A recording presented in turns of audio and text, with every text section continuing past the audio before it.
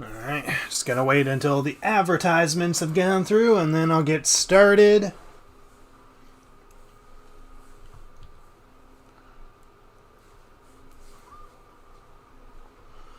Alright. I'm not expecting a lot of people. I mean, I'm streaming this very, very late at night, but it is what it is. I mean, it's either that or try to endure over 20 degrees Celsius in my room, which I'm not gonna do. Hello, Maverick Hurst. Jen and Germ was here while he was waiting. I'm not sure if he's still here. Alright,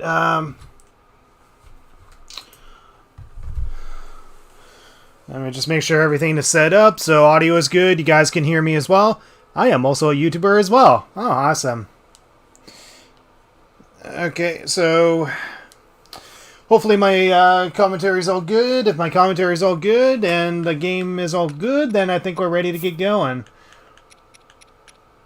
Alright, I don't think I need to fix anything here. No.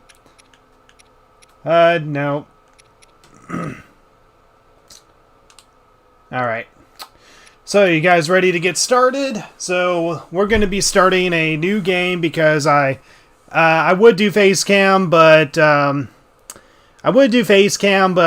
probably not for this kind of stream.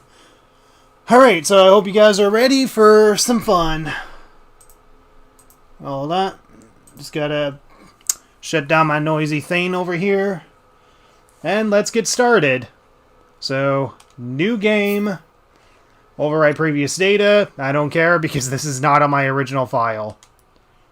So yeah, my original file, I pretty much completed every main quest in the game except for fighting the final boss fight. And I only have 7 shrines left to find. 7 shrines left to find on my original file. So, once I find those 7 shrines, I pretty much have found all 7 shrines, or found all 152 shrines in the game, and then I'm ready to go fight Ganondorf. I still have yet to actually fight Ganondorf in my playthrough. But here we go, let's get this started.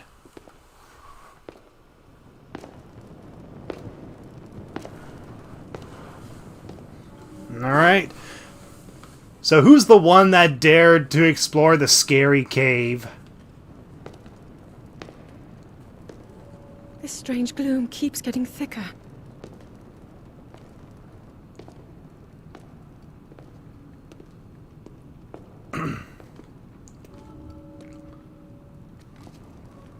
We've been descending for a while now. These tunnels are deeper than I thought. What could be down here? Zelda, Princess of Hyrule. Hello, Claire Hoskin. How you doing?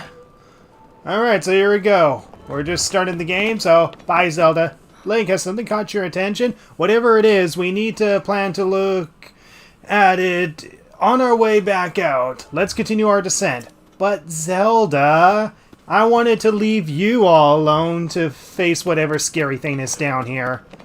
But here we go. We're beneath Hyrule Castle. So, I'll be sure to tell you guys what the challenge run is, but so far I haven't broken its rule yet. People have been falling ill after coming into contact with the gloom drifting through these caverns. Though here it seems almost misty and not concentrated enough to harm us. We'll keep going, with it coming up from beneath Hyrule Castle.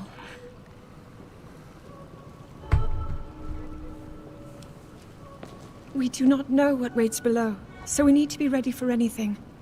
But I know I'll be okay with you, Link. Let's go solve this mystery. So you're on your way to the first temple for the Zora main quest? Alright. Well, I won't spoil anything for you.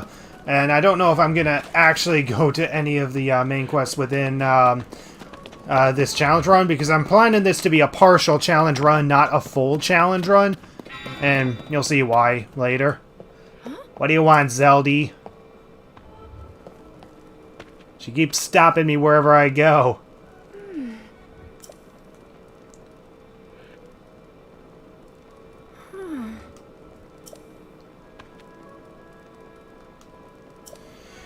Ever since the end of the calamity, the castle has fallen into neglect. But I never could have imagined anything like these tunnels were hiding here. We must be careful as we move deeper.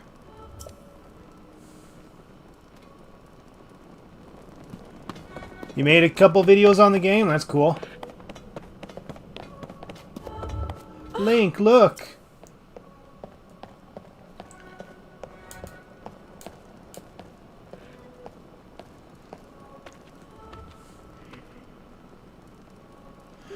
These are ruins from an ancient civilization. Wait, something is written here. Might these ruins be from the Zonai? So yeah, the Zonai are actually an ancient civilization that was pretty much subtly not really talked about, but they were mentioned in the first game. But you just know them as an ancient civilization with no info about them whatsoever. And in this game, you actually get some clarity on who the Zonai were. Which is pretty cool. I love how they actually follow through with the mythology. Oh, look at this! Zelda, stop sightseeing. I just want to get through this.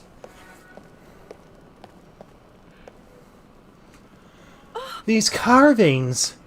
I'm sure they're Zonai in origin. I've seen designs like this in my studies. So, the Zonai are said to have lived long ago in a time of earliest legend. They possessed godlike powers and had a I can't speak. Civilization in the sky. Many history books tells us about the Zonai, but none gives us the full picture. Much is still unknown about them.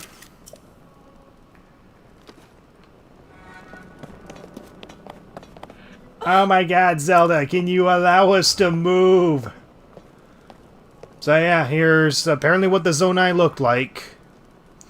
Is this what the Zonai look like? They seem so different than us, and such large ears. How did the ruins from a civilization in the sky end up here beneath the castle? It looks like the path ahead goes even deeper. Let's continue, Link. Good, let's continue. Stop playing on your stupid pad, Zelda! Okay, let's get going. So I'm obviously using stamina, so obviously it's not a no stamina run. Oh my god, bats! Zelda, help me! Help me, Zelda! Okay, you go on ahead. You go on ahead and you deal with these bats. Actually, they're not called bats, they're called keys. Monsters down here? That's right, now beat the crap out of them with your torch. Zelda, beat the crap out of them with your torch. Come on. Come on, Zelda.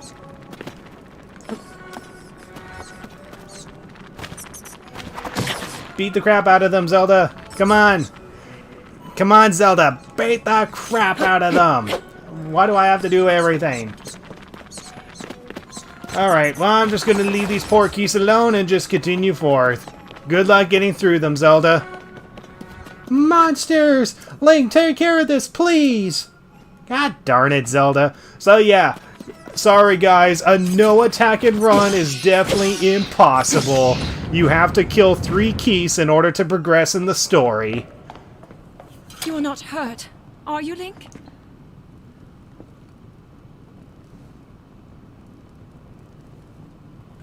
No, I didn't buy the additional Tears of the Kingdom stuff. I only bought the game. Which is more than enough for me. Look at these murals.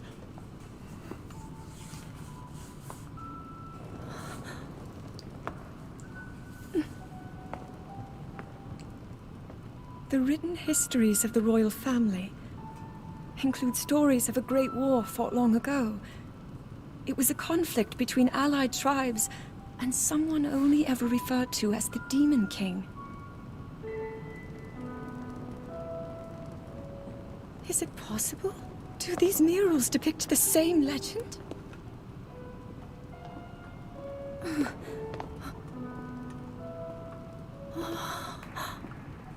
This is similar to the statues we saw earlier, a Zonai. And these figures look like Hylians. This depiction certainly suggests that the Zonai descended from the heavens.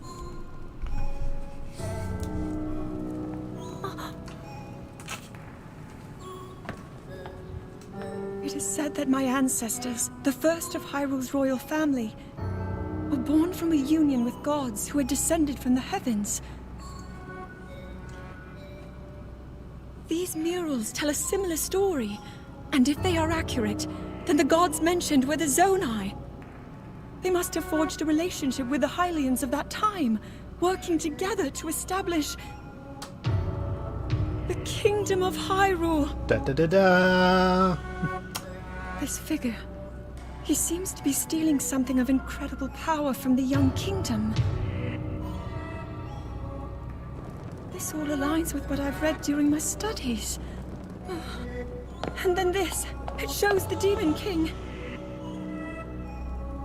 And a fierce battle against him.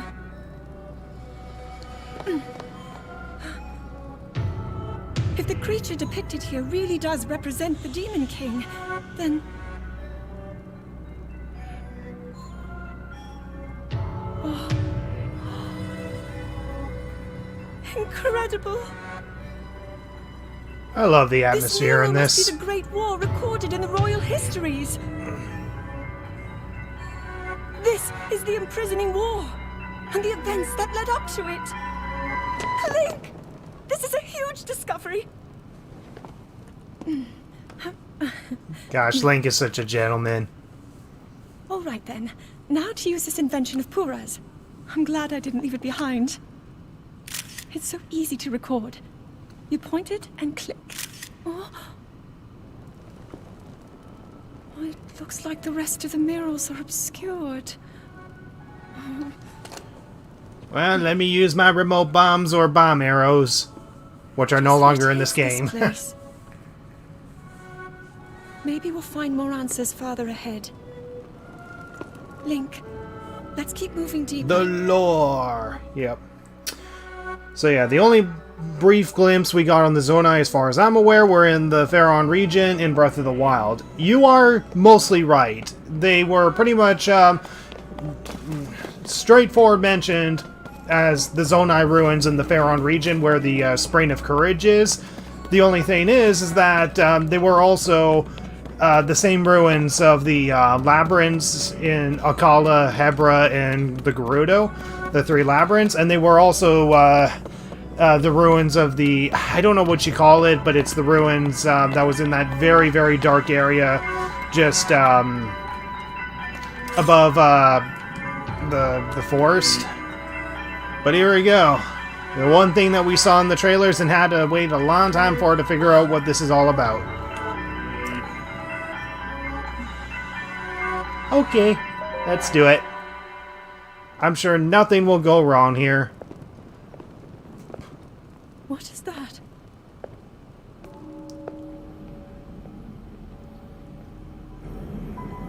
And yeah, haven't seen most of the cutscenes in the game. I already know the context of everything that's going on here.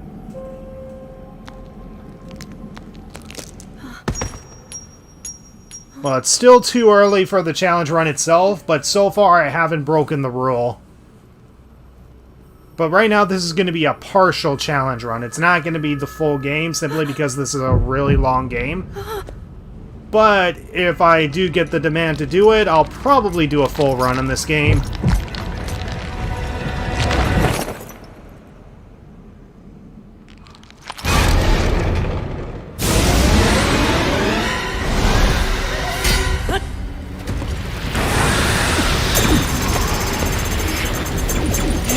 No, my arms!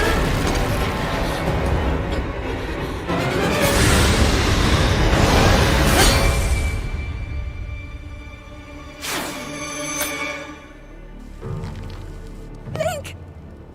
Was that the sword that seals the darkness? The blade that shatters so easily against my power cannot save you from me. Yeah, the Typhalo Ruins, that's what it's called. That's also a Zonai. Who carries that fragile sword? A Link. Rauru placed his faith in you. And that was all you could do. How do you know our names?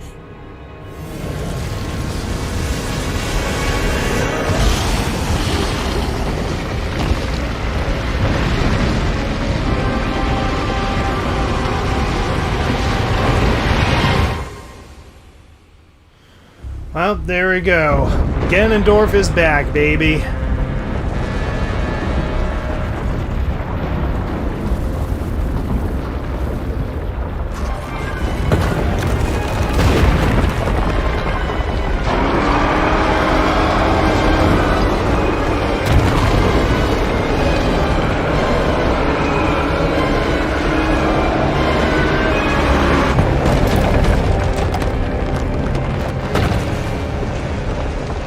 Well, hey, at least we didn't have to fight Ganondorf. He's already dead. Bye.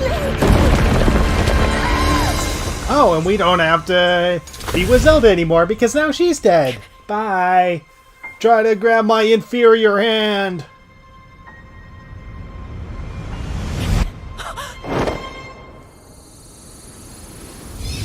Alright, so now she's gonna Marty McFly out of there, and we get ourselves a helping hand.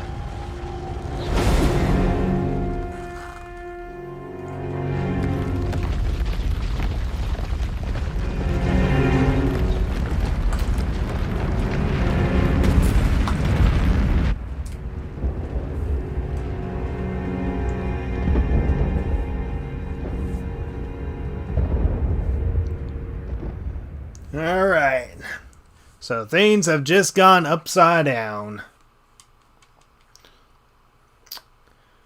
Whew.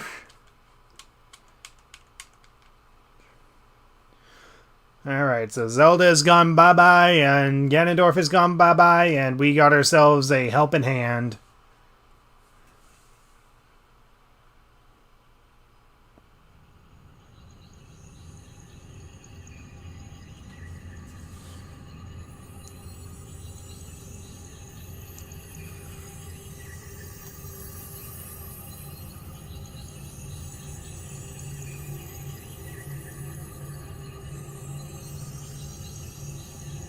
And there we go, we got ourselves a prosthetic arm with the same hand that's been touching a dead corpse for thousands of years. Lovely.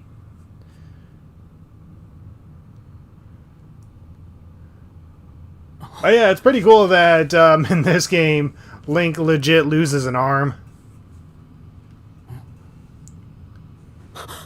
Gotta love the stakes. Long fingernails. Link, finally you wake.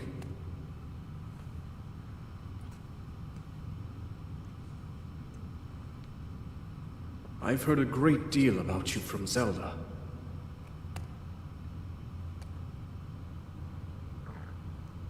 Your wounds were severe. I am relieved to see you escape death. Your arm, however, was beyond saving. I had to replace it, lest the injury endanger you further.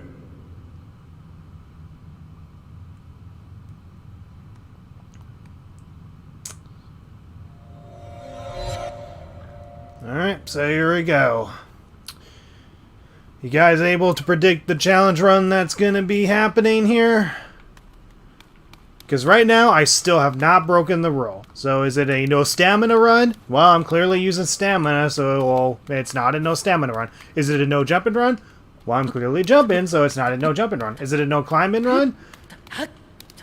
Nope, I'm clearly climbing, so obviously I'm allowed to climb. I can pick stuff up. I mean, I have to pick this up no matter what. I mean, technically I examine it and I pick it up, but no, it's not a no pickup run.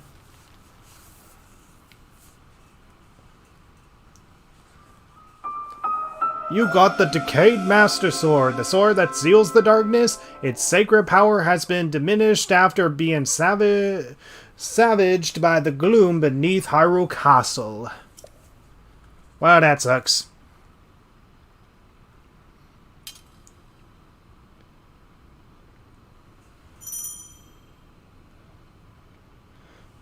Giving you a sense of deja vu because you've already done this part of the game. Alright, so here we go.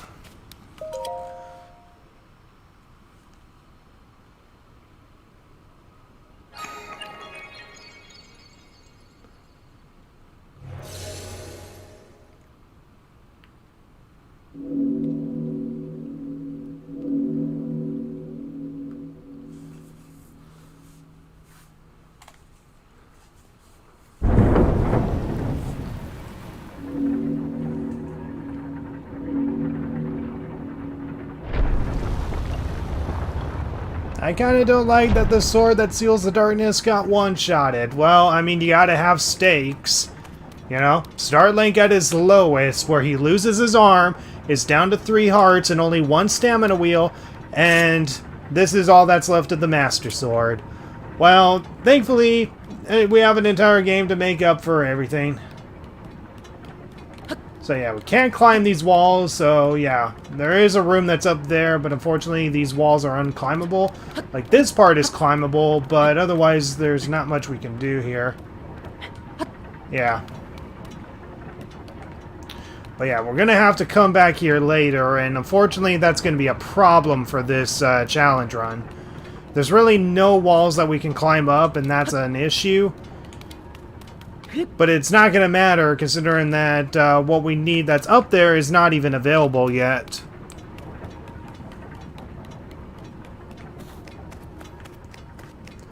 Alright. Nice. Let's get up here without climbing. Nope. Try that again. What the heck? Link, stop clinging onto stuff. Thank you. Ah, he climbed. Whatever. That's not the challenge run. Ree! And another dive. Landed in water, even from a great height, will prevent you from taking fall damage. Bull effing S. You would take a lot of damage. Alright, so here we go. We got the leg wear. So simple classic leg wear. They are well worn and showing their age, but they've still got a few good years left in them. It can be a bit cumbersome to have to tie the straps. Yeah. Alright. So, now we have the tutorial that tells us to open up the inventory with the plus button. I'm not allowed to do that. Yeah, that's the challenge run. I'm not allowed to pause. This is going to be a partial challenge run. This is essentially a no pause run, which means I can't quick equip my weapons, I can't bring up the map, and I can't bring up the inventory. That is the challenge run. But it's also going to be a minimalist challenge run because, unfortunately, from what I've discovered, there's really not much that we can do to avoid a few particular moments. But yeah, once again, these walls are unclimbable. We can't climb up here, which is unfortunate. Yeah, we can't climb on any of these walls. The game forces you to not climb on walls here. I gotta capture this so that way I can show legit that I can't climb onto any walls outside to reach the shrine that I need to get to earlier than usual. Yep, not even quick equip, so I'm limited to just 1 inventory space. And here we go. So yeah, the piece of clothing that I got while I was inside the shrine, I can't equip that. Oh hey, there's a dragon over there. I'm sure that dragon is not important to the plot whatsoever.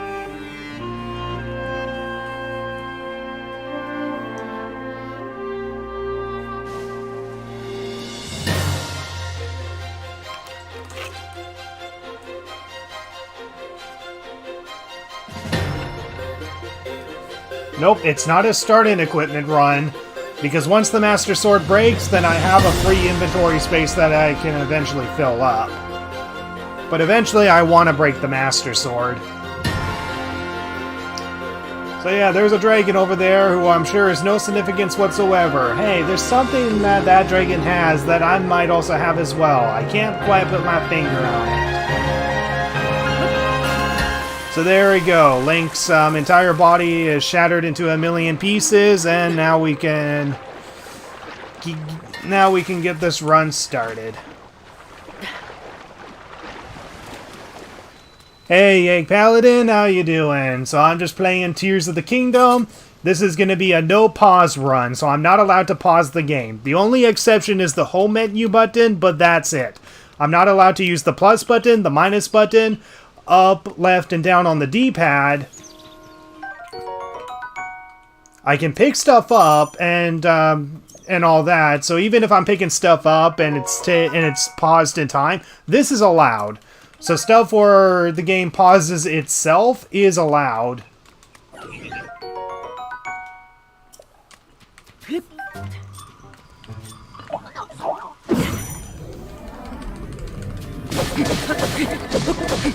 And I officially lost the Master Sword. So let me just pick up this stick here. Thank you. I'm just going to grab this branch of yours, and there we go. So we officially lost the Master Sword. We can never get it back again. So this is pretty much what Skyward Sword is supposed to be. Not really. Yep, and we can't heal either. I mean, we can still heal if we go to particular... if we go to, like, a particular stable or inn or something, like, we can still heal that way. Like, there's two ways we can heal. We can go to an inn and sleep, or we can complete or we can complete a shrine and we get full hearts, or we can get a heart container from the goddess. Those are the pauseless ways of being able to heal. Otherwise, I can't pause the game in order to heal. But yeah, a run like this has already been done by GameChamp 3000. She made 2 videos where she went through the entire Breath of the Wild without pausing on its hardest difficulty, Master Mode difficulty. And she even did a video where she got through the mass majority of shrines without pausing. It's actually pretty incredible. But unfortunately, we're going to have a lot more limitations in this run. And unfortunately, it's going to be a minimalist run because I've done some testing and there is one moment where we have no choice but to pause. And you'll see what that moment is eventually. So, Princess Zelda has left you in my... Or, Princess has left you something in my care. This is the Pura pad. No, it's not. It's called the Sheikah Slate. I am told it is an invaluable tool that will provide you with direction. Great, and I'm not even allowed to use it. Because, yeah, you mostly use this tool by using the minus button. We're not allowed to use the minus button.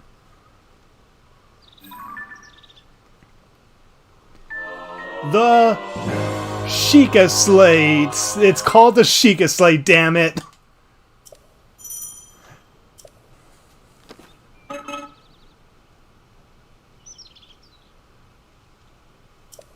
So my records indicate that Princess Zelda is waiting at the location marked on its map. Okay. So I stand in the Garden of Time. The Temple of Time is visible from here. It was used in the distant past. Many rites and ceremonies of the kingdom were held there. But no more. This is a lonely place. No one visits.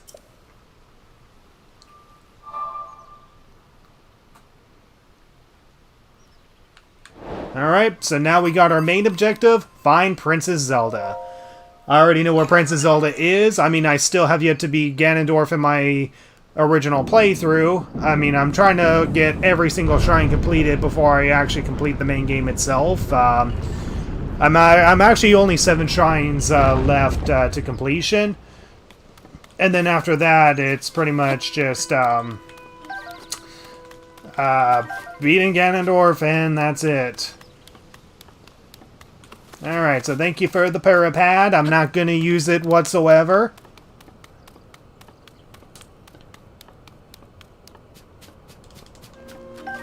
And yeah, even though we're picking up apples, we're not going to be able to use them. The best we can do is sell them. So even though we can't use them, we can still sell them. So we can still sell for money. Alright. Alright, lock on, that's legal to use. Okay, another wooden stick. Thank you. Okay, so we're getting close to filling up our melee inventory. But as of now, we still have to get... and Link's entire body is shattered into millions of pieces. Alright. And yeah, because we are limited to one inventory... pretty much the use of Korok seeds, or finding Korok seeds, and has to expand in our inventory is pretty much 100% useless, so I don't even have to bother with any Koroks I see. If I see a Korok with a backpack, I can torture it if I want. If I see, see any Korok puzzles, I just straight up ignore it, because there's no reason or no purpose for me to be able to solve it. I'm trying to think of when would be the one time where you would need to pause the game. Oh, I already know what it is. I already know when I need to pause the game, yeah. So, I could quick equip myself to pick up another melee weapon, but unfortunately I can't. I'll take this, please. I toasted that, but it is yours. Thanks. Okay, I don't need any blah blahs from you. Okay. So now we just gotta head to the Temple of Time here.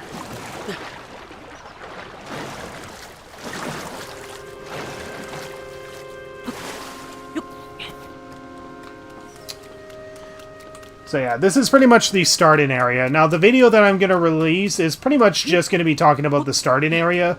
I don't think I'm going to cover the entire game itself. I'm probably just going to cover the starting area up to the point where I get the... up to the point where I get myself the paraglider. There we go. That's a superior sword.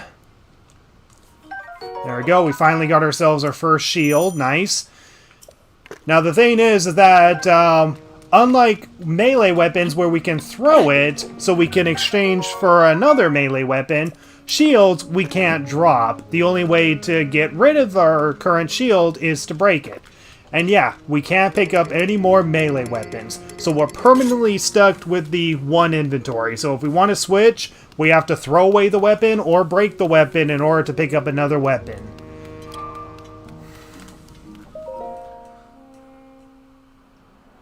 Gotta wonder why the robot is cooking food. I doubt it can eat. I don't know, maybe it's just programmed to do that for those that can eat. For the Hylians and the Zonai. That door will open only to those with sufficient power.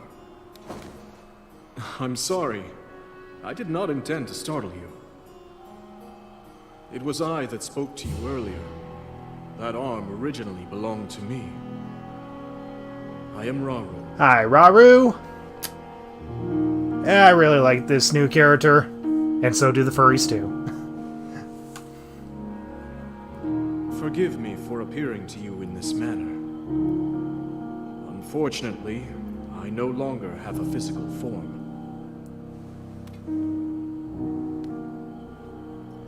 In any case, that arm should allow you to open this door. It seems to have lost the power to do so. You might be able to restore it, but you would need to enter a place filled with sacred light. Of course. Why not visit the shrines? And yeah, we can't go to the shrines early, so they only activate once we trigger this cutscene. Otherwise, we cannot enter any of the shrines until we trigger the cutscene. The shrines. Yes, I'm sure they are the key.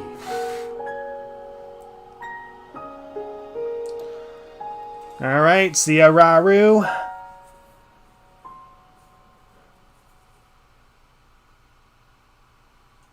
They couldn't think of another name for this temple. We already have a Temple of Time. Well, that's true, but there's one thing you don't realize.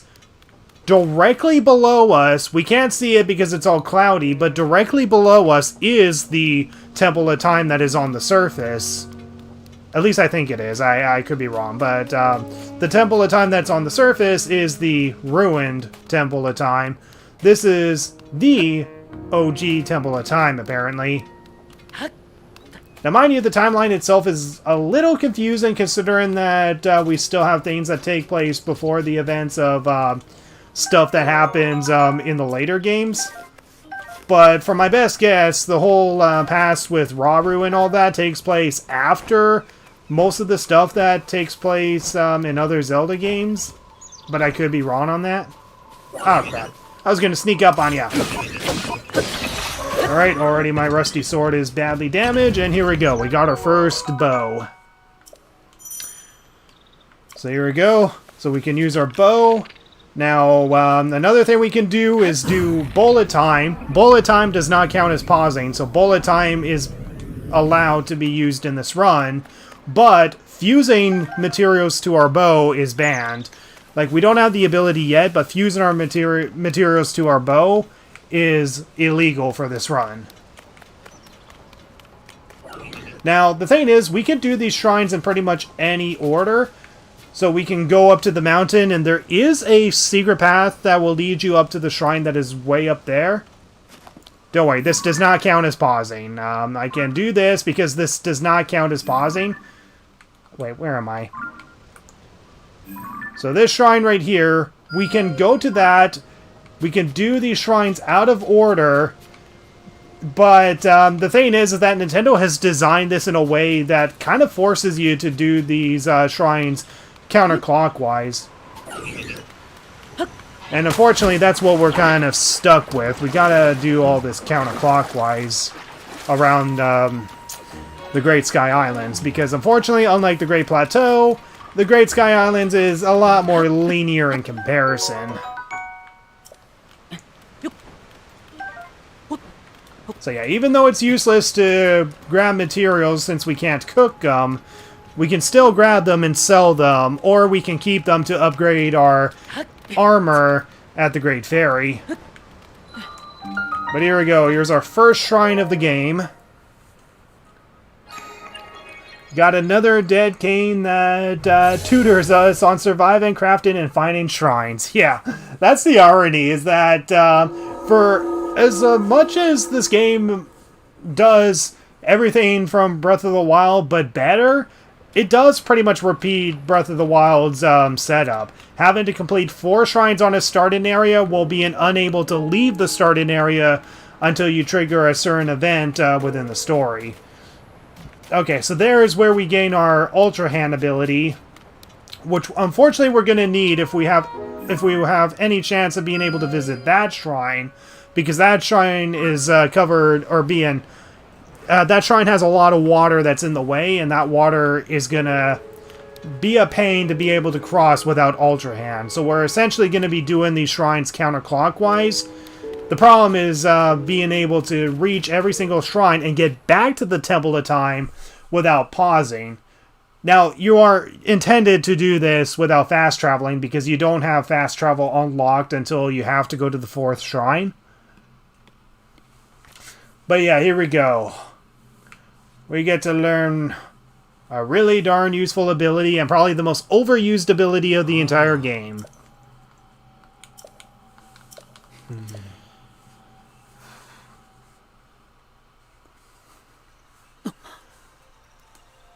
So we finally get to learn the power to crucify Koroks.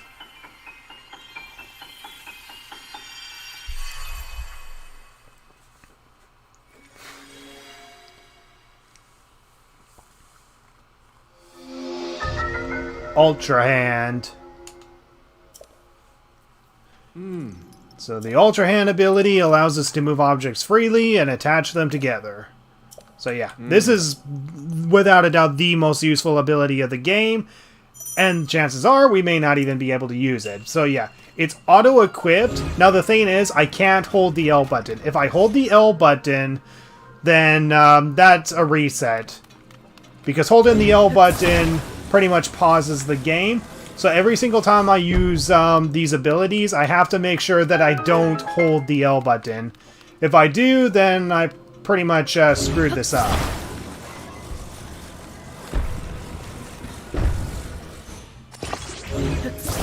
So that's the challenge. I can't hold the L button whatsoever, but I can press the L button.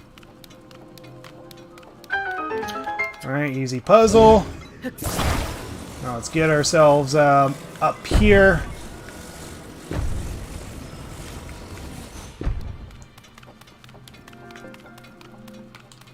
and see what's inside. Okay, some amber. If we get 10 ambers, we can complete a quest for a Gerudo in Goron City. Otherwise, the only use for amber is pretty much being able to sell stuff for money. Alright, so here's a simple puzzle. Grab this board. Place it down. Just grab this, unstick it.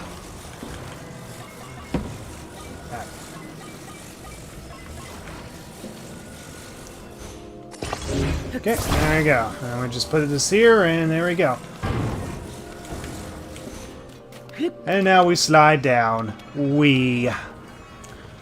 Yeah, I really love the Ultra Hand ability. The Ultra Hand ability is without a doubt the most useful ability out of all the abilities. In fact, all these abilities are designed in a way to make you break the game very easily. I still love Breath of the Wild, but playing Tears of the Kingdom kind of makes that game feel like a tech demo, pretty much like a blueprint. And that's unfortunately true, but I still consider Breath of the Wild a really great game. I mean, it's still unique in its own way. I mean, the rune abilities stand out differently from the abilities that you gain in this game.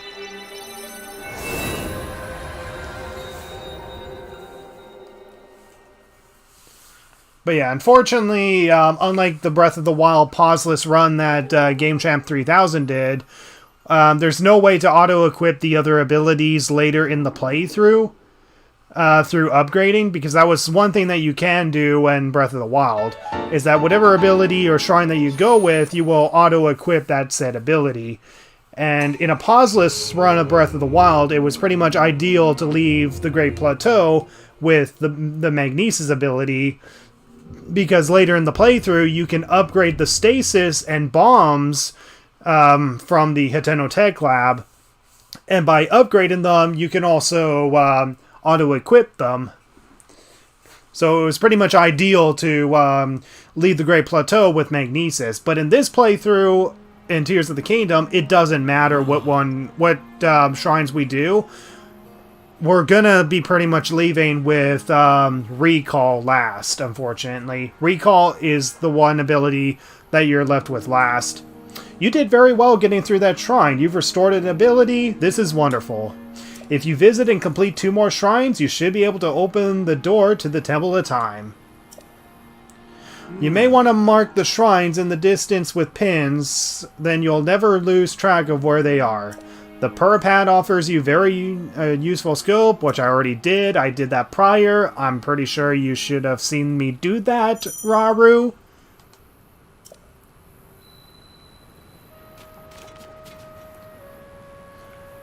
Yeah. But yeah, in comparison, Tears of the Kingdom is definitely far better than Breath of the Wild, but Breath of the Wild is still an amazing game. It's still an amazing game that I absolutely love, and Tears of the Kingdom just does everything that was great in Breath of the Wild and makes it even better. And you got 2 parts of the world that you can explore. Or no, 3 parts of the world you can explore. You got the skies, you got the surface from the first game, but obviously they changed things around to still make it familiar, but still different in its own unique way. And then, of course, you got the depths that you can explore. And, yeah, one thing that was useful with the depths is that where the light roots are, the light roots pretty much indicate exactly where a shrine is on the surface, which was very useful. Wood. But, yeah, is there a reason for us to pick things up randomly? Yes and no, but I'm still going to make use of it. Okay, so we're going to get rid of the sword. We're not really going to need it. We're going to grab this stone axe. So just remember, we're limited to just 1 inventory slot, essentially. Okay, so this, we don't really need to build a bridge to get across. We can just jump across, grab, and go up. We don't even need to build anything. Okay, so this is going to be the difficult part of the run, is figuring out how to get to each shrine with the ability that the game forces us to have, and getting back to the Temple of Time. Because unlike the Great Plateau, the Great Sky Islands is a lot more linear in comparison. And yeah, one thing you can do is like lift these up, drop it, and there you go. You can easily just break these things just by lifting it up with Ultra Hand and dropping it. So you don't have to waste the durability. Okay, I've got another bow. 10 arrows, awesome. Oh yeah, this is supposed to be the hunting tutorial. If you want, you can hunt these things and grab their meat, but obviously we're not going to do that because we can't cook. We can't cook, we can't eat the materials that we collect. We can't even eat meals. Hi, Ro. I love this view at the Temple of Time. I always took a moment to appreciate it whenever I passed by here. The Garden of Time was so quiet, the only sound to be heard was the time bell ringing in mornings and evenings. Alright, let's see. Sorry, I haven't been reading the comments. Is using camera the only time you pause? No, not yet. And the thing is, we may not even get the camera ability because it's in the depths, and we have no ways of getting out of the depths unless we have very specific circumstances. Oh, I didn't know the light roots were right below the shrines on the surface. That makes sense. Yeah, that's actually a very useful way to be able to find all the shrines in this game. I mean, yeah, you do have the sensor that you can learn from Robbie to be able to track shrines when they're in a close proximity, but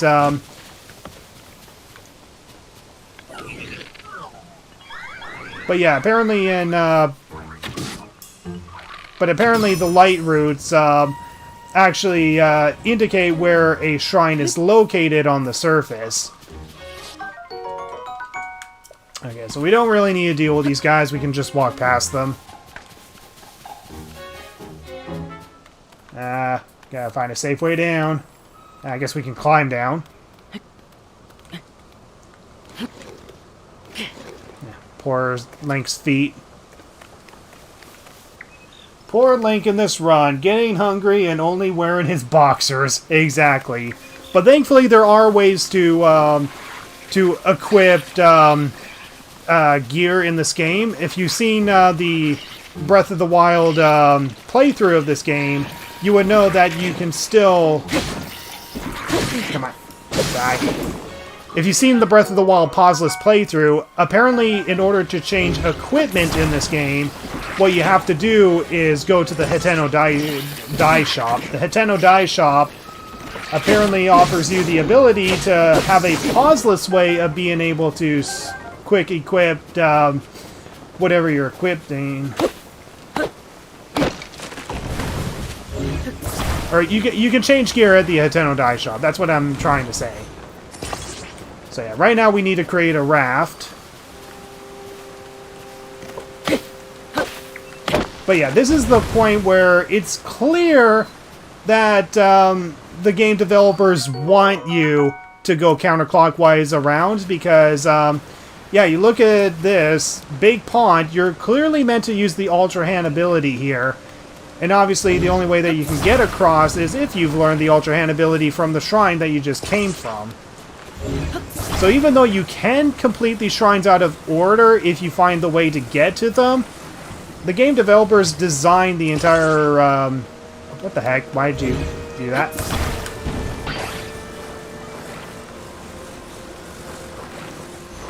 Why does it do that? Okay, how about I do this? Okay. Maybe I can do this. Put it on. Gosh darn it.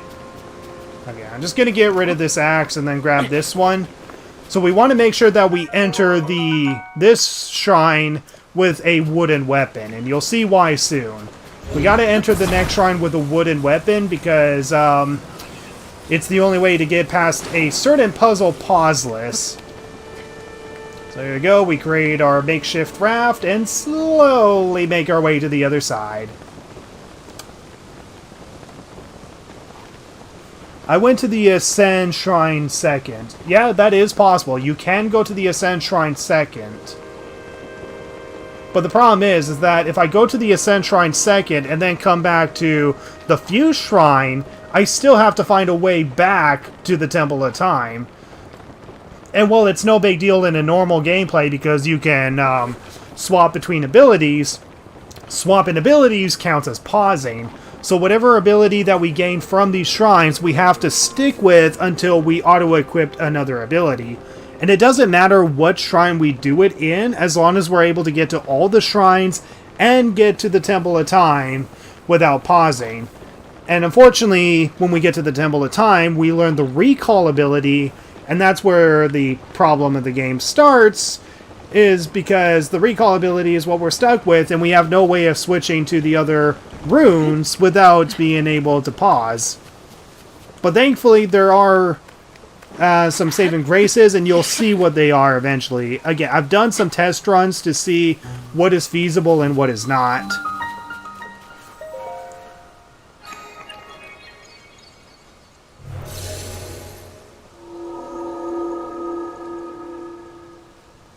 Yeah, you can get the sensor, you just have to pretty much help out Robbie, essentially. Help out Robbie and you should be able to get the sensor that tracks shrines. That's one way of being able to track shrines in the game, but the other way of tracking shrines is essentially by finding the light roots in the depths, and then looking directly above on the surface and marking where the shrine is. Because a lot of these shrines in the game are found in caves, and it's not clear on where you're supposed to find them. Okay, so now we gain our new ability, so Ultra Hand is permanently gone. Unless there's circumstances where we can get Ultra Hand back.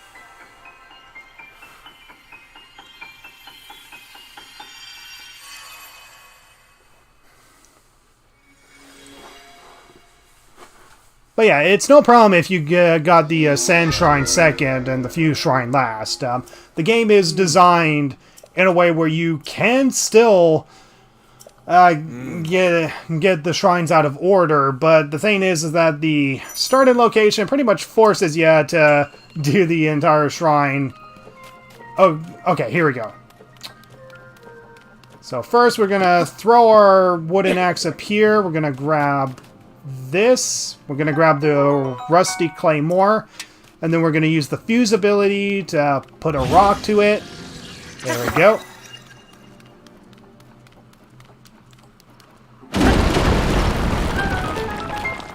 Okay, so now the challenge is to actually bring both of these weapons with us, because both of these weapons are going to help us complete the shrine. And we can only pick up one and throw the other at a time. Okay, so I'm going to pick this back up, get the chest that's here.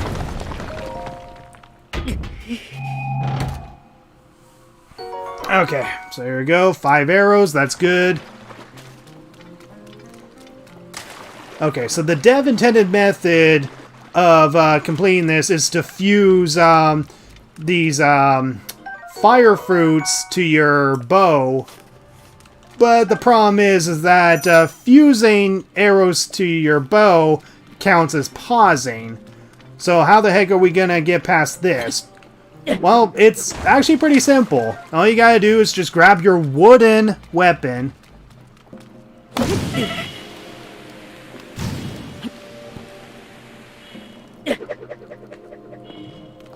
I said it was simple.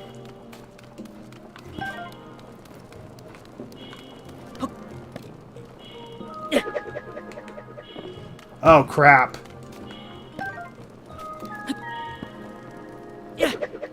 This worked before, so why is it not working now?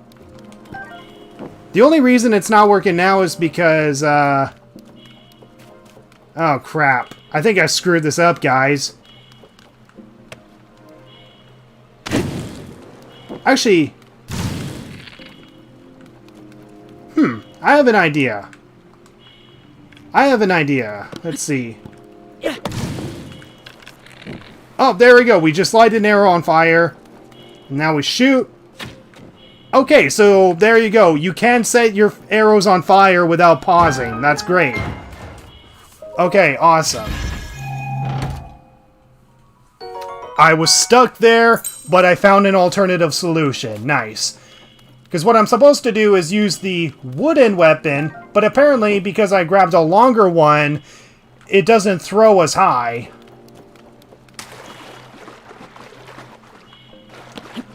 Okay, so now we got to get rid of that weapon. We're stuck with our boulder hammer. And now we can proceed on with the rest of the shrine. So there we go. Even though I failed that, I found another solution.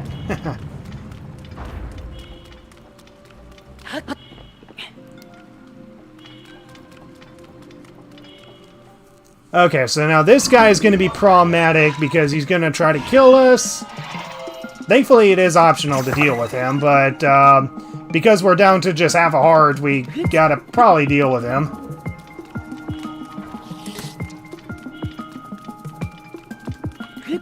Alright, I don't have the paraglider. Stand up. And I died. First death of the run. Gosh darn it. Where there's a whale, there's a bill. What? Okay. Okay, so we still have our boulder hammer, so that's good.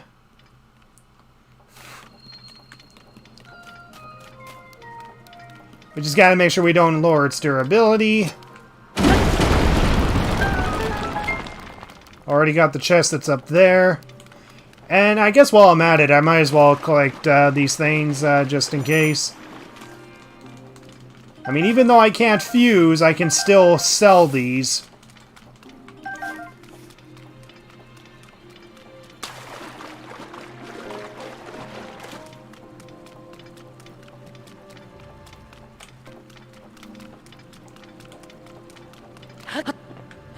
Alright, so we can pretty much just ignore this enemy. We can ignore the enemy entirely and just run through, break the thing on the other side, and just run to the end. We'll fully heal ourselves once we complete the shrine. We don't want to break our weapon, because once we lose it, then we won't be able to get it back. Why did I lose my stamina there? Link, recover, run. Just run and complete the shrine. Yay! So there we go. We managed to get through the second shrine without pausing. You've done well to reach this place, and I'm just going to skip everything you say. So completing the shrine fully heals us.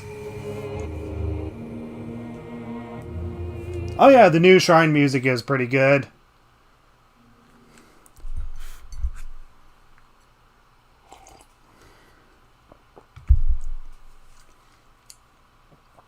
So there we go. That's 2 out of 4 shrines completed. Hi, Steward Construct. I came here because there is something I have failed to give you. Please take it. Oh, you can actually obtain it this way? I actually didn't know you could obtain it through this method.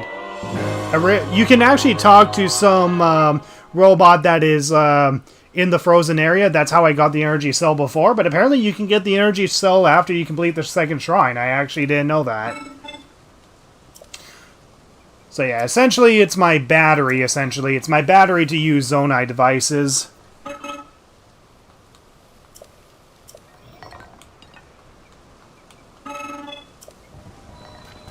You are unclothed. Yeah? You got a problem with that? Huh?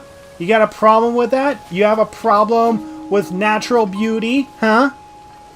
Okay, so there we go. So we've lost our Ultra Hand ability, and we're now, right now, stuck with the Fuse ability, which isn't entirely bad, because at least we have something to work with. So now we gotta use nothing but the Fuse ability as we get to the next shrine. I actually don't even know if this is possible, but we'll figure it out.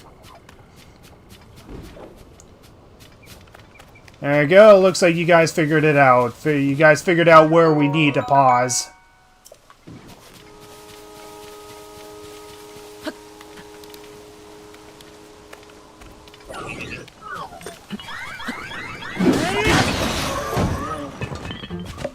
Let's get rid of that. We'll grab our board guster here. And we'll proceed in here. Why are you running out of stamina in areas where I don't want you to run out of stamina, Link?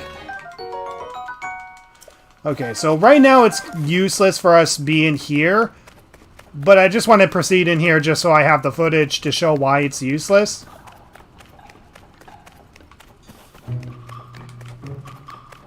Or maybe it's not as useless as I thought. Never mind. Or maybe I'm in the wrong area. No, I'm in the wrong area.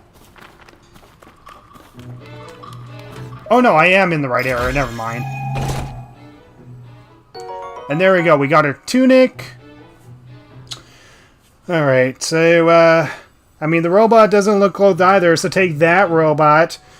We shouldn't have shame walking around naked, but we do. Yeah, honestly, being robots, should it really matter to them if we're walking around like this?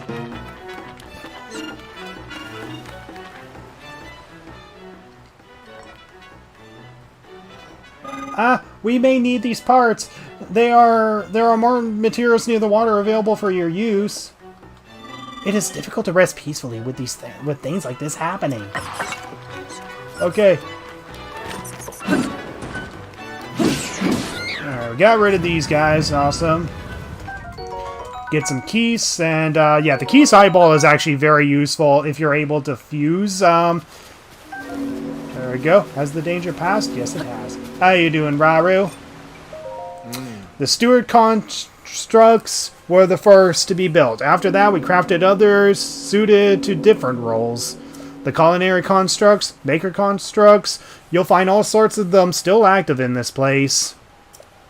Some became so skilled with their specialties that they surpassed us. We began to learn from them instead.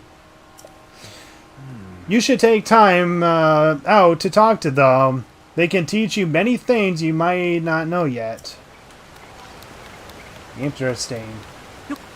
Alright, so this is the challenge.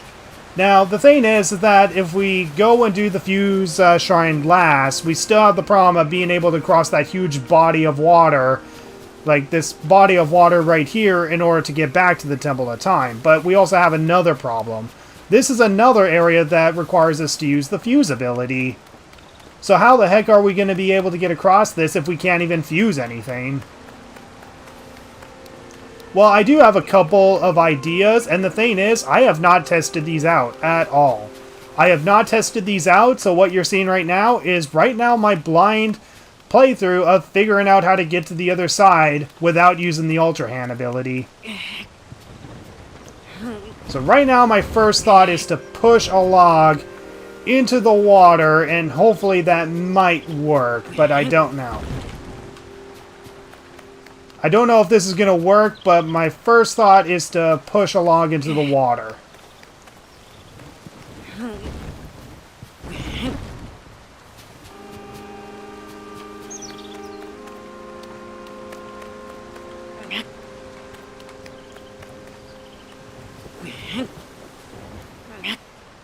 Okay. This is going to be problematic.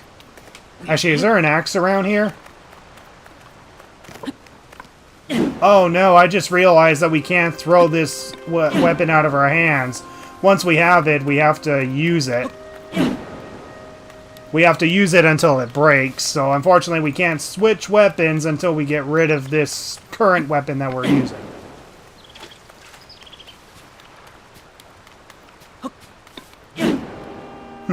Okay.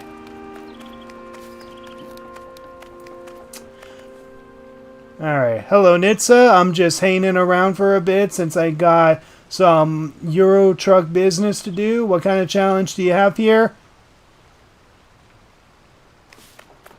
Well, this is going to be a no pause challenge. I'm not allowed to pause whatsoever. Oh wait, hold on. We can just push this one, okay.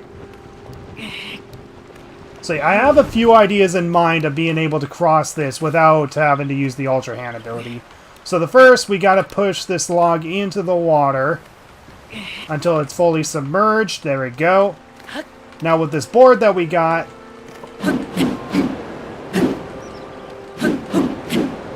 does this push us or move us at all? It doesn't. My plan failed, guys. Well, I guess that's the end of the run. You can't get to the other shrine without pausing, right? Well, I do have another idea. Can we even slice the tree with wood? I don't think we can, but it's not going to matter because... no,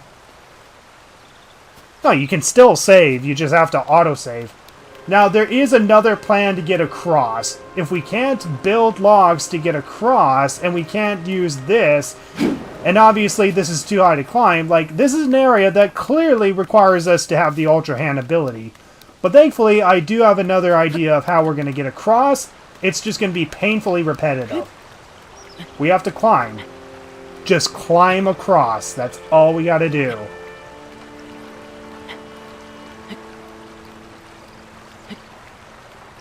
You might think that this is not a good idea, but just watch. Actually, this may not be a good idea now looking at the rock formations here. You can't swim because the stamina that we have is the stamina that we're stuck with.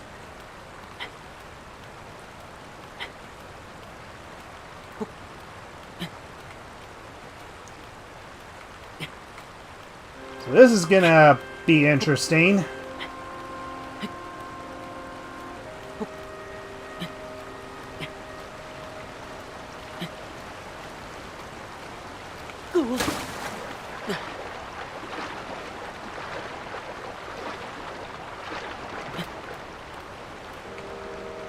So yeah, see? Link gets like an adrenaline rush. Shoot. Grab on something. Okay, so you see that. So you see that he essentially gains a little bit of stamina when he falls back into the water. When Link falls back into the water, he essentially gains a little bit more stamina. The idea is that we essentially fall into the water, gain that stamina back, fall back into the water, grab onto the wall, and we essentially just repeat ourselves getting the same stamina back over and over again. Alternatively, maybe just climbing on this might actually work. Yeah, maybe just standing on certain rock parts might actually work, and we might actually still find ourselves a way across. Let's try that.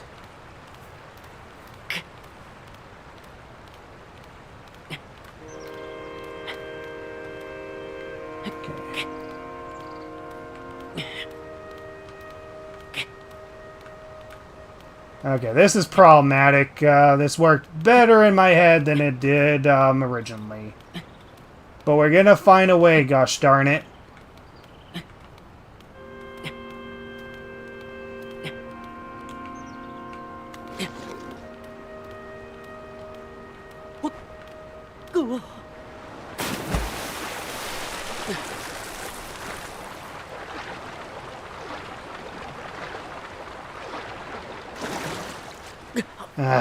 Yeah.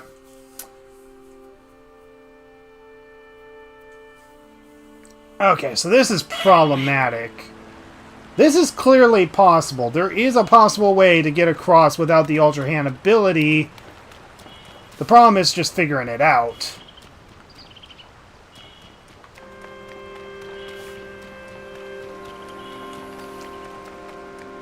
I mean, is there anything that we can do with this log? Let's see.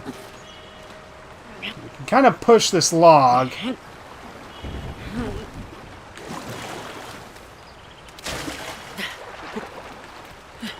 Get back on the log.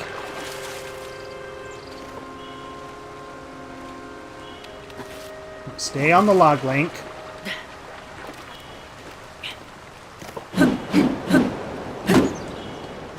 Wait! Hold on. Oh, I thought something worked there. Never mind.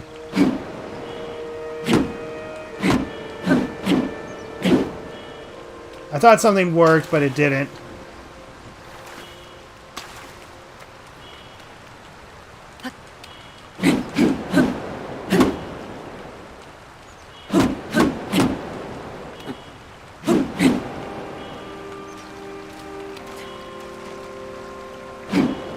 Wait.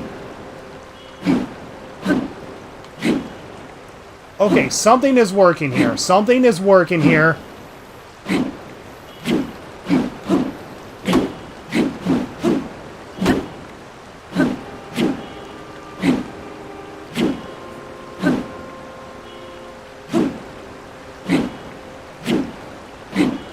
We're moving, guys. We're moving. Something is working.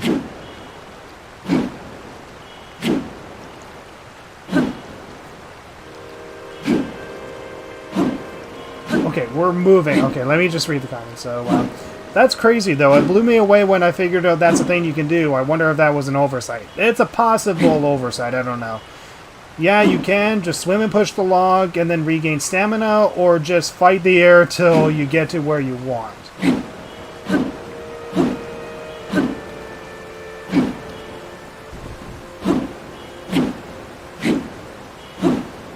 Okay, now we're stuck. The water current does not want us to go anywhere.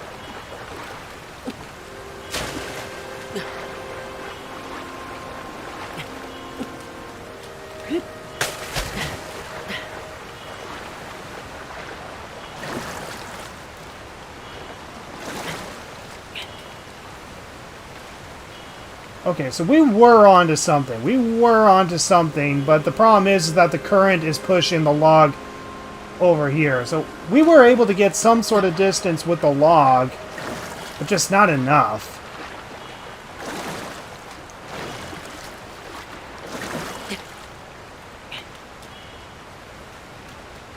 Or you just fight the air until you get to where you want to go.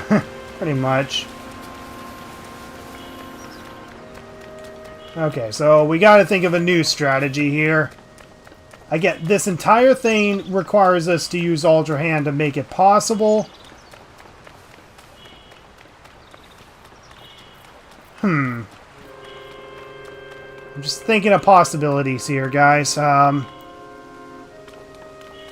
not going to have enough stamina to climb all the way up there. That's the problem.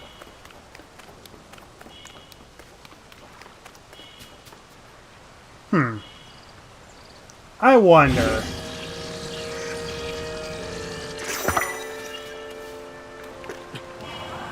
Oh no, we're gonna run out of whatever that is. Hold on.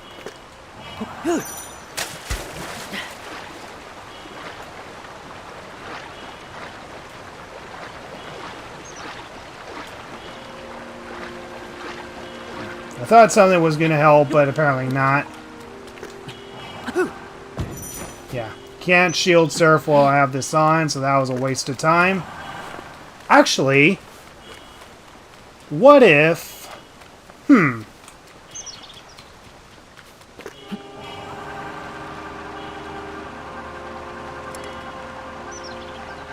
that doesn't have any effect. Shoot.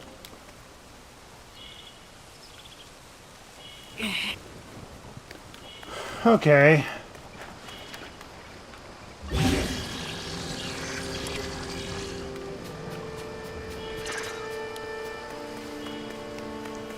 How do we get across without Ultra Hand?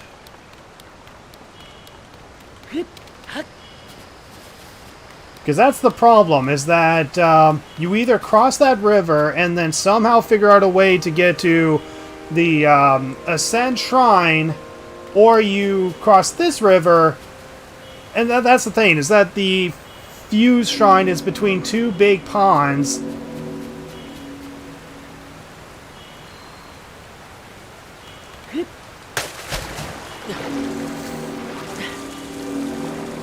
Yeah, nope. Don't give up, Nitsua. We believe in you. Okay, so I'm just going to quit for a second, go to the title screen, and I'm just going to load up a previous autosave when I didn't fuse the fan to the shield. But yeah, if you look at the two ponds, clearly the one that we're trying to cross is the smaller pond.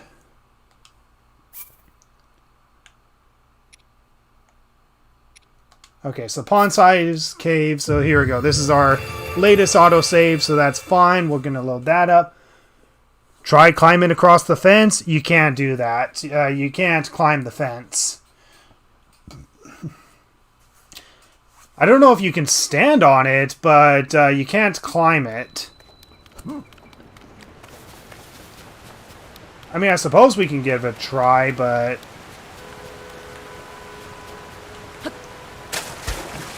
But yeah, you can't climb onto the fence. The fence is designed where you can't climb it. Actually, what about these boxes? Okay. How about this? We can move these boxes till they get stuck. What if we use these boxes? I mean, let's see what a barrel does for a second. I mean, a barrel is not useful to stand on, but maybe a box might be useful to stand on. What if we move the box all the way to the other end? Now, let's see.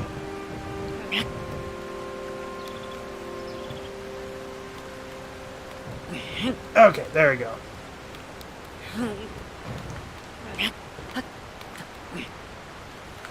Alright. So, here's my new strategy. We carry a box with us, and we try to get it to the other side where it's safe, and then try to do what we did with the log and try to push or use the fan to get ourselves over to the other side. Keep it in mind that the current is pushing us closer and closer to the fence.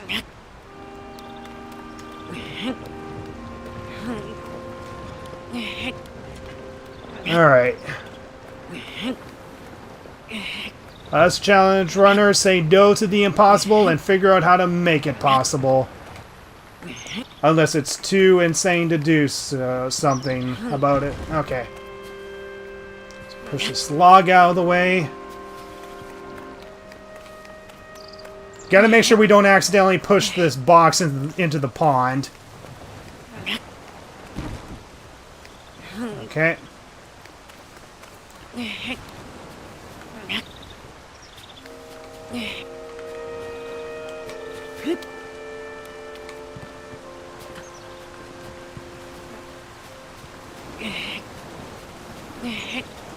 So we're gonna put this box at the very edge of the water here. So this is my plan. We're gonna push the box at the very edge of the water. Let's get the fan out of here. And then we're gonna try to use the box to get across. Is this ideal? No, it's not, but I'm gonna try to make it work anyway. Or actually, I wonder if I can... I just thought of an idea. Let me just fuse this to my shield again. So I'm going to fuse the fan to the shield, and I'm going to see if I can use the fan to get us across. Okay, so here we go. We're going to push this into the water at the far edge.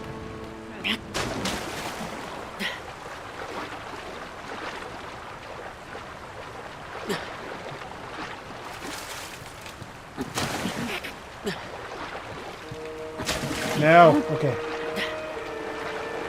Oh, this is bad. Frick.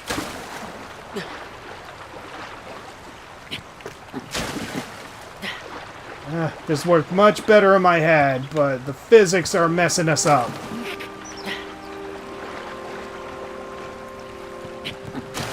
Oh, no. This is not working.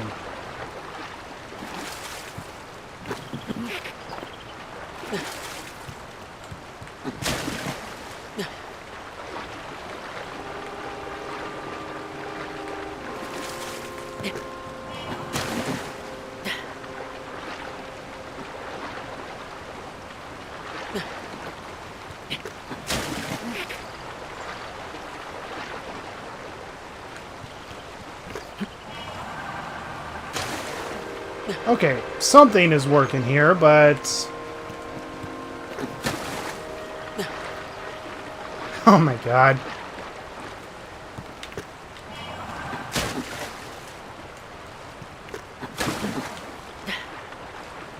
Gosh darn.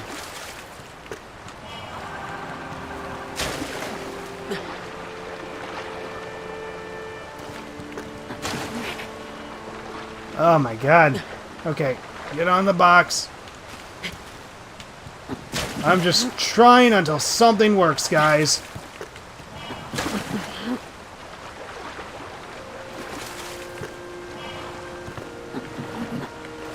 And I'm back to square one because now the box is already... And my fan shield is already broken. Gosh darn it.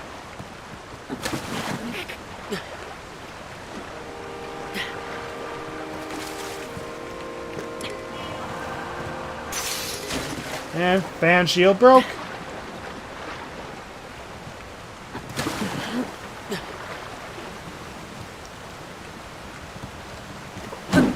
No, wrong direction. Curse you.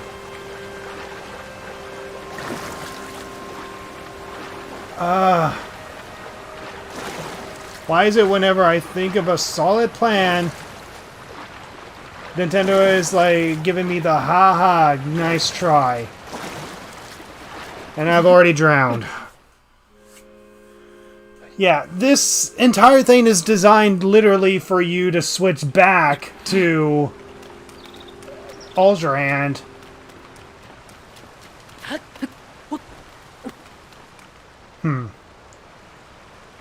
I have a few ideas.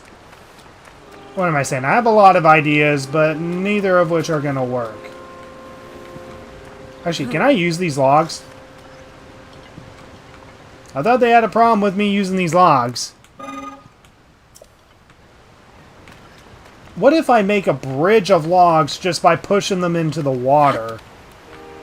Crazy idea, but maybe that might actually work.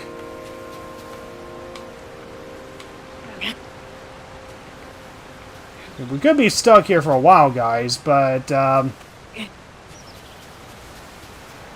okay.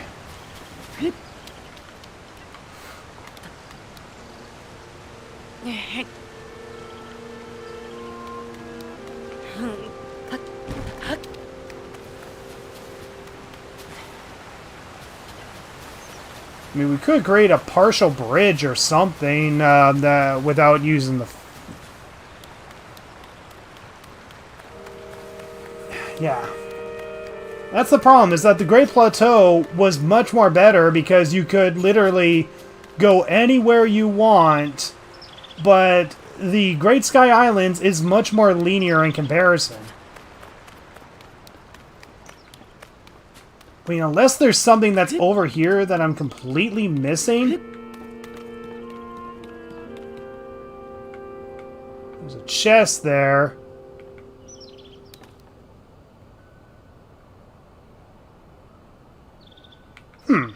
What if we actually go along the side here? Call me crazy, but what if we go along the side here?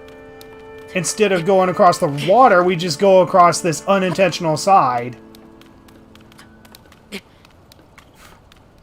There is areas we can stand on. What if we just abuse the side of the cliff here and literally just climb our way around? This might actually work. We'll see how far we can go. Because for all we know, we could just be headed into a dead end.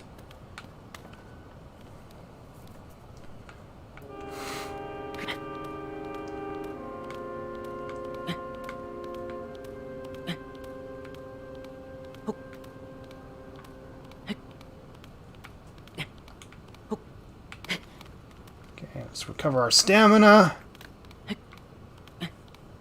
Okay. So you gotta go, Jin. Okay. I'll figure out a way past this, buddy. Don't worry. One way or another. So I'm gonna just scale the side of the mountain here. And hopefully this might work. I think this actually might work. If we can get to the other side, then we essentially prove that we can get past one of these ponds without even being able to use the Ultra Hand ability. This is definitely not ideal, but it works. Alright, recover stamina, Link.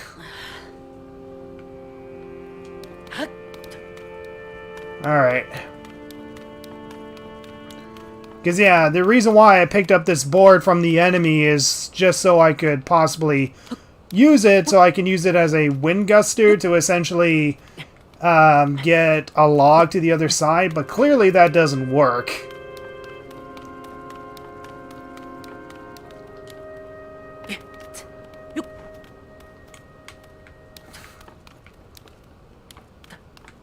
Alright, this is working, guys. This is legit working. Solve this puzzle with your hand is decidedly not ultra. Yep. Alright, see ya, Jen. I hope you come back and see whether or not if we got past the pond or not.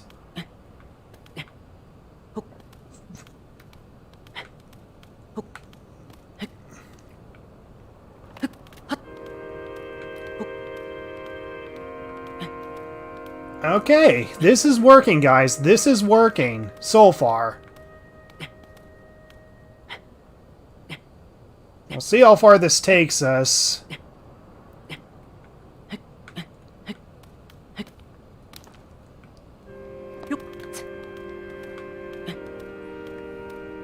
We might be able to just climb up here at this angle, but we'll see where this leads us from this side.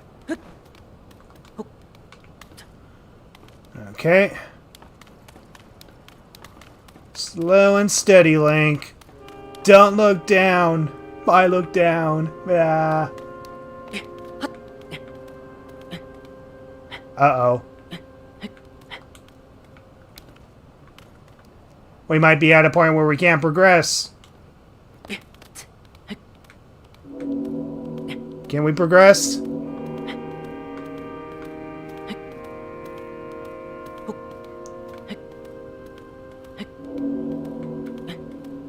No! There's not enough room! There's not a clear path around here, guys. Although we might be able to get up to... Maybe we might be able to climb up this mountain. We just gotta find the good spot to climb it.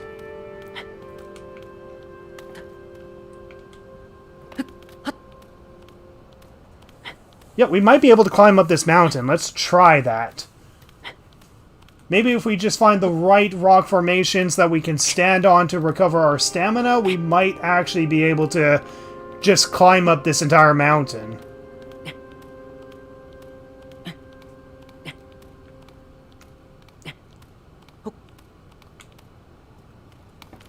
Okay, recover stamina, keep going.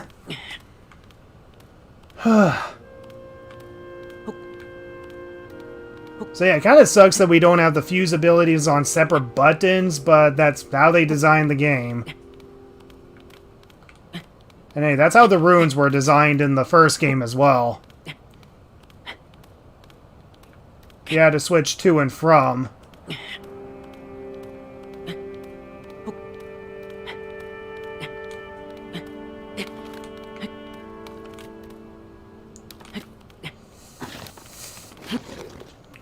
No. Okay, we just need to get up to this bit of ledge here. Hopefully this is a good resting point to restore stamina.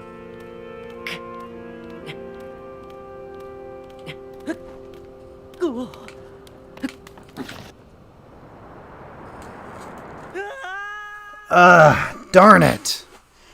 This might be possible. We just gotta find the right edges to stand on. This is basic rock climbing at its finest. We just gotta find edges we can stand on, essentially.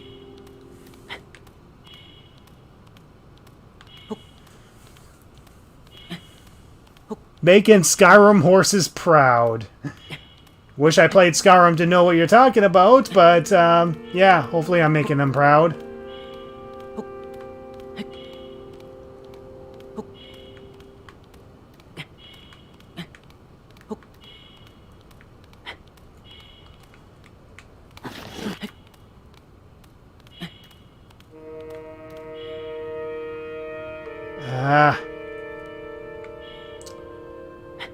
Yeah, I don't see anything that I can stand on.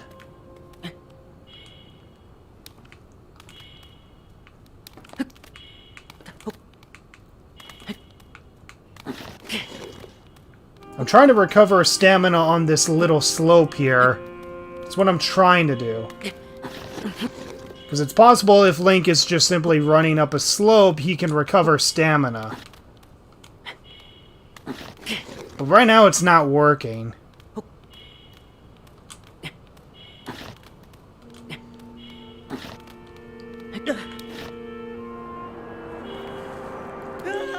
Gosh darn it.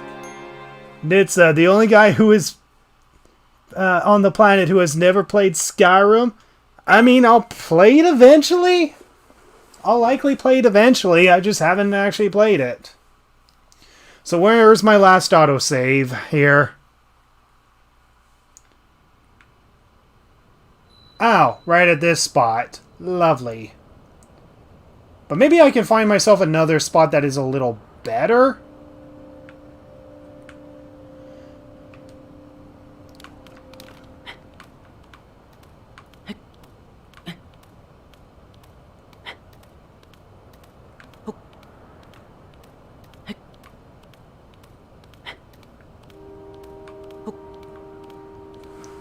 So yeah, this is tough. This is like legit rock climbing right here.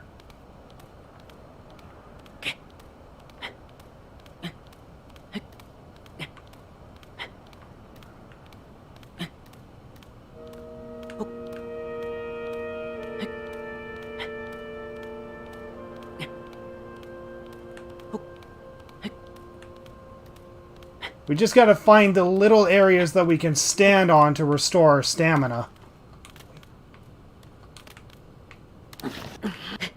Okay, we can restore a little bit of stamina here. Nice, okay. We found a place that we can restore stamina.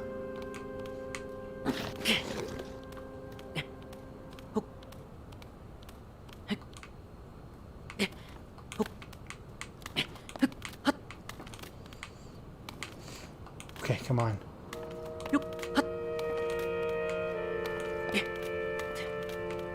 Okay. We restored some stamina. Let's keep climbing. We might be able to do this, guys. Oh my god. This is legit nerve-wracking. Oh my god, guys, this might actually be it. We might have been able to skip the pond without... Oh my god, yes. Guys, I'm seeing it. I'm seeing the end.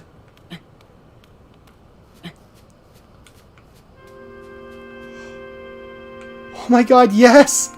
Yes! We did it! Yes! We did it! Oh my god, we managed to scale an entire mountain. We found our Korok buddy. Did you see what we did, Mr. Korok? We scaled an entire mountain. Yes!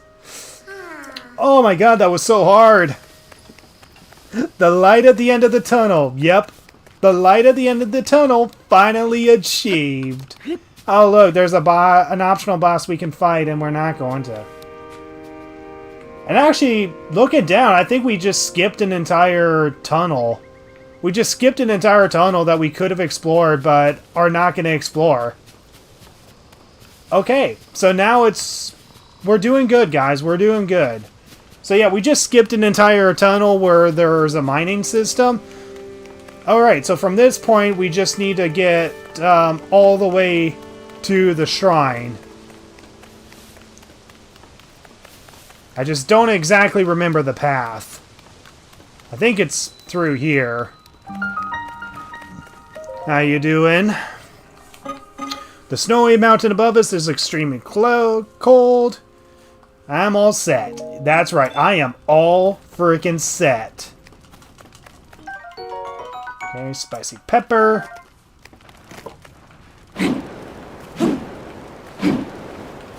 We're just gonna set things on fire. Okay. We set our stick on fire.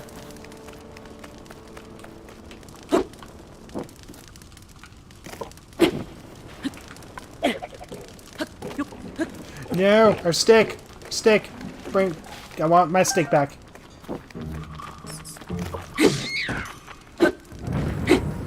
So yeah, durability and the burning time on whatever you're trying to burn is actually different. I did not mean to do that. I just lost my stick. Gosh darn it. Pro rock climber Link. Yep. Okay, let's keep going. We lost our melee weapon, but we can pick up another one later. Right now, we just need to find another one that we can pick up. Giant Bright Bloom Seed. Useful in a normal playthrough, but we may not be able to use it. We're not even going to bother with those guys, because I honestly don't know what rewards I really get out of it. That was one part of the quest I haven't really completed in my normal playthrough, in my 80 hours of playtime. Right now, in my normal playthrough, I'm just mainly focused on getting the shrines. Okay, so once we enter into cold territory, we're going to take damage, essentially. We're going to start taking damage, so we essentially just need to keep running. We just got to keep running, but we can't run out of stamina, or otherwise we stop running. So essentially, wherever there's less snow, Link will be able to walk at his, or run at his full running speed. No, why did I run out of stamina? Move, you idiot! Oh my god. Just keep moving. I'm gonna die here. Yeah, ragdoll. There's the cave over there. I kind of lost track of where the cave was. Now, there's a chance that autosave might actually come in handy. There's a chance that autosave might actually save itself on my way there. If so, then I should be fine. Yep, so autosaved actually came in clutch here. So, yeah, I was able to autosave myself over here. Okay, don't run out of stamina, Link. Just keep running. I ran out of stamina. Gosh, having low stamina sucks in this game. Anyway, we got ourselves a wooden stick back. Now let's hurry up, get into the cave. Okay, so we lost half of our hearts, but we're fine. We made it to the cave at least.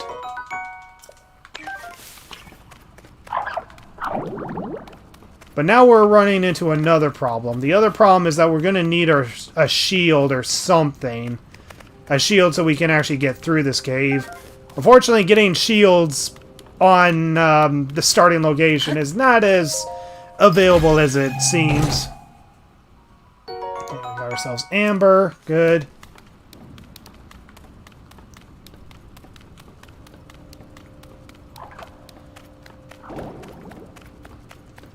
And then we come across an enemy that was not even in Breath of the Wild. Like-likes. That's literally what they're called. Like-like.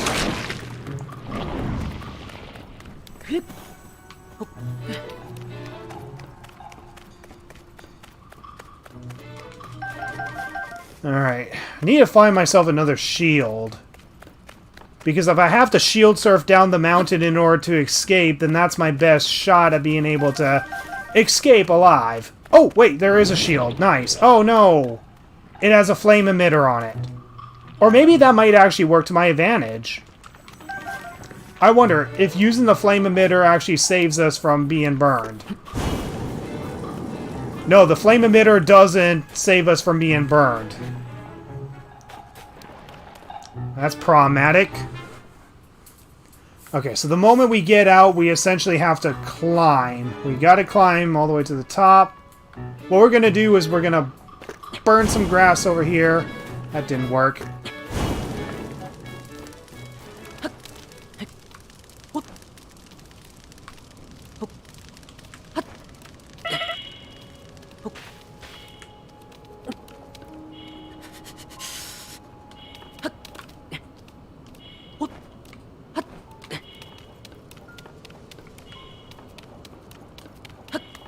Come on, get up.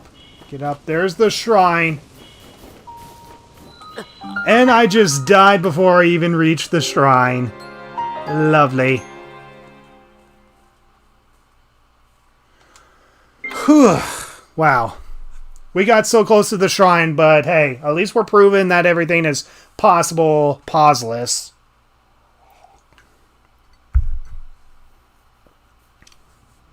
Oh, it auto-saved. Nice. It just auto-saved right out here. Okay, so now the unfortunate thing is figuring out how to get rid of this shield. I don't know. I don't even know if we can.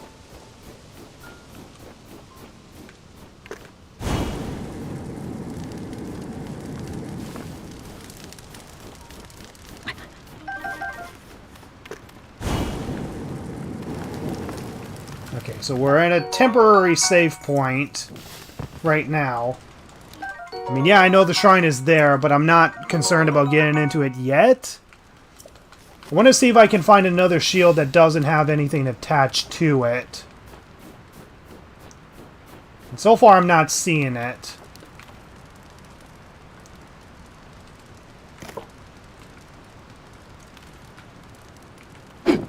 But yeah, one thing we can do is use our wooden stick to pretty much keep Link in a comfy, warm state. But we can't have it in this state for long, or otherwise it will burn out the sword.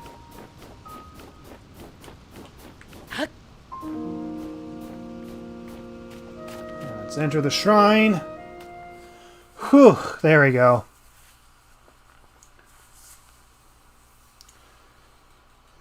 So I don't know if I just doomed myself, but we'll see. So now we're going to learn a new ability. So the fuse ability is now gone.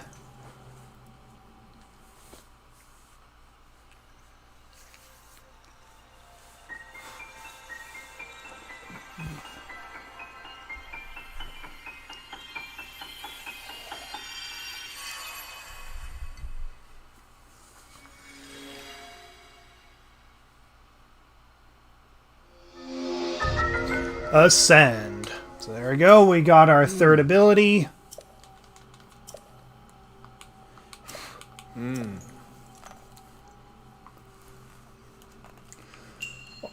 Ascend to the heavens. Okay.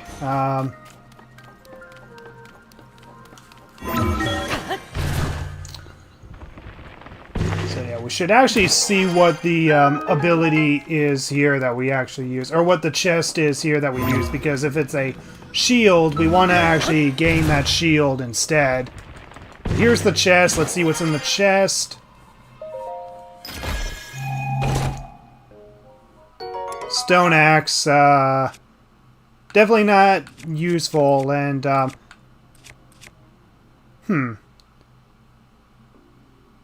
Yeah, I'm gonna keep that.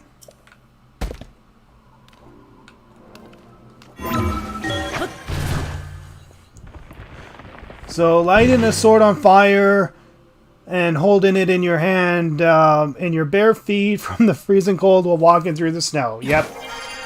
Your bare feet doesn't count, or your bare feet doesn't matter.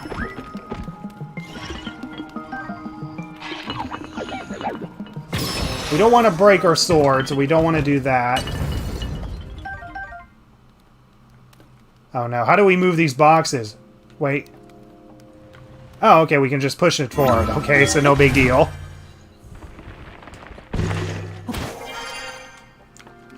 What do we get in here? Do we get a shield? Construct bow. Eh.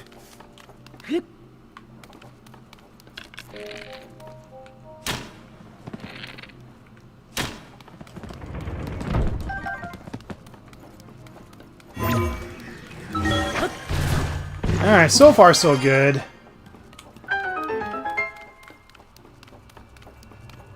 Alright,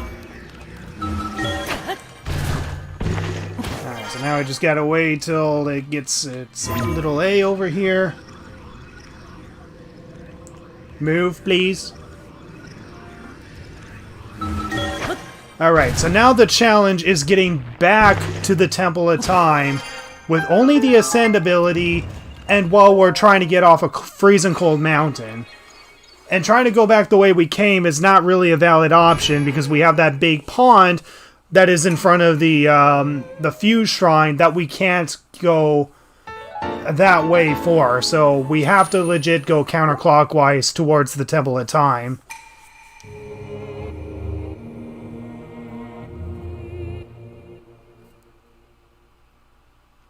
Okay, so now this is the challenge. Getting back to the Temple of Time without pausing while stuck with the Ascend ability. Now, if we can find ourselves another shield that we can use without using this, because we can't shield surf with this ability, we can't shield surf while we have the flame emitter on us. So I see you restored some of the power to that new arm of yours. The door into the Temple of Time should now be open for you. Alright, so here we go. Now we gotta survive. So let's burn some grass here. Alright, so here we go. So we can burn some grass, carry a flaming torch with us.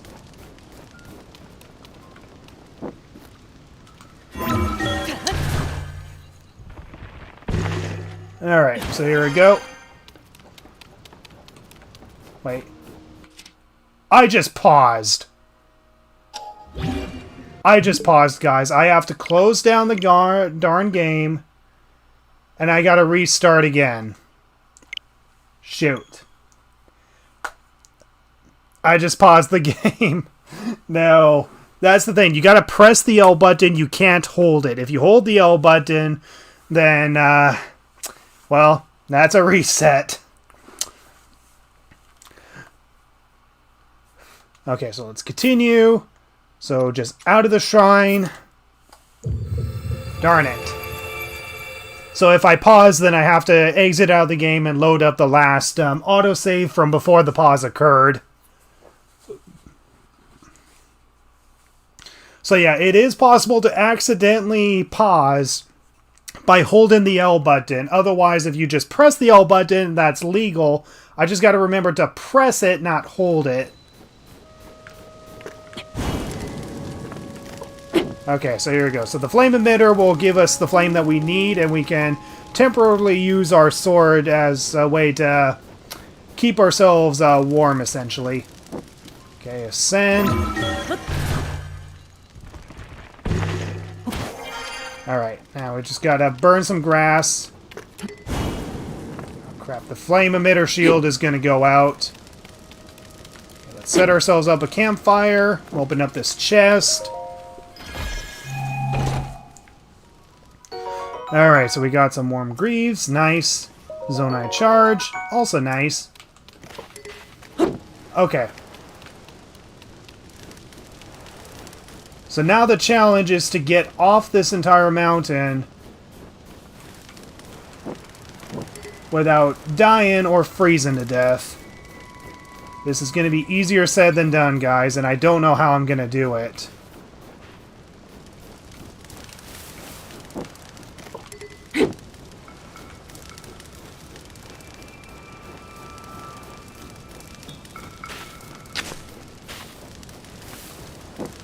So yeah, random grass just lying around is going to be useful. So obviously what you're supposed to do is use the Overuse Alter Hand ability.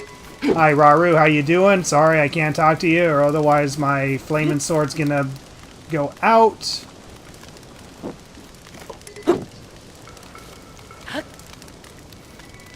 Okay, so let's see. Maybe if we dive into the water and quickly put some grass on fire. Get out of the water before we freeze to death. Gotta hurry up, find some grass.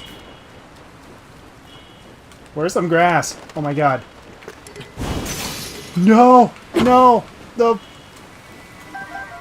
Darn it! Oh, god darn it.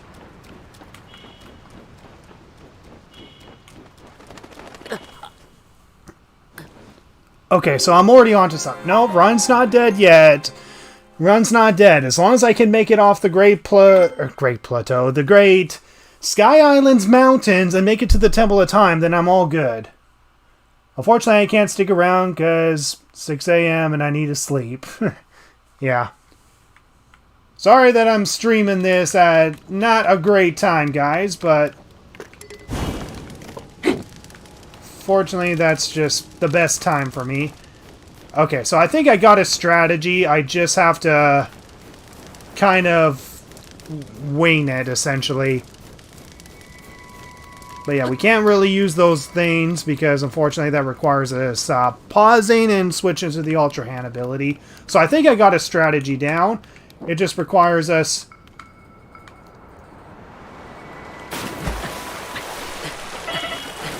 landing in a proper spot in the water, getting down, burning some grass, lighting our wooden sword on fire, and then getting to a warmer spot before the sword burns out.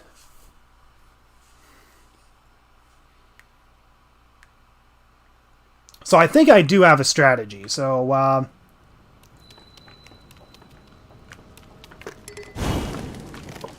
alright, there we go. Let's get down here.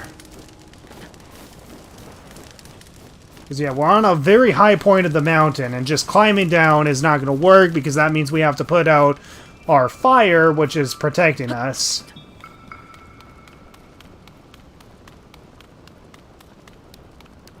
Okay, good luck. Thanks.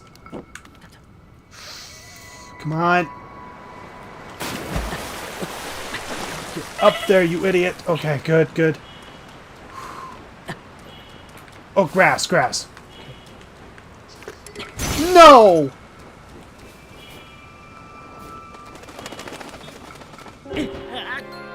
Okay. I think I have a new strategy. I'm not going to use the flame emitter shield. I'm just going to run straight to the water, get out of the water, and then I'm going to hurry up and try to set some grass on fire. And then once I set some grass on fire, then I just got to... So yeah, I think that's a slight problem, is that I wasted too much of the flame emitter's durability. Link, why do you have to run out of stamina now? Now's not a good time. Just run, you idiot.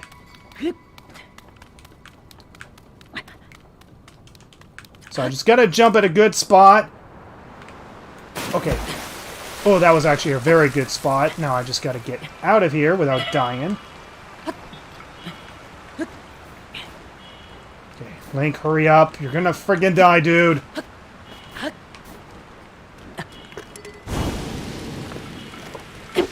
Light it on fire. Oh my god, yes. Whew. Okay.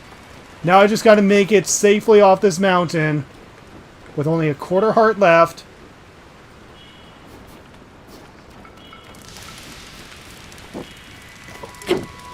I'm so close, guys. This is gonna be possible. Oh my god. Tension. The tension is real.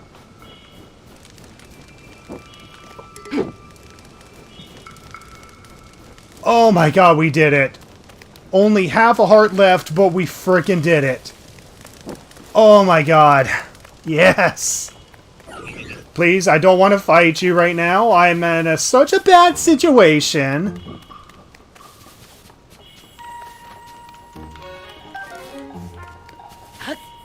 Okay. Now we just gotta make it to the Temple of Time without losing our hearts here. Because remember, we can't pause to heal.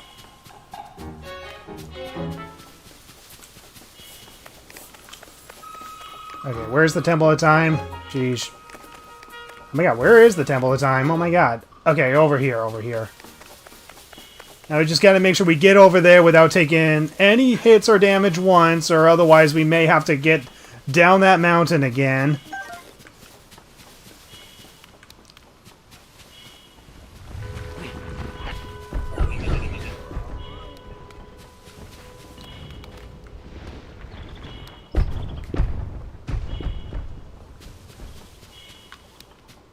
It doesn't seem like it dropped anything that's going to be useful for me, so I'm just going to go up here. Whew. Well, so far so good.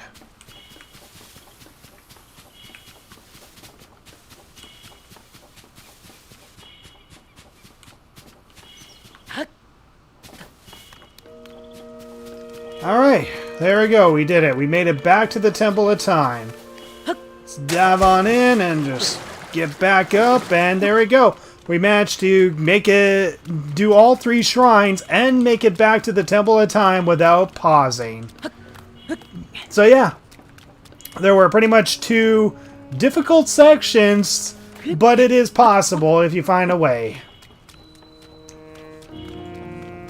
Wow. A part of me doesn't want to sprint again, because I know that sprinting is gonna, well, work against me.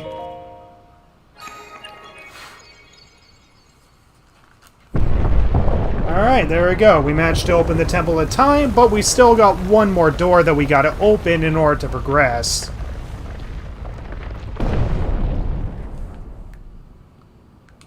Alright, so closed door complete. Awesome. So we examine our tear stone here. The Tears of the Kingdom stone.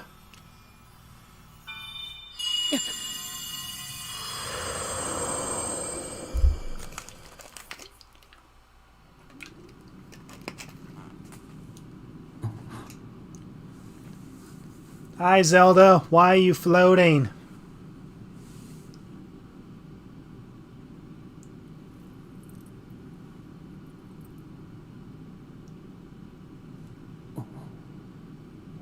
Thank you, Josh Burt. Thank you for watching my videos. So I'm currently in the middle of a stream doing the entirety of, or some of Tears of the Kingdom. I'm only going to do a partial run, and if I do get the demand, then I will definitely do a full run of this game.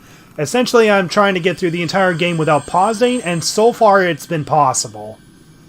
I've been able to complete 3 of the shrines and get to the Temple of Time without pausing.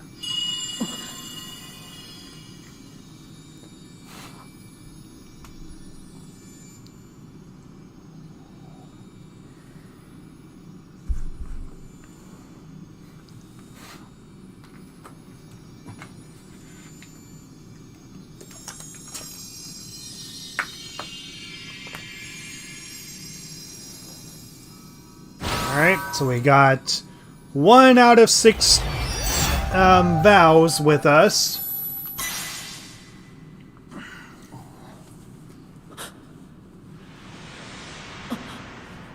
So we gotta find 4 other people that are like her, and then 1 extra person that is also like her. I won't say much for spoiler's sake. How is that possible? I'd be up for a full run of this 100%. Oh, 100% run is definitely going to be impossible, dude. But anyways, we now auto-equip the recall ability, which reverses an object's movement. Recall. The ability to reverse the movement of an object through time. And Zelda has vanished as well. What you just saw, it's a mystery even to me. Perhaps it was a sort of echo, one that reflects her sheer will. That you've now been given this that you've now been given this ability, no doubt it will prove important.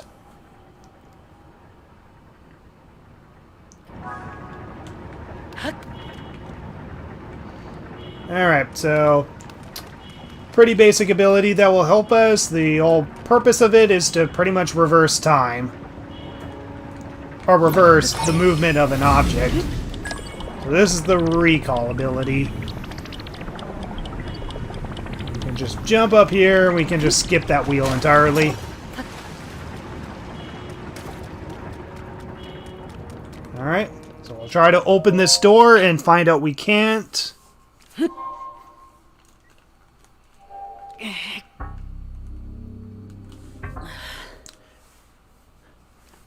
So, yeah. So now there's another problem that we have to deal with. So you remain in a weakened state. You're not yet strong enough to open it. But there is one more shrine on this island. There, you can get another blessing. If you add that to the other blessings you receive at the shrines and offer them all to the goddess, you might find your way forward after all. Let me see the Pura pad. So yeah, just like in Breath of the Wild, you need like 4 of the things that you gain from the shrines in order to gain either a heart container or an extra bit of stamina, which really helps progress through the game. So here we go. The Pura pad lets you travel to certain places instantaneously, okay? Now you see the blue marks on your map. You can travel instantly to any of them. I suggest the one at the bottom of your map. So use the travel function to reach that area quick. You'll find the last of this island shrines around here somewhere.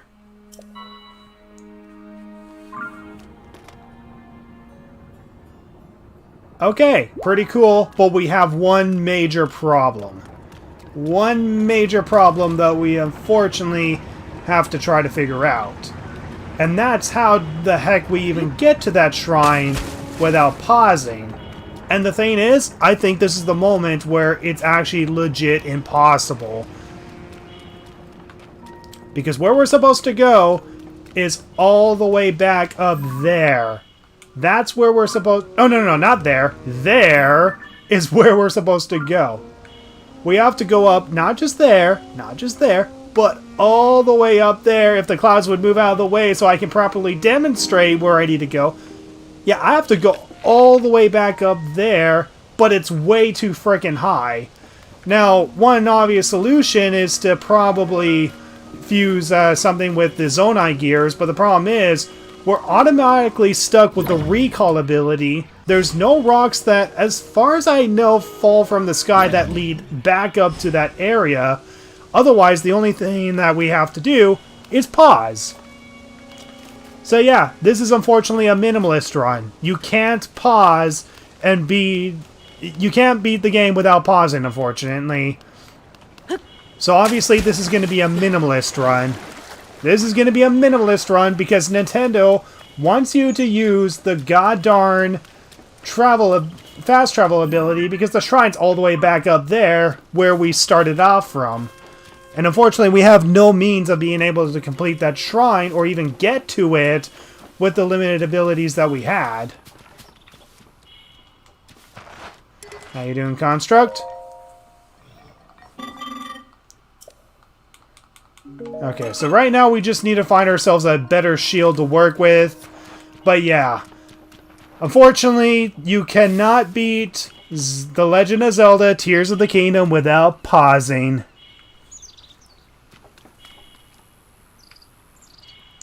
So yeah, unless someone figures out a very clever strategy to get all the way back up there, especially one without pausing, like even in a normal playthrough, I can't really think of a strategy that can help us get back up there, even in a non-pauseless run, even in a normal run. I can't think of a way to get back up there. Okay, so right now what we need to do is just find a normal shield somewhere around here. I don't know where a normal shield is going to be, because we're going to need to use the shield jump thing. I guess we need to put a pause menu counter in the next stream. We don't need to. We just need to say that we've paused once and that's it. Okay, so right now we just need to find a construct that has a shield or at least something with a shield. Clearly this construct doesn't have a shield. We just need to look for a shield. It doesn't really matter what shield it is as long as it's a shield because we just lost that one. But yeah, we just need to find a shield somewhere.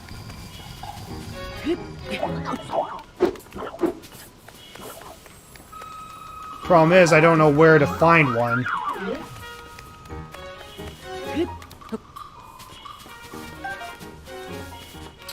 I'm playing Tears of the Kingdom right now, but you have me tempted to start my own run. Oh, by all means, go ahead. Actually, one run that I was thinking of doing was a no stamina run. And at first I deemed it impossible because there was one moment where I couldn't figure out how to get past it. And then someone released a challenge run where they got through the game without using stamina. I haven't actually watched the full thing because I still have yet to beat Ganondorf himself. I still have yet to beat the final boss. So I'm leaving myself spoiler free on it, but the part where I was stuck on, he was actually able to get past without using stamina. So unfortunately that run is taken from me, but he would have beaten me to it before I eventually got to it. But yeah, we need to find ourselves a shield somewhere around here, and I don't know where to get one. I mean, we can find ourselves some branches, but that's not going to really help us. We need a shield. Oh my god, stop following me. Did you seriously follow me from where we started off from?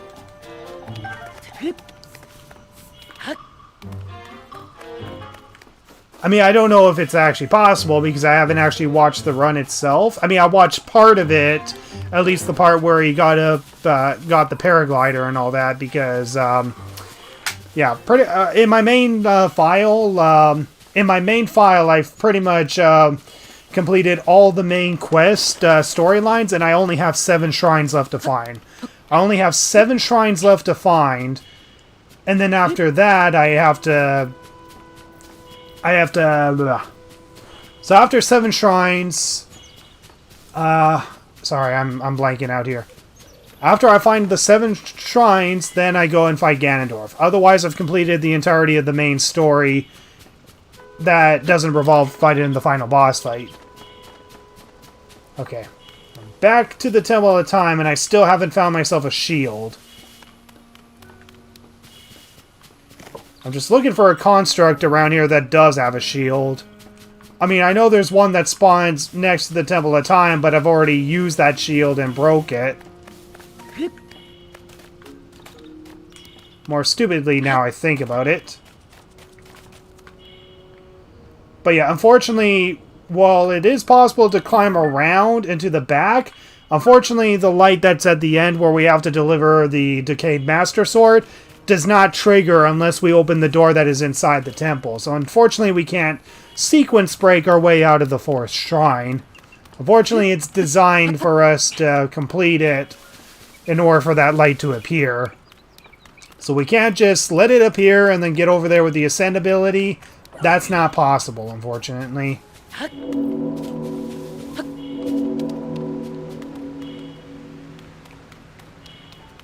Do you have a shield? He doesn't have a shield. Gosh darn it. Do I have to wait for a blood moon to happen? Because I think that's what I gotta do. I gotta wait for a blood moon to happen or something.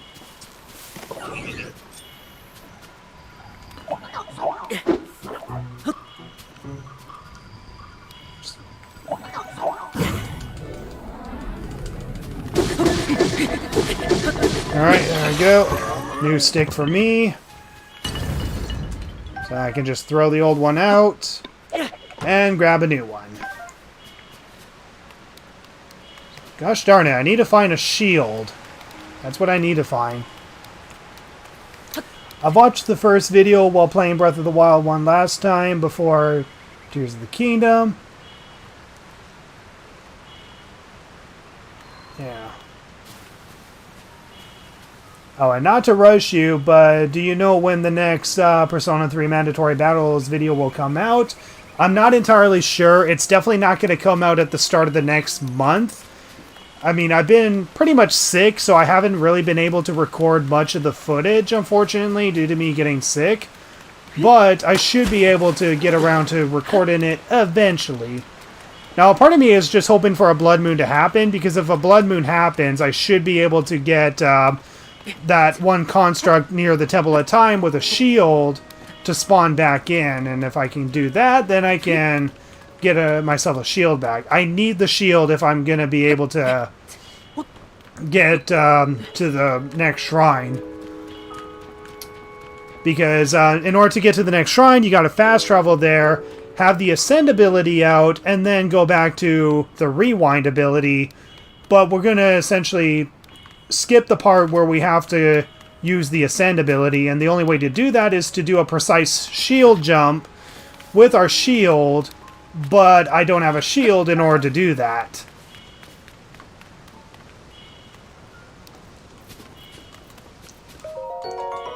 But yeah, I think what I'm going to do essentially is kind of just kill the enemies that are in the area, grab as much as possible, and hope a blood moon happens. If a blood moon happens, then I should be able to get that construct back in place because that construct had a shield.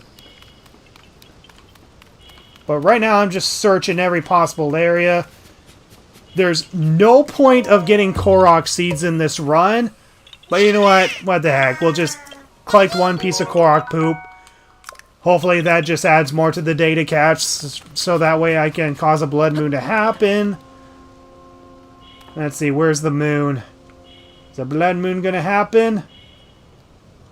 I don't even know where the moon is. I mean, the moon always starts from the east, but I can't even see what's over there. Wait, I just need to find myself one shield. That's all I need. Just one shield and... yeah. I'm gonna start a new save on my alt and do the same challenge as you. If you want to, you can. But just note, I'm gonna totally release the video before you do. In fact, my intention is to try to release the video before Game Champ herself eventually gets around to it. In fact, right now, she can't really play much of the game because her hands are apparently not in good state. I don't know what the problem is, but apparently Game Champ's hands are not in a good state at the moment. So right now I'm just going to collect as much as possible, defeat some of the constructs, and see if if I can trigger the Blood Moon. I don't know if that's going to be possible, but that's my plan right now. Trigger a Blood Moon, and until then, just search around for... just search around and see if I can find a shield. Find a shield. Okay. Let's see.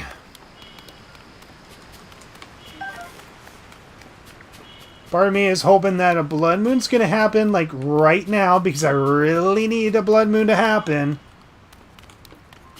Because, yeah, apparently blood moons happen a lot more frequently in this game.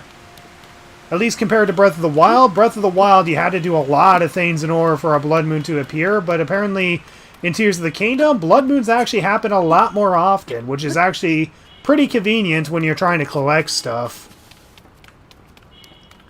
And yeah, I don't even know if I can actually make it to the other side here. Because right now I don't even have the Ultra Hand ability equipped. And no, it's 12, no Blood Moon. I don't even know if it's possible for a Blood Moon to happen during this time.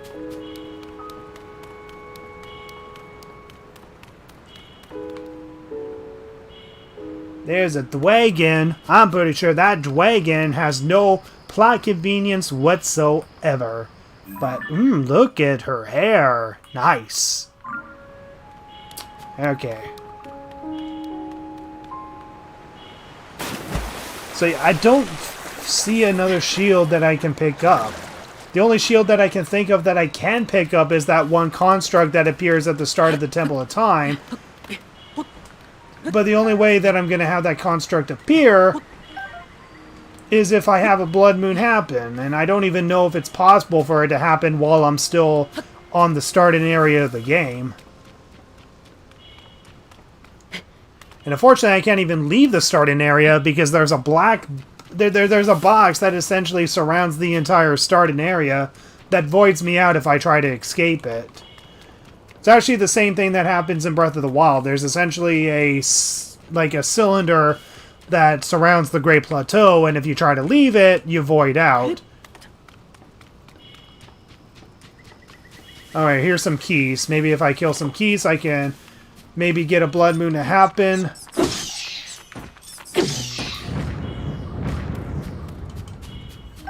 Because, yeah, the purpose of a blood moon is to essentially... just restart the entire game, essentially. Or at least restart the game, have the enemy spawn back in, have certain objects spawn back in. It's essentially the game recycling memory, essentially. Do infuse them by pressing up on the D-pad counts as pausing. Yes, it does. You can't fuse objects to an arrow. So that's the one thing you got to consider, is that you can't fuse things to an arrow. You can use the fuse ability as long as you have it equipped, but you can't equip anything to your arrow. You can equip things to your sword and shield, no problem. But once you lose the fuse ability, then that fuse ability is essentially gone.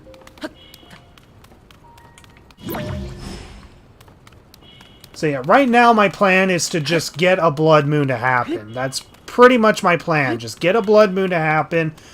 Just walk around the area, do as much as possible. Essentially just try to fill out the storage, memory, data, and whatever on the system, because that's essentially how you make a blood moon happen. You gotta have a bunch of cache data overwrite the system, so the more stuff you do, the more likely a full moon is gonna, or a blood moon is gonna happen. So that means I gotta kill as many enemies as I can in the area. But yeah, I'm not gonna go to the next shrine until I find myself another shield.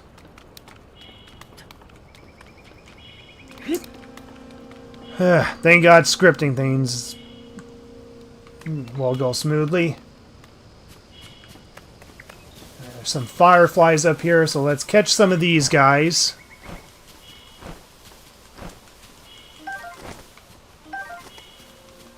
Again, the whole purpose is to just essentially increase the chance of the blood moon happening. Essentially, the more we overload the data, then the higher the chances of a blood moon happening will appear. No, it disappeared. It's already daytime. Gosh darn it. Yeah, I'm pretty sure that's where you get the wings, because that's what the guy in the no stamina run did. He got the wings from that thing. Oh, these rocks actually spawn back. Okay. Let's crush this construct. No.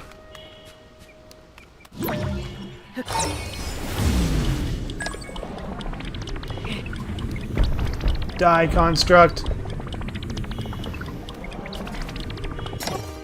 So yeah, we can just roll this rock down over and over again until the construct dies. There we go. Construct dies. Nice. But yeah, we're just pretty much killing as many enemies as possible until...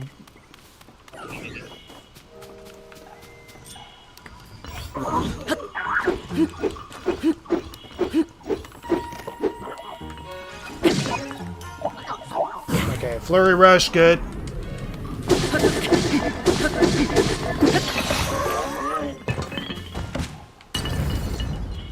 Where's the... Where did it drop? Where did it drop? Okay, there it is. Just gonna throw my wooden sword away. I'll throw it into the campfire so that way it burns. There we go. So now it's gonna burn. It's gonna disappear. Hopefully that overloads the memory data. Grab our new weapon and just keep going. Bro, also I know this is off topic, but I still have no idea how you beat Persona 4 Golden Damageless. Would be bragging about that for the rest of my life. Well, it is possible. If you want to try it out yourself, just use the video as a guide, skip the mistakes that I made, and do it yourself. It is very possible to beat Persona 4 Golden without taking damage. Obviously, the only exceptions is the scripted part with the final boss fight, and of course the Shadow Yosuke fight.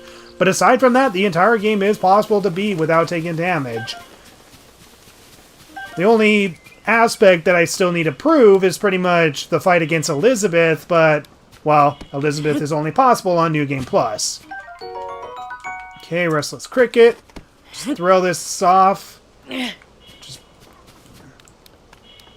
So right now, all we're doing is essentially just overloading the data of the game, essentially. We're just overloading the data of the game. We're trying to force a blood moon to happen, essentially.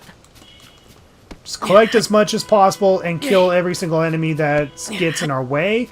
The only issue is pretty much getting to the sections that we're unable to get to.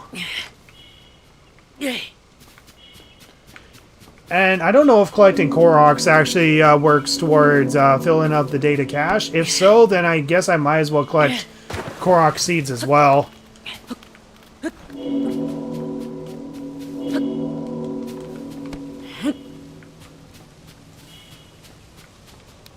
Alright,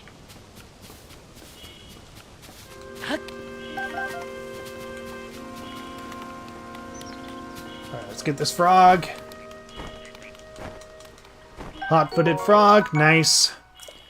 You know, at least on the upside, even though I'm wasting a lot of time right now, at least I'm collecting a bunch of stuff that I can use later when I'm able to upgrade my armor and such with the Great Fairy. But yeah, right now, the plan is to just go anywhere I want.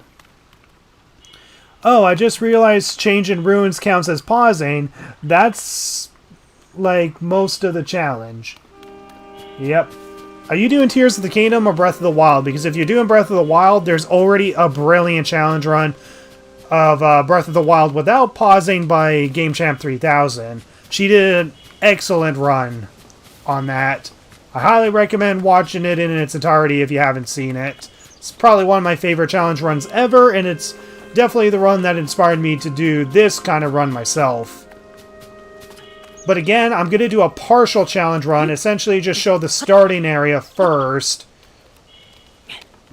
And then maybe do the rest of the game if it does get high demand. But if not, then, yeah. But yeah, you can't fast travel except for the one tutorial moment. You can't pause. You can't eat food. That's why... Oh, hey, Construct. Hey, buddy. Thank you for finding me. Get over here.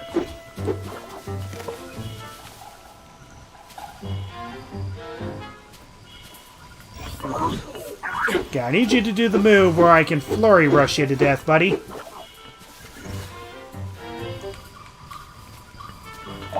There we go, flurry rush. Okay, wooden stick is still here, good. Just throw the wooden stick away, grab our new one, nice. So right now we just got to kill as many enemies as possible. Essentially just increase the chance of the blood moon happening, because again, the purpose of the blood moon is to essentially recycle the cache data in your system. But it's also used as a kind of a story purpose of being able to bring certain enemies back and whatever. It's brilliantly used as both a story purpose, but it's also a technical purpose. I mean, the reason why the blood moon happens is mostly for a technical purpose.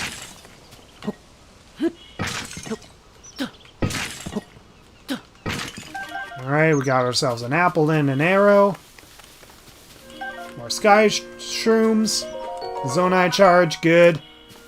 But yeah, right now, this is literally just what we're doing. We're just collecting as much stuff as possible so we can increase the chance of the blood moon happening. So the blood moon should happen pretty much around 12 p.m. That's usually when a blood moon happens. Or that's always when a blood moon happens, I should say. But the problem is that I don't know if the blood moon itself actually does trigger while you're still on the starting area.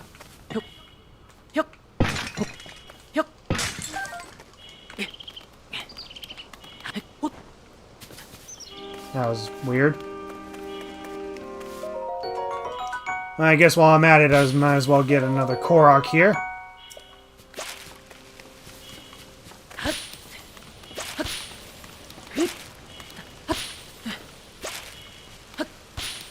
Whew. Yeah, you found me. Nice. Even though I'm not going to use you guys whatsoever, because expanding my inventory space is useless for a run like this.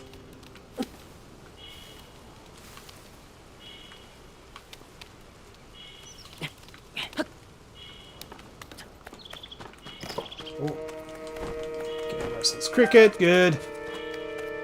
We want to collect as much as possible. Collect as much as possible. We want to increase the chance of the blood moon happening. You got to kill the construct that is up near the Temple of Time. Get its shield, and then I can proceed on breaking the rules of the game. What is the challenge? I can't pause. That's the challenge, but right now I'm just waiting for a blood moon to happen. I'm just waiting for a blood moon to happen, but the only way it can happen is if I overuse the game data as much as possible. So that's why I'm collecting as much as I can and just killing any enemies that happen to be in proximity.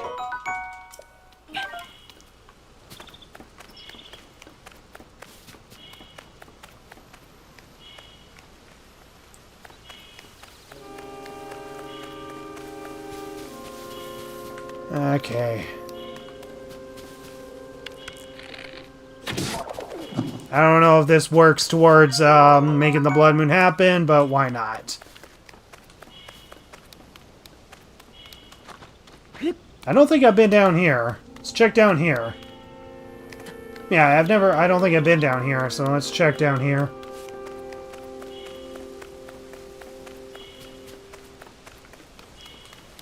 Let's collect some apples.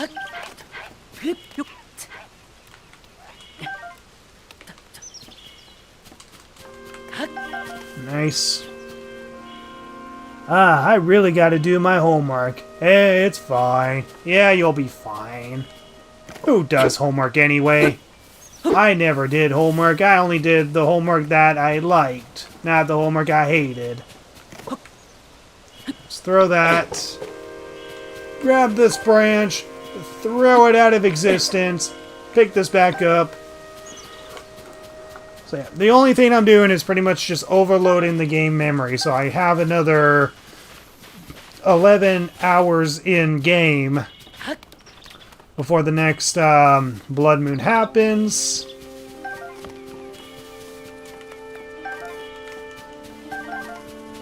Tree branch, tree branch. I don't want those things running into me because they can actually take away your health.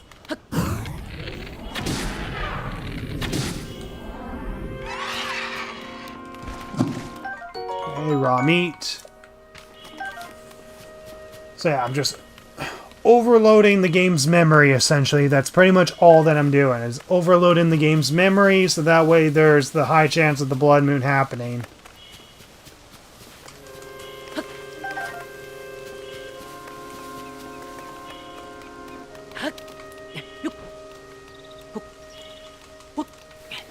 So just collect as much as possible and kill everything that breathes. Or functions.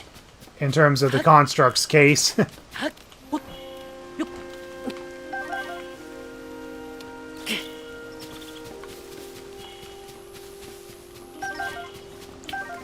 But yeah, thankfully blood moons have a higher chance of happening in Tears of the Kingdom. Like, I seem to find the frequency for a blood moon happens a lot more in this game compared to Breath of the Wild.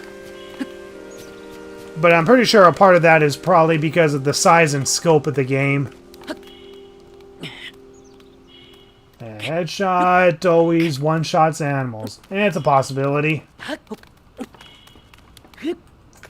Got a cricket over here. There we go.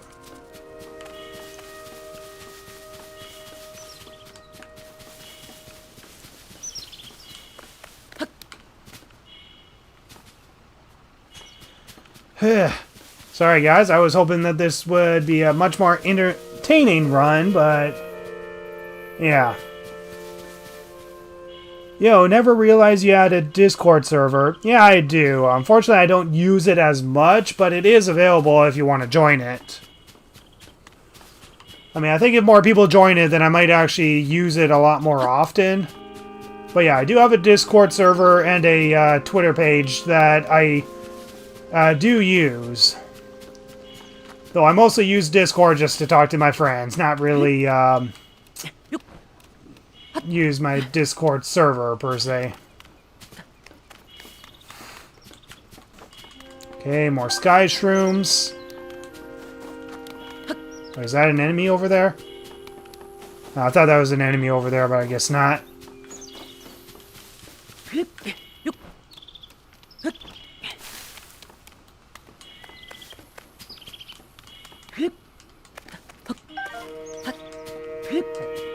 The apple. God damn, I wish there was a better way to entertain you guys, but this is practically what I'm doing right now.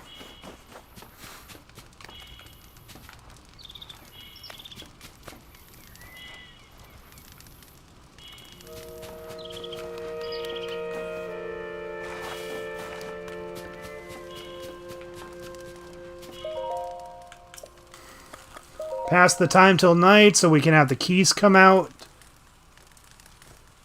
So we'll just have some keys come out at night, and hopefully they fly at us because we can kill some keys. Further increase our chance of getting the blood moon to happen, and while we're at it, we can actually gain some sunset fireflies. Oh, hey, choo-choo jellies. Okay, there we go. That'll help.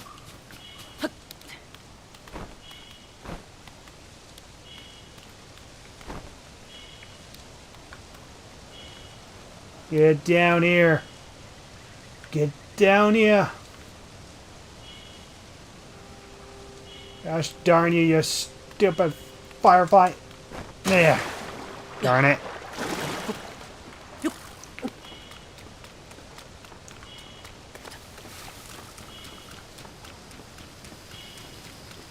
But yeah, the enemies that we previously killed should not have spawned back. They should all be dead. Like, from what I know, the constructs count towards the blood moon as well.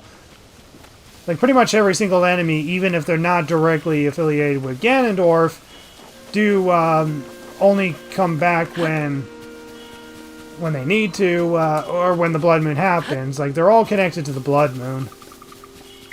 Okay, there's the rocks. Let's see if those constructs are back. If they are back, then...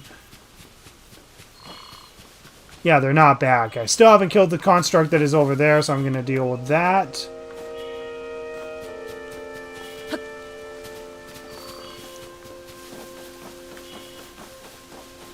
Still haven't killed that one, so I'm going to deal with that. In Breath of the Wild, Blood Moon appears only after the paraglider. Well, that's worrisome.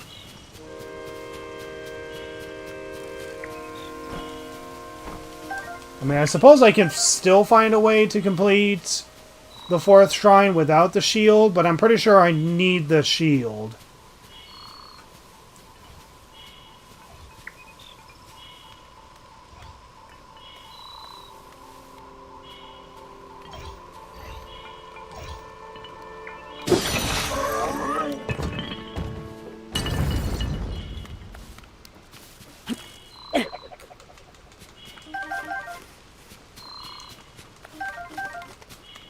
Wait, where did the weapon go? Okay, there it is. Thank God.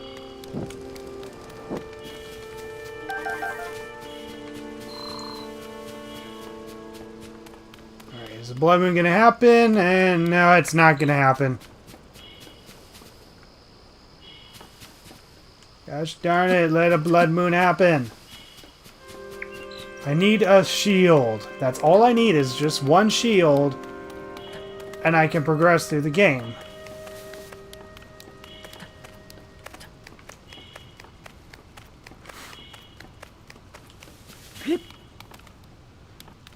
Not good news. So I think here also works after leaving the starting area. Okay, so that's worrisome. If it doesn't happen until after I leave the starting area, then that means it may not work. Because, yeah, another noon happened and no blood moon. And I'm kind of stuck in this area. I mean, I can technically explore the snow area. Problem is that once I explore the snow area, I gotta be able to get back to warmer territory. But I think that's really my only option. I gotta explore the snowy area, see if I can find a shield that is up there, but I don't know if there is a shield that is up there. That's the problem. But yeah, essentially the strategy is to just light grass on fire, put it away, and it resets the burning timer on these things. Yeah, shoot. No. I gotta throw the weapon up there. Gotta throw the weapon up there and pick it back up. But I don't know if I'm able to do that while I have like only a quarter of heart left, or a half a heart left.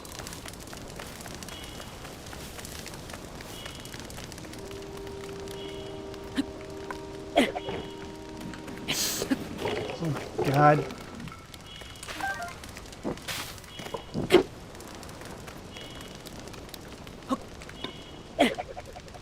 Let's hurry up. Hurry up to the sword. Whew! There we go. So far, so goodish. Now, I just gotta make it down here where a bunch of other constructs are. And hopefully they have, like, a pot lid or something, but I don't entirely know. Chances are the only shield that does appear is the one that is in front of the Temple of Time. And if so, I may have to restart the entire run again from scratch.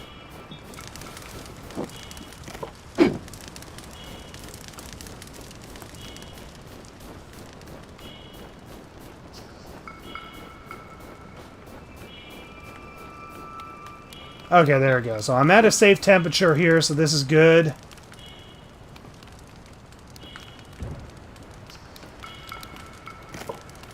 But I'm not seeing a pot lid around here.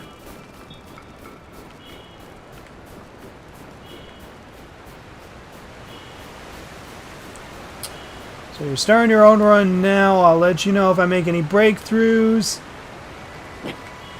Alright.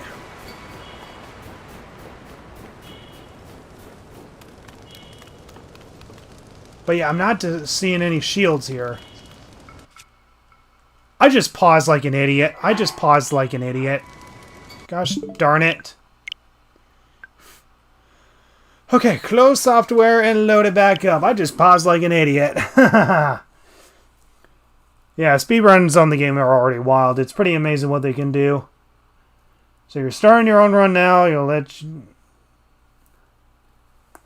Probably take you another hour or two to catch up. Well, probably shorter than that time, but... I'm just going to turn on my fan because it's a little hot here. Okay, so I'll just load up the latest save.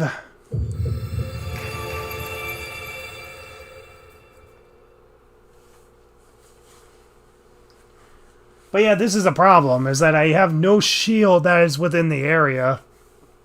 Like, literally the only shield that's within the area is from that construct that appears in front of the Temple of Time. And without a way to spawn it back in...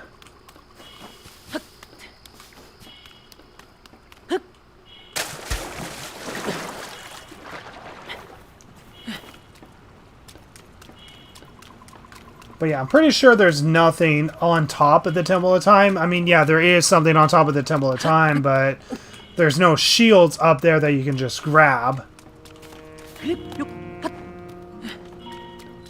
Part of me was just hoping that the construct would just respawn here for some reason. But of course not.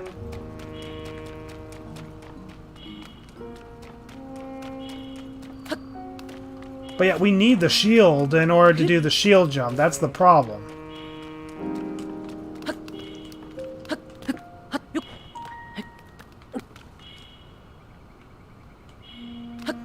If we didn't have to do the shield jump, then I would just fast travel up there, add one pause to it, and then that's it. But unless I have a run that shows, hey, you can do that, and I just realized that there's actually a quark you can collect down here.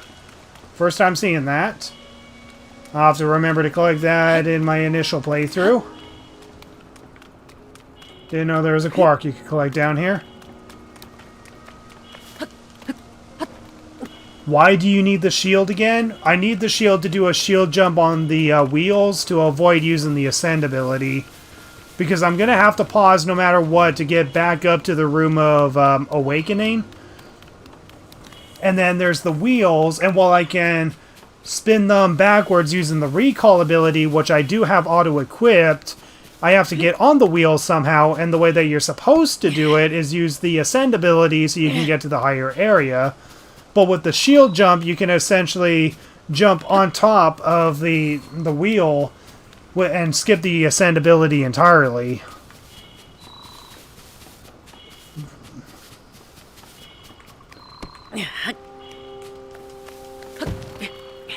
Actually, I'm gonna die. I'm gonna try something.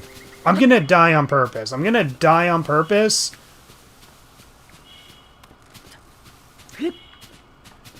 And see if that really does anything. Well, first, a blood moon might happen anytime so. No, it doesn't. Okay. I'm just gonna die on purpose here.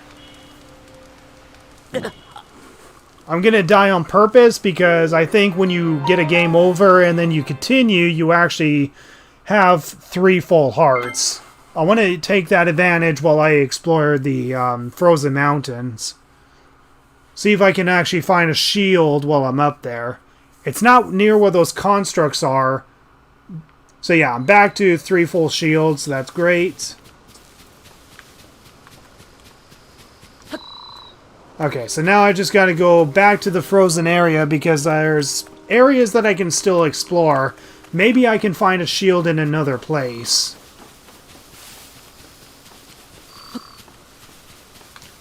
Because I know there are some constructs that camp somewhere up there.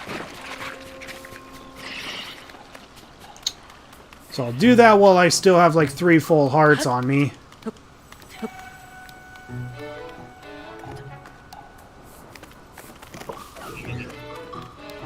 Get these keys out of the way.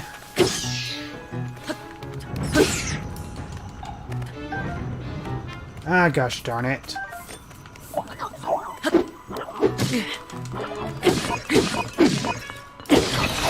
You made me lose a heart, damn it. Okay, so here we go. Gotta light our not torch on fire and just go left instead of right, because clearly there's no pots that we can get or whatever, or pot lids that we can get as a shield up there. Throw this up here. Hurry and grab our flaming sword before it burns out.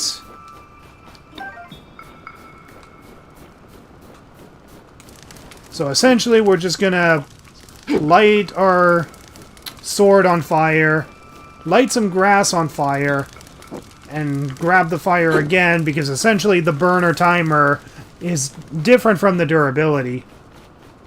Is that a shield? No, it's not a shield. Do either of you have a shield? Of course you don't. Well, let's see what's up here.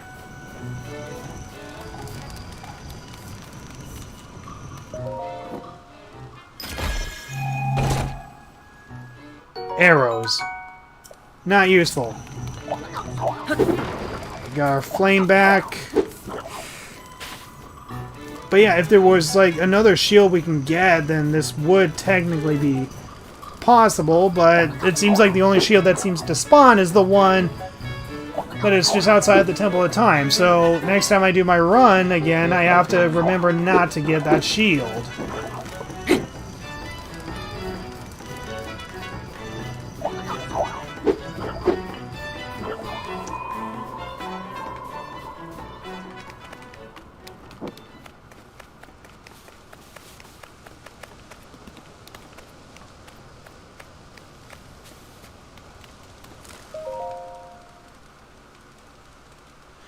You want to try to beat it with no stamina or hearts used aside from cutscenes?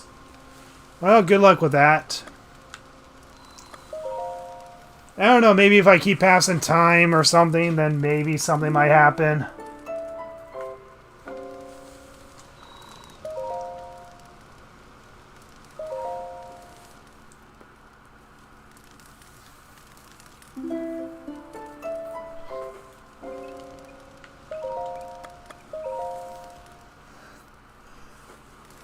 I know this is not going to guarantee that a blood moon is going to appear, but I'm just going to do this and see if a blood moon appears.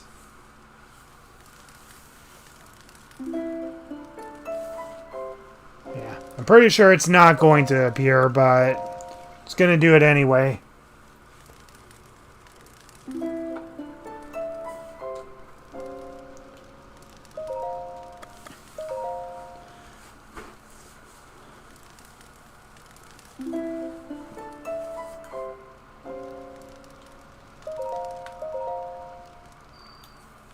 Gosh darn. Yeah, blood moon is not gonna appear because, of course.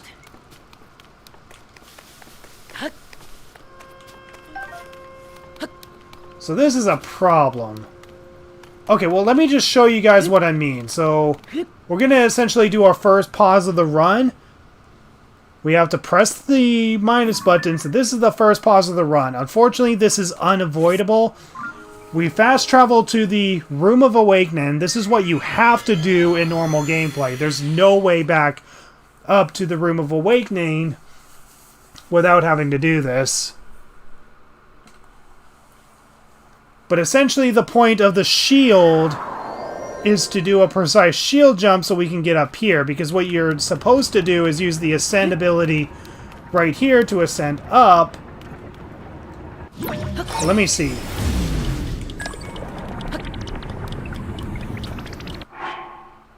I paused. Now I gotta reset. I lied, guys. It turns out you don't need the shield. You just have to run and jump. You just had to run and jump. You did not need the shield this entire time, and I wasted your guys' time. Oh my god. I wasted your guys' time. I am so sorry. Okay, so yeah, you can get up there without the shield. That was the whole reason I wanted to get a shield back.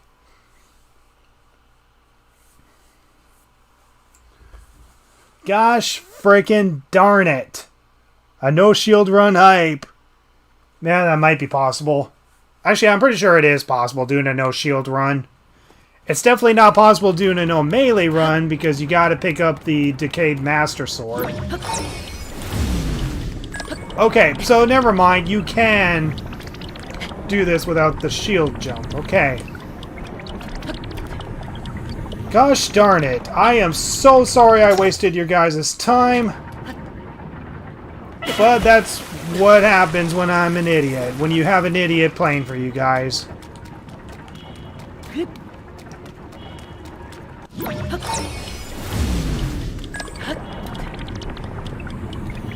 Okay, I just realized that this ability actually works on both of these things.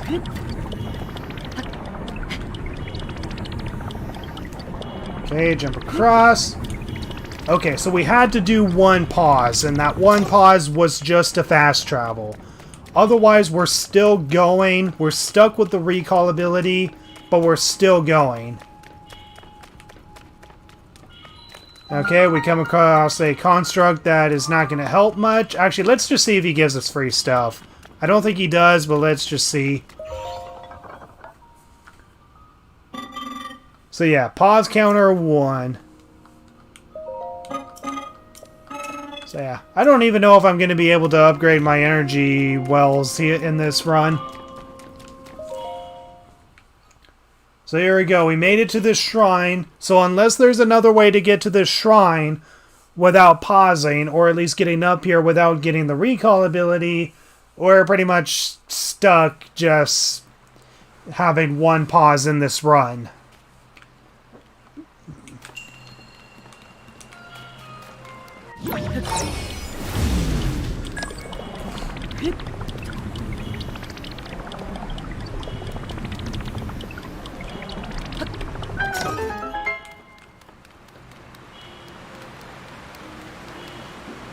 Just gotta wait for a raft here.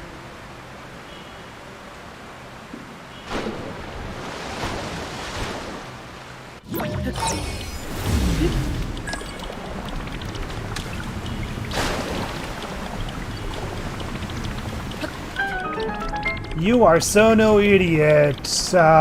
Sure, you make mistakes, but it happens to us all. Well, I mean, making mistakes is practically how we pretty much win this run, honestly. But yeah, unfortunately, I can't really think of a pauseless way of getting back up to the 4th shrine, back up to the Room of Awakening. Because the thing is, none of the shrines are activated until after you try to activate the door of the Temple of Time. And when you gain the abilities, there's really no abilities that can help you. I mean, the one ability that might possibly help is the Ultra Hand ability, but the thing is, the only thing you can craft at the most is fans, but fans are not going to be enough to get you all the way back up to the Room of Awakening. I mean, if there's a possible way to complete the 4th shrine before you even get the recall ability, and if you can even complete the 4th shrine without the recall ability, like, it might be possible, but I just don't see it being possible. Unless a strat gets found where you can skip the Sky Island, I doubt we will be able to beat this game no pauses. Yeah, that's the unfortunate thing. We're definitely not going to be able to beat this game without pausing. So we have to do one pause just to get back up to the Room of Awakening. Okay, I'm pretty sure up there is just a Korok seed, so we just gotta jump down and make it back to the Temple of Time, which thankfully we can do without pausing. I believe I can fly. I believe I can touch the sky.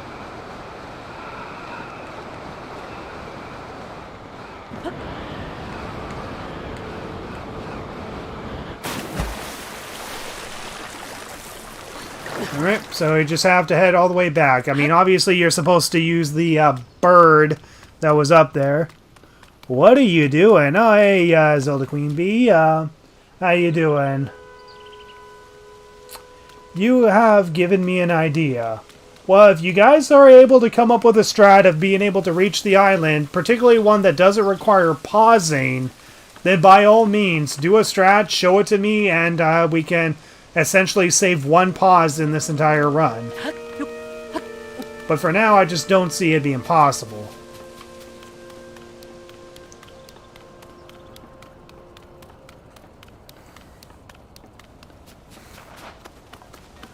Alright, just seeing if there's anything we can collect here. I don't think there is.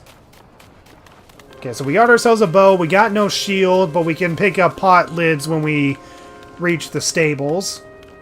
Jump. And Link's body did not shatter after that, and the lily pad did not flatten somehow. Alright, so now we just need to make it back to the Great Fairy...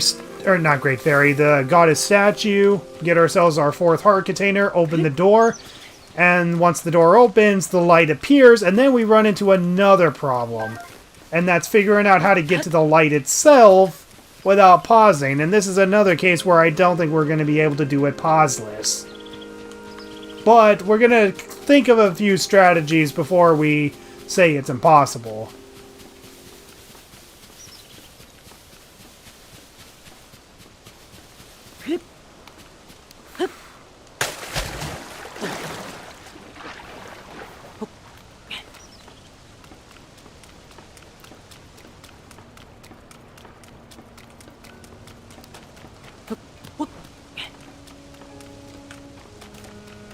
But yeah, essentially a similar run to this, done in Zelda Breath of the Wild, was done by Game Champ 3000. I definitely recommend checking her run out because she actually did manage to beat the entire game and complete the vast majority of shrines without pausing. Mind you, she wasn't able to complete like 3 of the Divine Beasts. She was only able to complete 1, which was Bot Meadow, but it is what it is.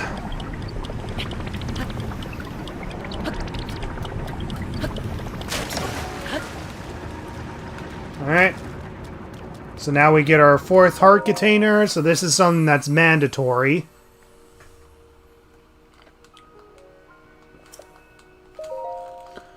And at least we get full hearts so we can still open the door without the fear of getting hit. There's this Mario Odyssey speedrun which reminds me of this. It makes you use Cappy's control ability at the minimal amount. It's crazy the glitches and strats people use that make this speedrun. Holy moly. Yep. Well, this is pretty much going to be a minimal pause run. Pretty much once we make it off the starting area, we're going to do whatever we can to essentially have a pauseless run. But the thing is, I'm probably not going to do a full run of this entire game. Or at least what I'm going to do is release the part where I just get off the starting area. But here we go, we open the door, so we trigger the light that appears on the other side. It is possible to climb and get to the other side, but the problem is that the light that appears at the end will not appear unless you open up this door.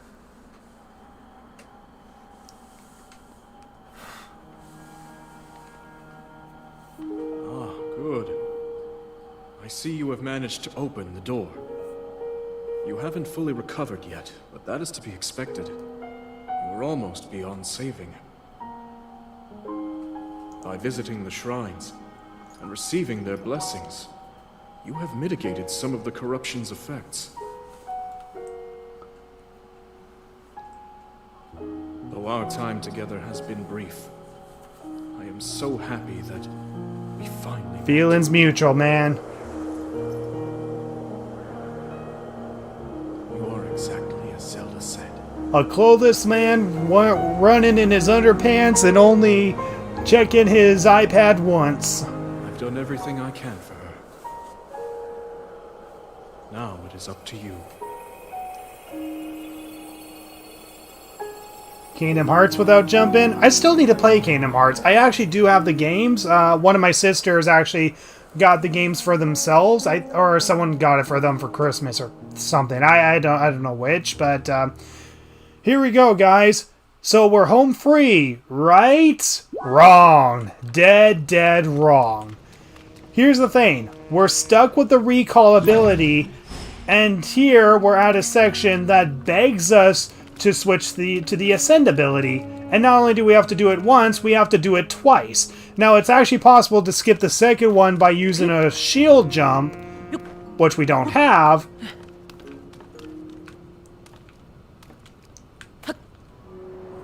I just paused like an idiot again. But you get the idea. We can't get across there unless we have the ascend ability or we make a bridge with the Ultra Hand ability. Now here's the thing, we either think of a strategy to get to the other side while still having the recall ability on us, or we switch to another ability, such as Ultra Hand, and make it across with 2 pauses, essentially.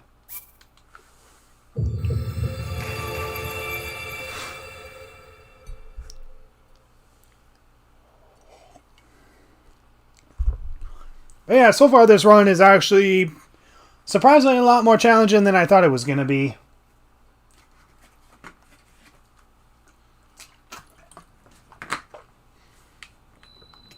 I don't know if I'll do a full run on it, because I almost kind of feel like an ass kind of stealing this from Game Champ, but I don't know. Maybe she won't mind. Maybe she won't mind and she'll actually come up with another strat on her own, but I'll see. Because right now she hasn't really been able to play much of this game because her hand is not in good condition. Now, one strategy I was thinking of is maybe getting to a high point of the temple and jumping to the other side, or at least doing a wild jump over there, but we run into one problem, and that's fall damage. And even if we jump over there, we still got that other part to worry about, which is, well, getting from there to there, which is possible via shield jump. But yeah, this is the part where we may actually have to do a second pause.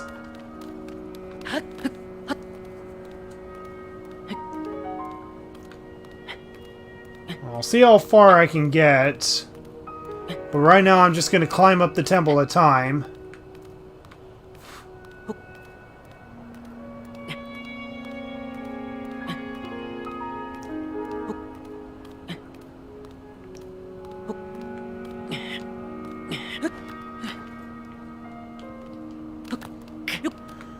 Alright, almost made it to the top.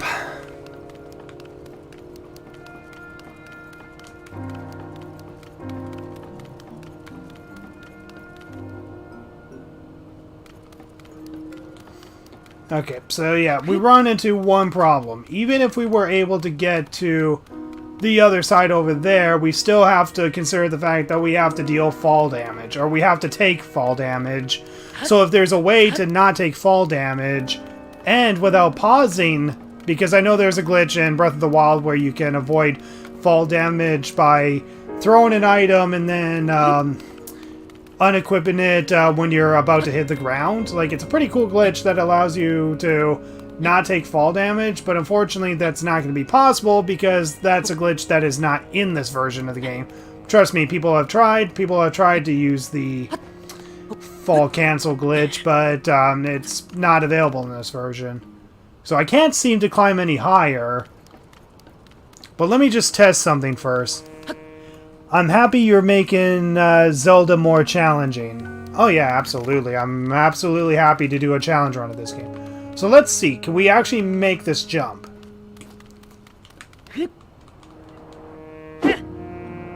No, we can't. We can't make the jump. I don't think we can even climb any higher. And even if we were able to land, we're taking fall damage. We're taking fall damage with 4 full hearts.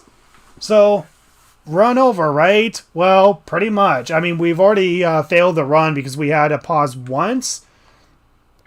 But unless someone can think of a way to get to this part of the platform without pausing while still holding the recall ability, or maybe there's a way we can skip the recall ability altogether, then it might actually be possible to pretty much save one pause. But unfortunately, we're going to have to leave the Great Sky Islands with 2 pauses. So what we got to do next is actually make another pause. So what we're going to do is that we're going to start making a bridge. We're going to make a bridge so that way we can get to the other side. Because we either stick with the Ascend ability or we use the Ultra Hand ability. But as anyone who has played this game knows, the Ultra Hand ability is the most useful ability in the game and is the most used in order to beat the game. So there you go, guys. You could make a bridge. Nah, never mind. Yeah, I could make a bridge, but that requires pausing, and unfortunately, that's exactly what we have to do. So, pause number 2. And we're going to permanently stick with Ultra Hand. So unless someone thinks of a way to skip the recall ability and we can get to the Temple of Time with the Ultra Hand in hand. But the thing is that we may have to collect that tier in order to progress the story. And after we collect that tier, then yeah, you see what the problem is, right? Okay, so now that we're finally back to the Ultra Hand ability, we just gotta get ourselves a axe that we can use. Because we can't use the fuse ability, so we're gonna need to get ourselves an axe. And then we're gonna have to cut some actually, wait. What am I thinking? I don't need logs. I just need to make a bridge using these boards. Easy as that.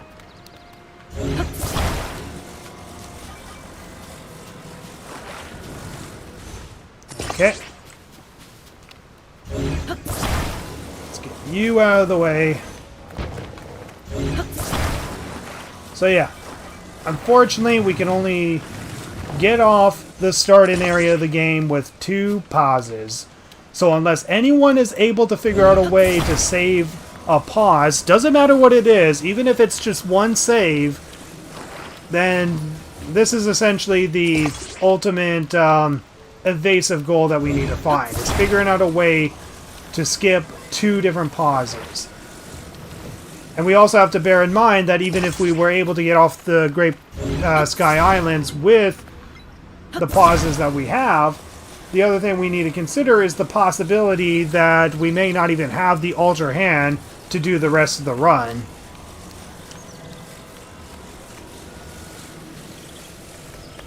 Yeah. Well, I mean, if anyone wants to try and figure out how to save those 2 pauses, then you might actually be able to make a better version of the run itself. But yeah, either we leave this Great Sky Islands with... But yeah, there's 2 ways we can leave the Sky Islands. We can either make a bridge with Ultra Hand to get across, or we can use the Ascend ability.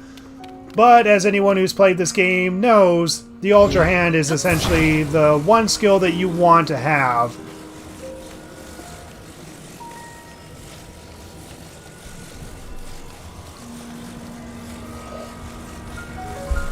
So yeah, unless anyone can think of a way to save 2 pauses, this is pretty much where it's at.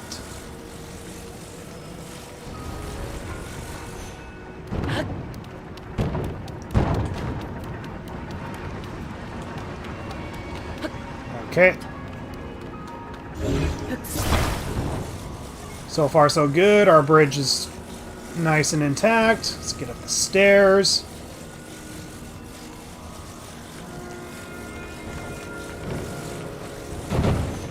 All right. Okay.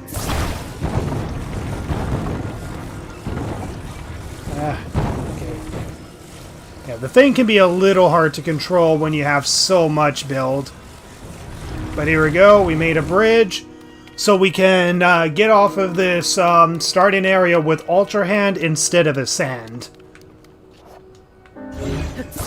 So yeah, with that, it's pretty much possible to get off the Great Sky Islands, but it requires 2 pauses in order for us to do it. So now we can get to the other side, get to the light, and there you go. We managed to get off the Great Sky Islands with only 2 pauses and with Ultra Hand as our permanent thing for hopefully the rest of the run. I still have yet to fight Ganondorf, so I don't know what is required, if it's required to use the other abilities as well.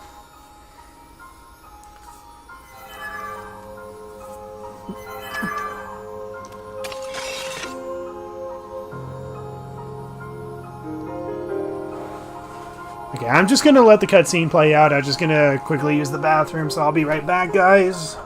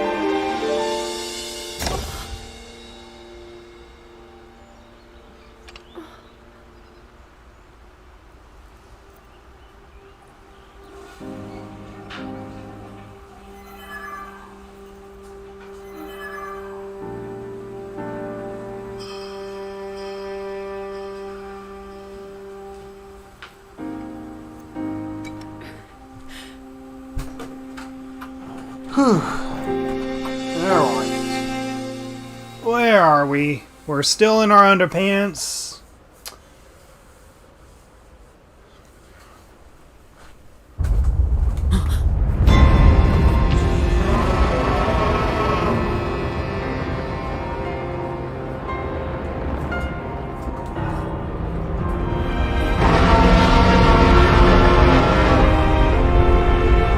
Hi, Dragon, who I'm sure has no significance to the plot whatsoever.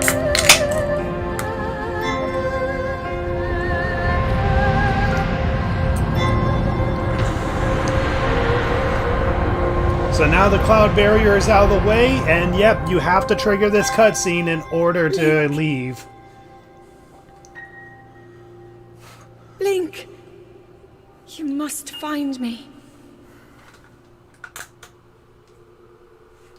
Just gonna turn on my fan again because it's getting hot, even though it's nighttime. So, to the Kingdom of Hyrule, so let's go! So we left the starting area of the game with 2 pauses and with Ultra Hand in hand. So what do you guys think? You think this is a worthwhile challenge run? Trying to get through the entire game without pausing, without quick equipping our stuff? You think this is a worthwhile challenge run, or kind of a dumb one? I mean, this is a challenge run that has been done before for Breath of the Wild. I know several people have done it, but the one who pretty much did it, I don't know if she did it first, but the one who has done it at the most successful was Game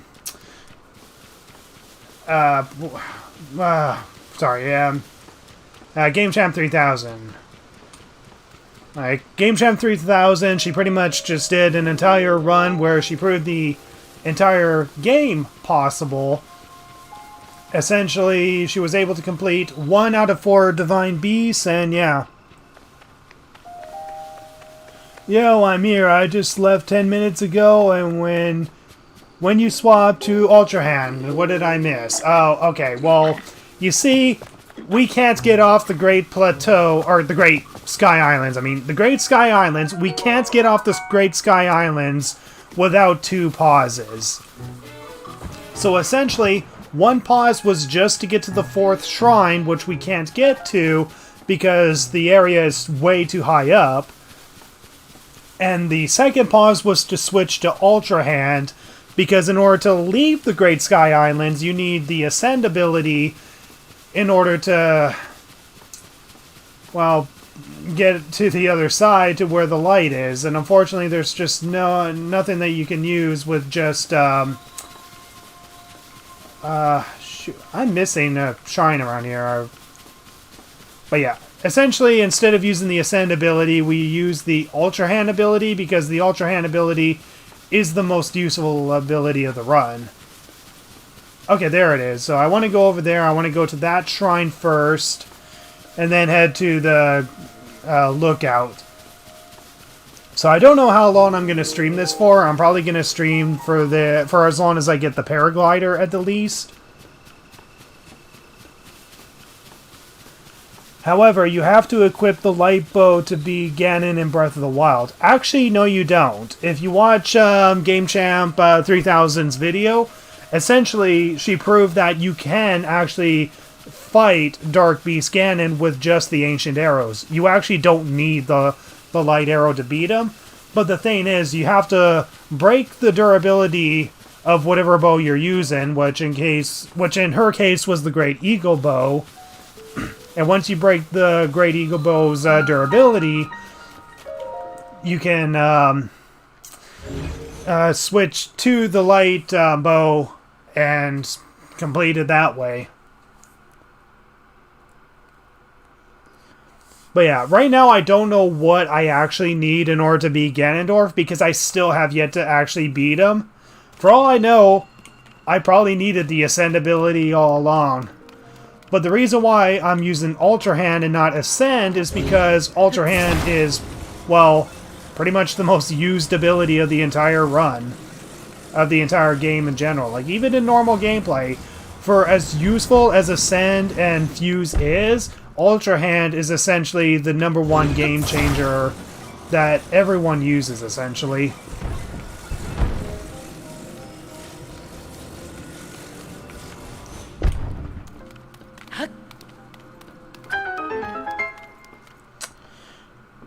You can also use the Master Sword beams, right? Yeah. We're definitely going to obtain the Master Sword at some point, but we're actually going to not get the Master Sword until we're absolutely ready to face Ganon, because the Master Sword does auto-equip once we get the Master Sword, but then once it breaks, we still gotta pretty much clear up an inventory slot in order to pick up another weapon, and the thing is, the Master Sword is clearly the better weapon in order to face Ganondorf. But yeah, I'm gonna fight Ganondorf in my normal playthrough, figure out what is best. Oh shoot, I didn't mean to do that. Wait! I just realized I fricked this. Oh my god. I just realized I switched abilities, guys. I am so sorry. Darn it. That was a bad habit, guys. I apologize. I just switched abilities like an idiot.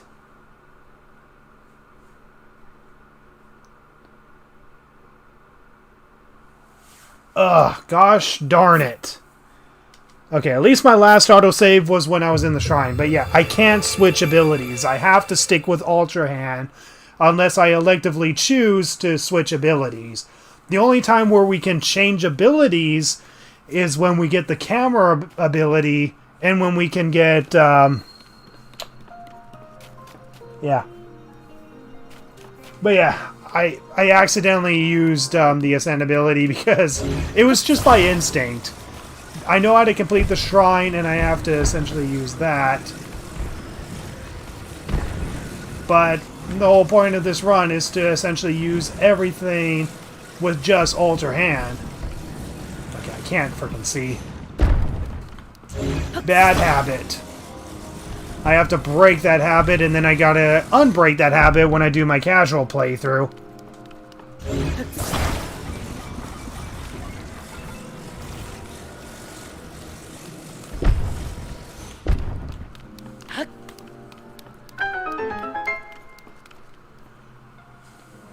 Yeah, between Magnesis and Ultra Hand is definitely better because it doesn't have to be a metallic object in order for you to move things around. And considering that you can just glue things together, just makes the whole thing all the more useful. So I can't get that chest, or maybe I can get that chest.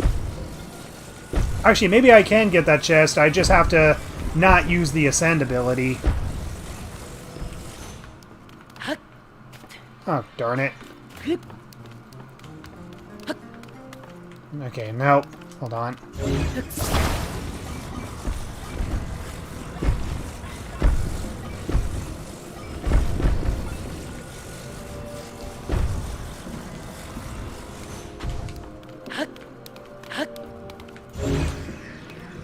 Oh, okay, so never mind. You can get this without pausing. Good.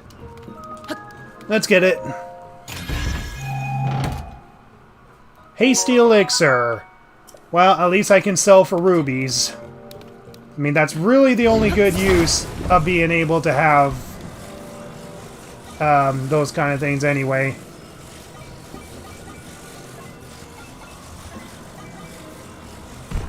Come on.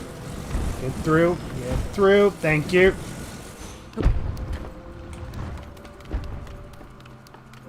Okay, this is a moment where you actually need to use Ascend. Well, let's see if we can do it without. I don't know if we can, but let's see.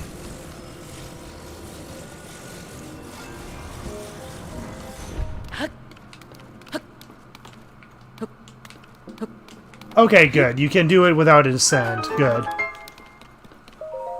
Alright, so there we go. That's a shrine completed with only Ultra Hand. A part of it is meant for you to use the Ascend ability, but we managed to do it without Ascend.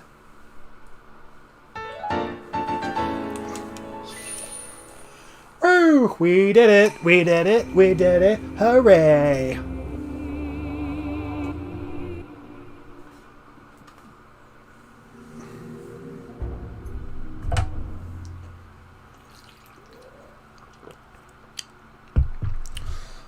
Alright. So yeah, completing as many shrines as we possibly can with just Ultra Hand is going to be very useful because we want to try to complete as much of the main quest as possible. So do the main quest where we help the Zoras, the Ritos, the Gerudos, and the Gorons. All of it is, yeah, it's all optional, but the more we complete, the more it's going to help us. We're just going to do this so that way we can get the dialogue here. It will sap your strength and you'll end up just like me, too sluggish to move. Okay, let's get out of here before we lose our heart. I mean, we can gain it back, but we don't want to lose it. Because we can't heal unless we sleep at an inn, or we complete a shrine, or we get a new heart container. But obviously what we want to complete, or what we want to fill up, is our stamina, so it's easier to get around, because we can't fast travel. We have to literally do everything by foot.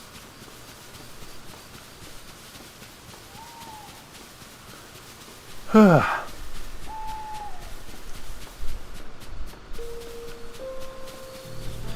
I want to get into actual speed runs where I record my Switch. Like, how are you doing it right now? Well, I'm using my Elgato Game Capture HD. As of now, I'm using my Elgato Game Capture HD, and I'm streaming this through an application called Streamlabs. So you download Streamlabs, and you have to use a physical device called the Game Capture HD. And essentially, Streamlabs can sense the Game Capture HD, and as long as you have a stable connection between your game and all that, then you should be able to stream pretty much any game you want. On the PlayStation 4, it's going to require an additional setup where you have to disable a certain function, but otherwise the Switch works perfectly fine. Okay, so anyway, we'll just button mash through all these dialogues. So yeah, pauses by picking things up and all that is completely legal. Where are your clothes? So everyone's going to question why we are naked. Don't question it, it's just natural. Okay? It's natural beauty. Okay? If Zoras can walk around with no clothes on, then anyone can. Hey Robbie, how you doing? So Robbie, the head of the Pura development. Don't answer that. Tell me later. For now, you should hurry and talk to Pura. She's been tizzy ever since you and the princess disappeared. She's in that building with the telescope up on the 2nd floor. Okay, I'll go and do that. So let's go see Pura.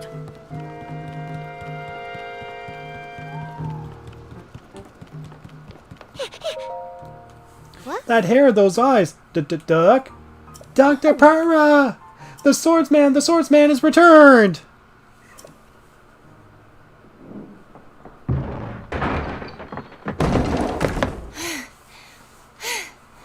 She's grown.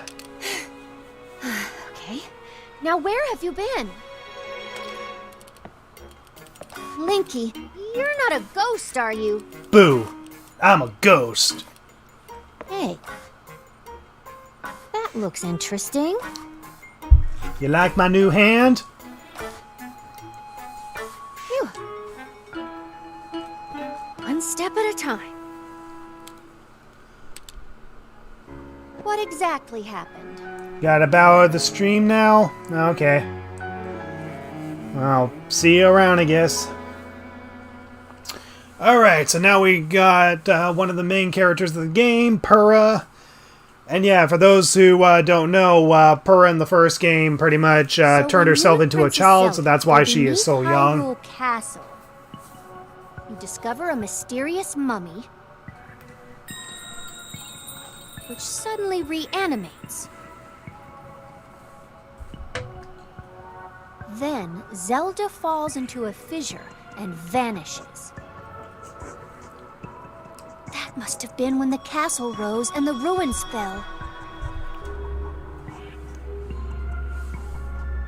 Then, later, you wake up on a sky island, saved by the arm that was stuck to the mummy.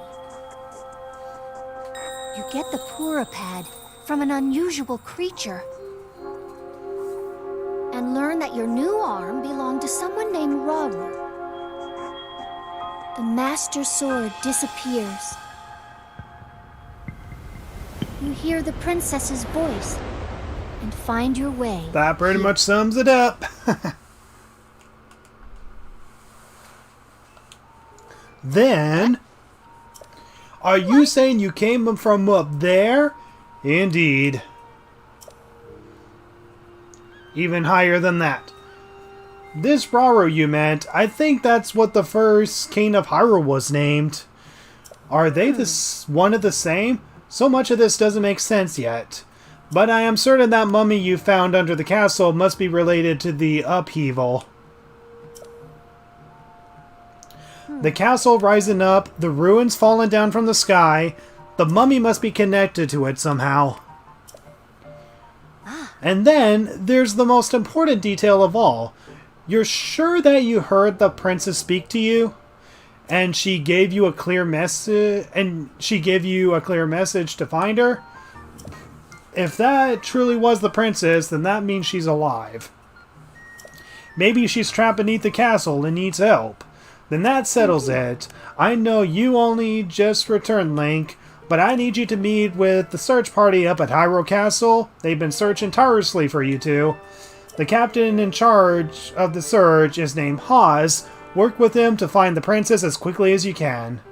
I know that mummy may be lurking somewhere around there, which is concerning to say the least, but we have more immediate problems to deal with right now. I'm counting on you, Linky.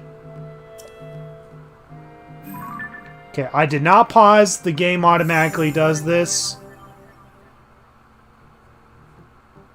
Okay. That was not a pause. The game automatically did that. When the game automatically does stuff like that, that obviously does not count as pausing. Okay, so there we go. So now we just got to make our way to Hyrule Castle, do something, come back. There's something up there, but it's useless until we get 100 crystallized stones.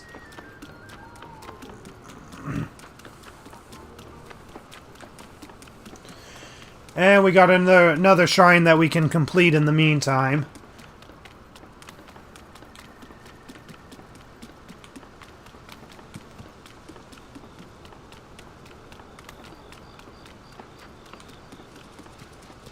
Silent Princess.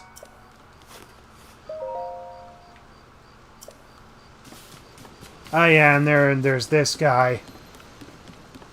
You have to try to help him hold up his sign, essentially. Thankfully, these aren't really that bad.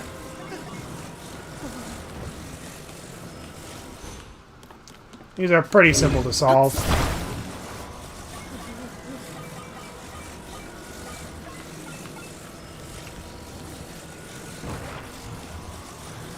That is, if it wasn't going all the way down there. Gosh darn you.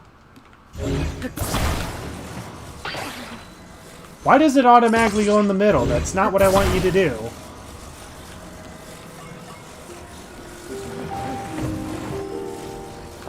Huh. Let's try this, actually.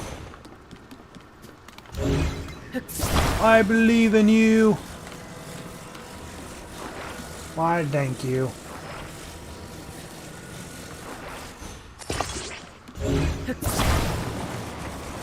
Maybe if we just put this in the way, this might work. I don't know.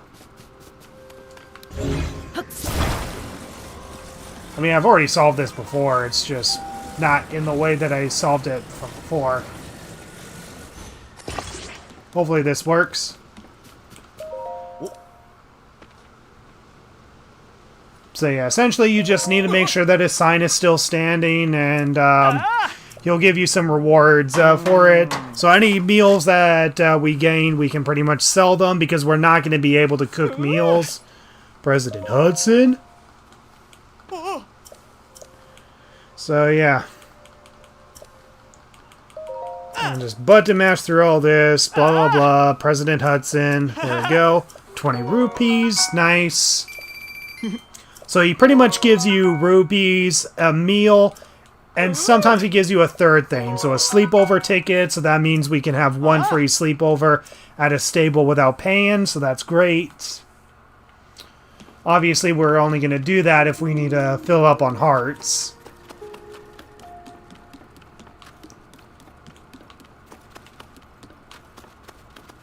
I don't really need anything superior. I mean, I really only need shields. That's really all I need.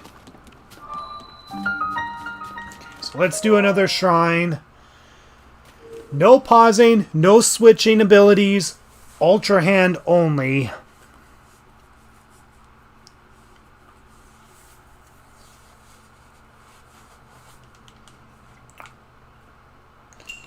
Oh no, we may not be able to do... Actually, no, we should be able to do this. Yeah, we should be able to do this. We just need to... Okay, we finally got ourselves a shield. Nice. Should be able to do this. We can just switch to a superior sword later. We should be able to do this, actually. unless there is a situation that requires us to fuse to our arrows, then these combat training sessions should be possible. So side hop to avoid enemy attacks. So this is just a tutorial for flurry rushes.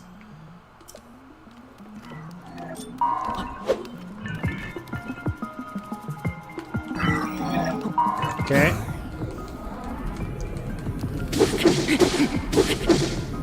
There we go. So do a backflip to avoid enemy attacks, and okay, so another flurry rush tutorial, but this time with backflips.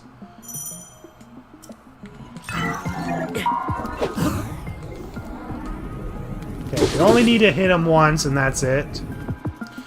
So you can repel an attack if you parry with a shield at the right time. This is a move that I don't really do at all in normal gameplay. But let's see.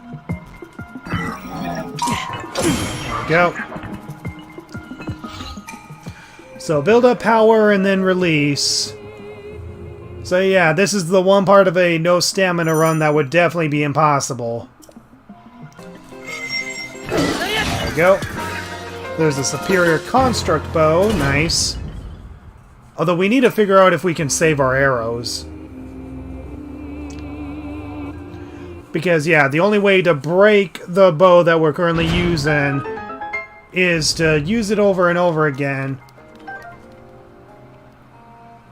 I just picked up the darn sword. I did not mean to do that. And I had a free inventory space? Really? Okay, so we'll pick up a superior sword. Thought my inventory space was well near full. Okay, let's try something here. Okay, so yeah. We can intentionally break our bow by just firing arrows at the ground, and we can pick our arrows back up. So we can do this over and over again until our bow eventually breaks.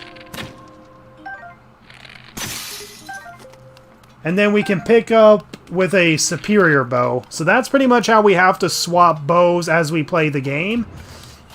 Just fire so many arrows to the ground, pick the arrows back up. Is that a superior sword? Yeah, that is a superior sword.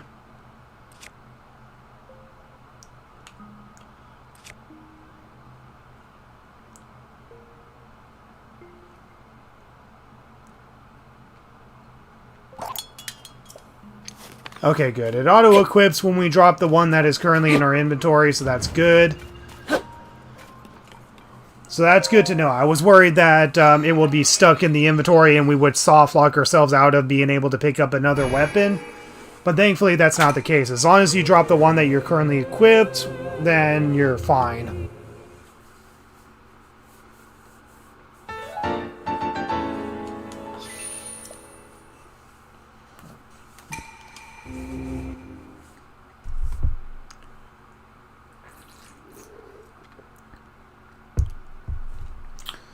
Alright. Okay, now it's time to make ourselves up to Hyrule Castle.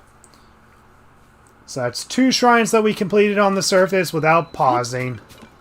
And we got ourselves a shield in the process, even though it's a rusty shield. So now we just got to do the whole thing where we got to go, I'm going to run as fast as I can. Run as fast as I can. I'm going to take a break from running. Take a break from running. I'm going to run as fast as I can. As fast as I'm going to take a break from running. Take a break and then run as fast as I can.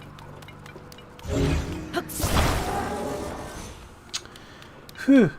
Whoa, making use of the weapon break and that everyone doesn't, like, glad it has some use. Yeah, it does. Because we can't drop our bows.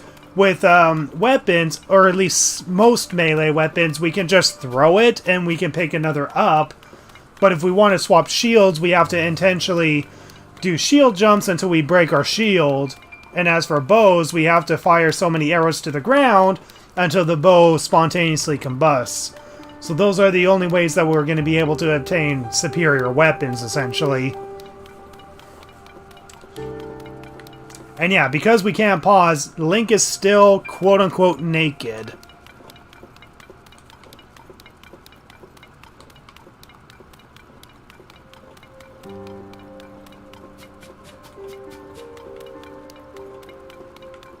Oh, there's a superior shield.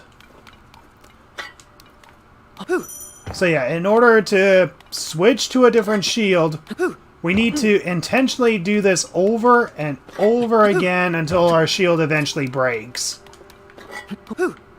We're going to do this because if we're carrying wooden weapons, then we don't have to worry about being struck by lightning if it happens to be thunder. If there's thunder and we're carrying anything metallic, then that's going to strike us, and that's not going to be so good.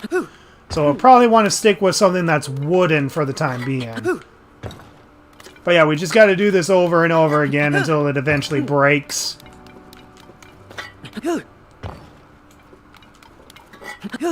Rusty shield damaged badly.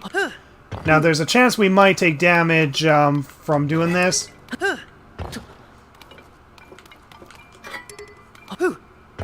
Okay, thankfully we don't. We just rolled a bit. Traveler's shield, good.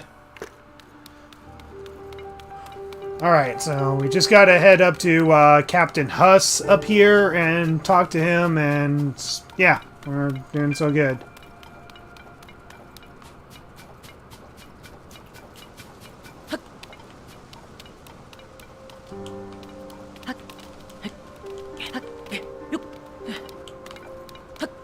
I think we just gotta go another floor higher.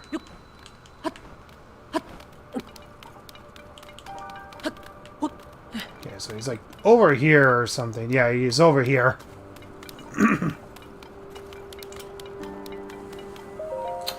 Sorry, but I'm in the middle of something. Huh? Link, is that you? You're alive? All in one piece, it looks like. Does that mean Princess Zelda is safe too? What a relief. So we're being eco-friendly so doesn't strike us with lightning Zeus, yeah.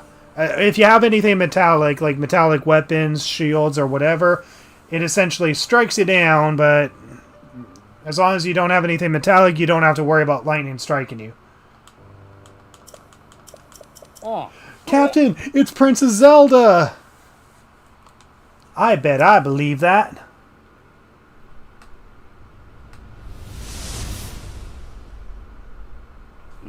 Princess Zelda, she's safe!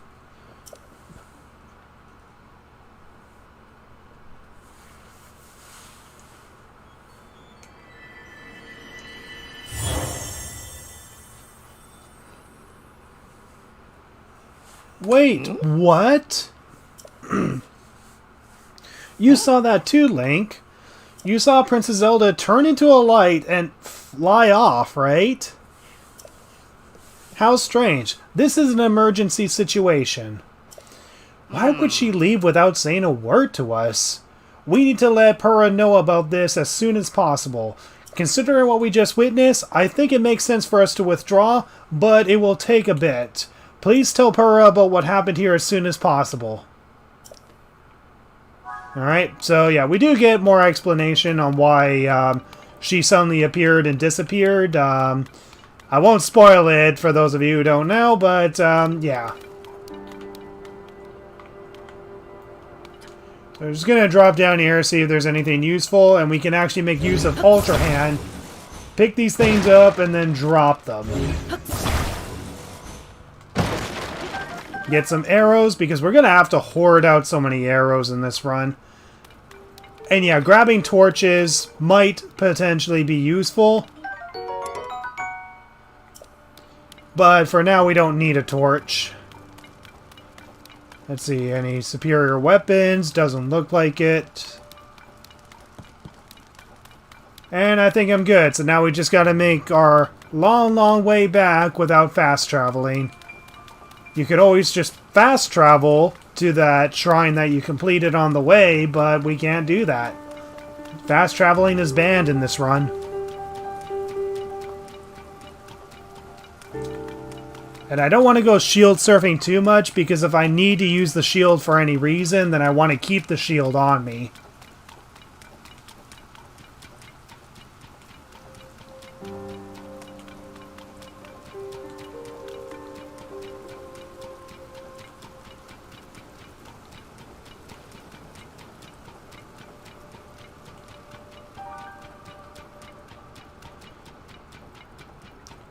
So yeah, thankfully this run won't be as repetitive once we get more stamina and we're able to ride horses and such. So the use of stables and being able to call our horse at any time is definitely going to be very, very handy for us. But for the time being, we just have to run around with just our one stamina wheel.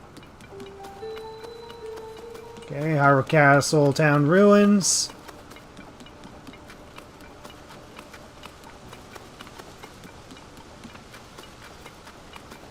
Let's see, we got a tree branch. Useless. Oh, I got another Traveler's Shield here. Traveler's Sword. And not as good as the one we have now, so I'm just going to keep that.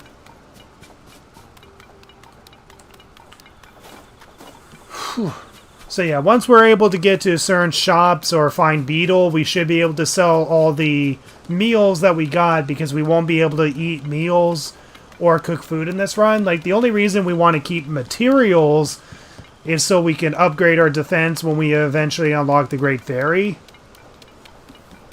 But for the time being, we can't do that, so we're pretty much going to sell any meals that we have, because we want to be able to use the rubies to get all the armor that we need in the game, because we're going to need layers of coolant armor. And yeah, pose. Pose. Pose. We'll find out more context later. Wait a minute. What do you think you're doing? I was seeing if I could grab that. Sorry. Okay. So, Pura. So, it turns out that Zelda just appeared and completely ditched us, apparently. So, hi, Pura. You're telling me Princess Zelda was at the castle and then she transformed into a light and flew off? I gotta say, your stories are always so wild. But if you're telling me that's what you saw, then I've gotta believe you. Sounds like we need to change our approach. Since the princess flew off, maybe we should redirect our efforts and dig into the upheaval. For now, at least. I've already got a few regions in mind to start exploring. I bet we'll pick up some clues about where she flew off to as we look around. Oh yeah, you still got the Pura pad, right? Can I see it for a sec? It's a little worse for wear, but it seems to be functioning fine. Map, map, map. Alright, I forgot that before we can look at your overall map of Hyrule, we need to add map data right from around the lookout standing, and for that we need our Skyview Tower. And yeah, because of this run, we're not going to be able to activate all Skyview Towers.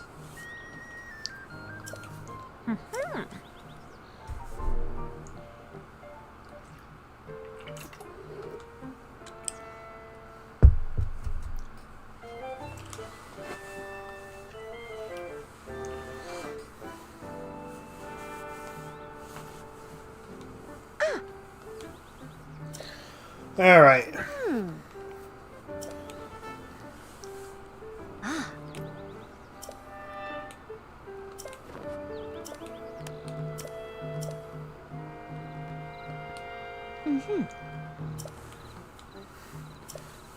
Thanks for directing me to the clothing, but I can't put on any clothing at the moment. I mean, I can still sell stuff, but that's pretty much it. Yeah. Check it. Woohoo! Alright. So we can go talk to Pura at any time, but before we do that, let's just go sell our stuff, get some rubies, and then we're going to save up so we can buy some of the armor from the shops that we need to go to. Hey! So buy some of my stuff. So here we go. We got a pauseless way of being able to open the menu. So obviously, having the Warm Greaves is going to be useful, so we're going to sell this. Okay. And we can pretty much just sell whatever we want, but for now, we pretty much can just sell all of our meals because we're not going to be able to eat them.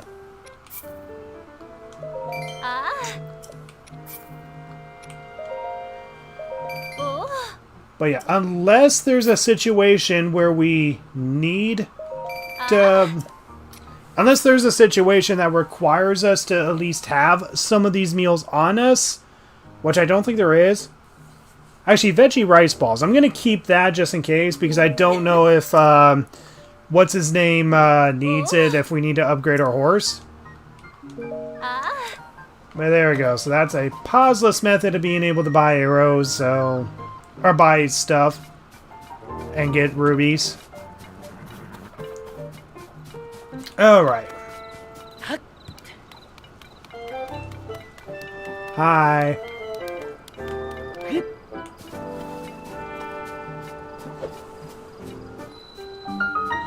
So we have 2 witnesses, so you can't call us a liar, Pura. Alright, so here we go. We're gonna talk to Pura and get this tower activated. And honestly, this is where the run itself is gonna end, but a part of me almost wants to do a whole complete run of this, honestly.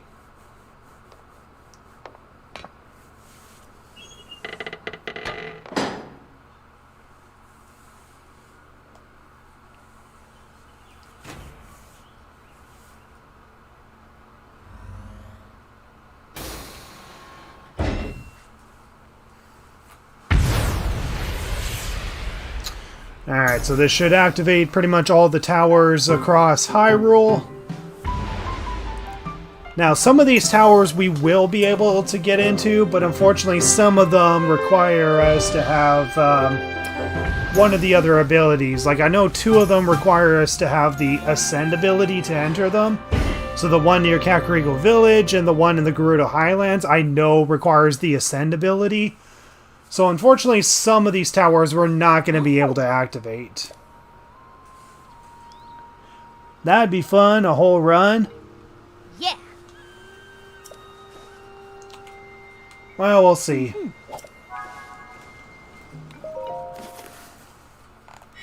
So we're going to activate this, but yeah. Even though we're not going to check our map, having at least a map on our mini-map screen is going to at least be helpful somewhat. And another thing to consider is that we're probably not going to go into the depths at all. There might be a few scenarios where we will go into the depths, but it's only probably so we can complete one of the main quests. But when we do that, we have to be pretty much darn sure we're ready to complete it. And do it all without healing.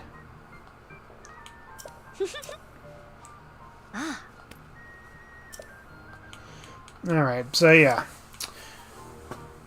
Obviously, we can fast travel to it, but the main purpose is to have a scan of the area, but another great purpose is to pretty much be able to get to the Sky Islands efficiently. So unfortunately, even though we're not able to activate all Skyview Towers, the Skyview Towers are going to at least be our main method of being able to reach some of the islands in the sky, because we may not even be able to get to a good majority of them.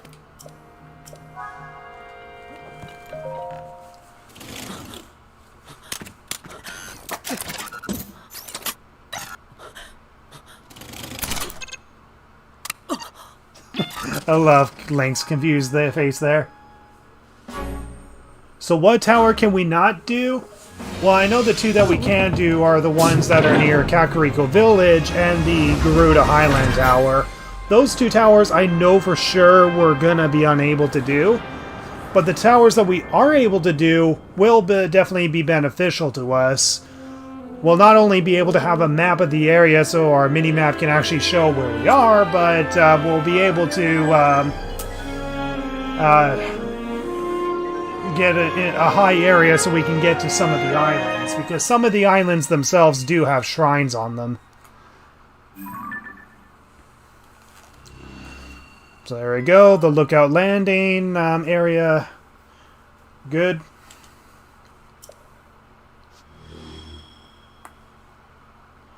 And yeah, there's pretty much no islands within this one area, so we don't have to worry about getting to any islands within this area. Alright, so there we go.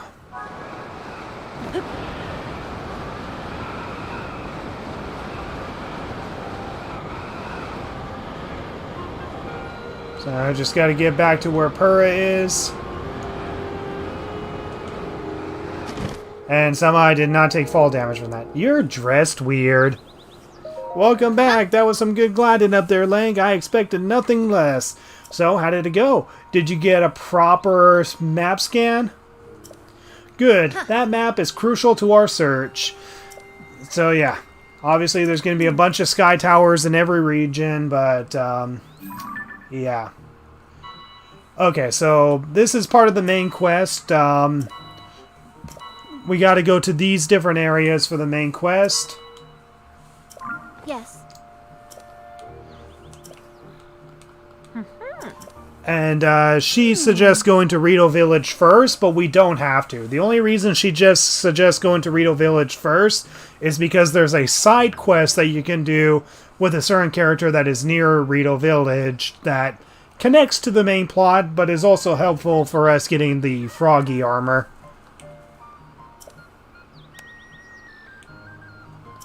Stream has been fun as hell so far, aside from the time that I wasted trying to find a shield, but yeah. Okay, so yeah, they're suggesting to find the newspaper place that is near Rito Village. We're obviously going to activate that, see how much of it we can do, because some of the froggy armor might potentially be useful in helping us. You got to find goggles.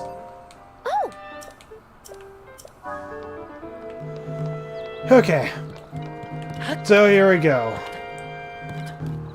How you doing, Robbie? Do you have anything for me? I guess not. Alright, so she has a quest, but we're gonna wait until she gets into the area so we can activate her quest.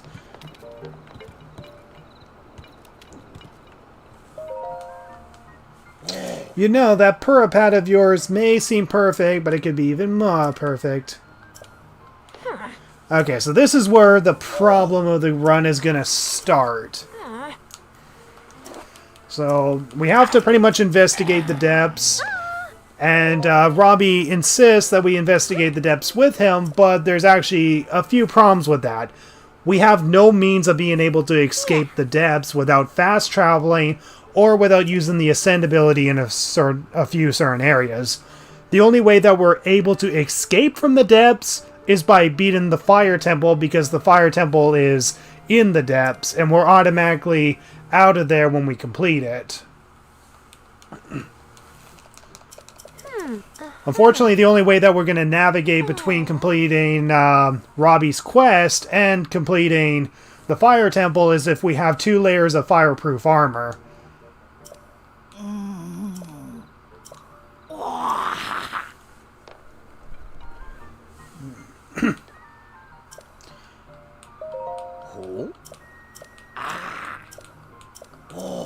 Okay, so this is where we learn the camera ability, but the problem is, once we learn the camera ability, we have no means of being able to switch back to Ultra Hand, which means the moment we enter the depths to complete the fire temple, we have to be darn sure that we pretty much have completed every possible shrine we can possibly complete.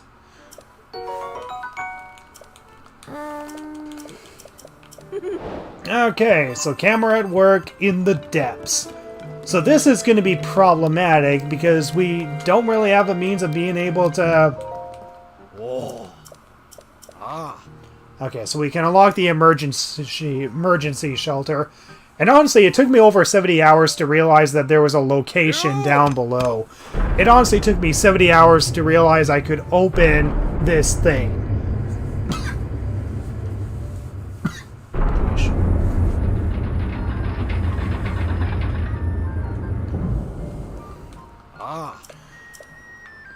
But yeah, apparently you can get into the emergency shelter at any time. It's just this is the first time that I'm able to do it. This early, apparently. Oh? Fruit and mushroom mix. Okay, take your apple. So yeah, having some of the materials can still be helpful if you want to complete some quests. So 1 apple gives us what? Okay, so we got a meal, so that should be more rupees for us to sell, so that was a worthwhile thing to sell.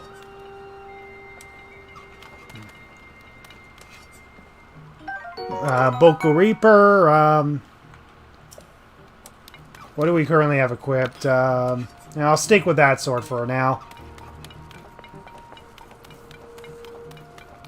Stream has been fun so far. Awesome. What tower can you not do? Well, so far the only tower that I cannot do is...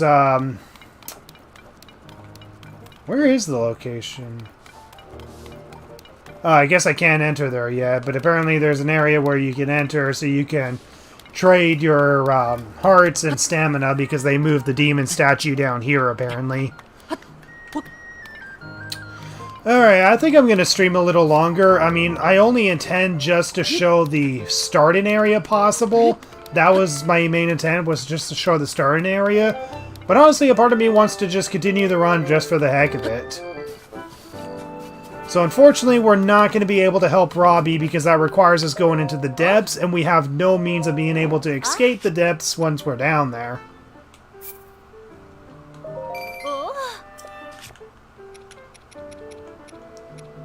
Alright, so far so good.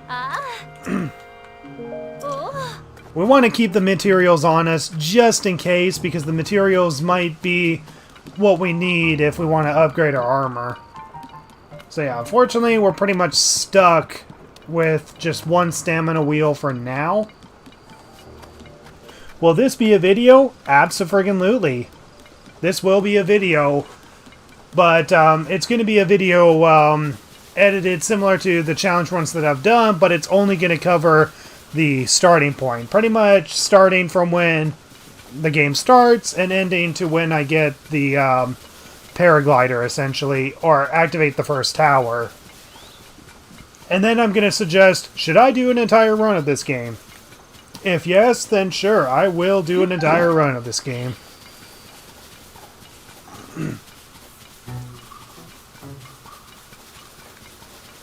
Now, this is where the start of the problem lies, is the depths itself. The depths is really no big deal to look at if you are able to, well, go through with it, but problem is we can't really activate any of this.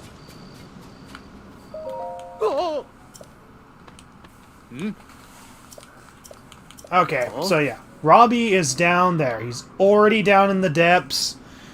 But once we get down there, we can't get back out. The only way we can get back out of the depths is by completing the fire temple. That's the only way we're going to be able to complete it. Alright, so now the only thing we can do is just explore. Just explore to our heart's content and complete as many shrines as possible on the way. So right now the main goal is to just complete as many shrines as possible, get as many armor pieces as possible, and pretty much just try to clear as many areas as possible. So in order to explore some of the colder regions, we'll either need one thing of coolant protection or two things of coolant protection. Since we can't get buffs from meals, since we can't eat meals, the only buffs that we can get is purely from just armor alone. Any enemies that we see, we're just going to completely ignore.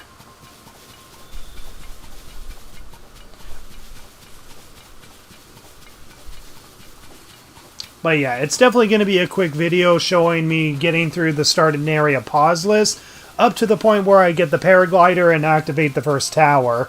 And then I'm going to suggest the possibility of me beating the rest of the game without pausing. Now, it required me to do 2 pauses just to get off the starting area. One, to get to the 4th shrine, as there's no way to get back up there, even in normal gameplay. And 2, so I can switch from the recall ability to the, to either Ascend or Ultra Hand. And I choose the Ultra Hand ability because Ultra Hand is the most useful ability of the game. So any shrines that we find, we're just going to go out of our way to complete, unless we can't complete it for whatever reason. Prepare for the fire temple, right? Yep, we have to prepare for the fire temple. Why does getting armor matter? We can't equip it, right? Actually, we can, but we just can't do it through pausing. By going to the dye shop in Hiteno Village, you can ask the owner to dye your clothes, and apparently you can actually equip your clothing without technically pausing. It's a trick that was also used in Game Champ's no pause video for Breath of the Wild, so it is possible to equip armor. You just have to go to Hiteno's dye shop every single time in order to switch to another piece of armor. The only way that it's going to be doable is if we get there by horse every single time, or just run there every single time. It's definitely going to be the most repetitive process of the entire run, making our stops to Hiteno Village, but to avoid having to stop there every single time, I never tried this before, but I'm just going to see if this works. Oh wow, that actually works? Usually what I do is push that and use recall, and apparently that works. I don't know if that was the dev intended way of doing it, but that works.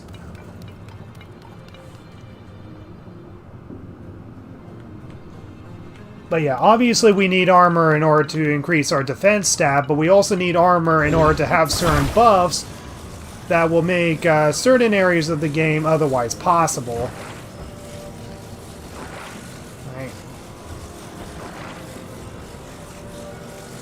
Sorry, just trying to... There we go. This piece...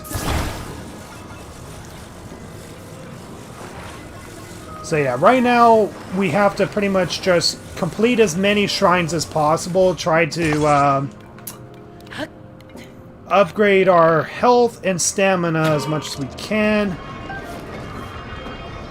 and do it all without pausing and without having to switch abilities. We're essentially going to be stuck with Ultra Hand for the mass majority of the run. And I think the Fire Temple is going to be one of the last temples we're going to complete, because that requires us going into the depths. Whereas at least every other temple, if we can get to it, then we can always come back to it whenever we need to. But because the Fire Temple is in the depths, that means we have to somehow backtrack to it, but there's no way out of the depths, normally without fast traveling, or using the Ascend ability in certain places. But since we can't use the Ascend ability because we chose to continue the rest of the run with the Ultra Hand ability, I mean, obviously the goal is to complete as many temples as possible, just so we can make the Ganon fight all the more possible.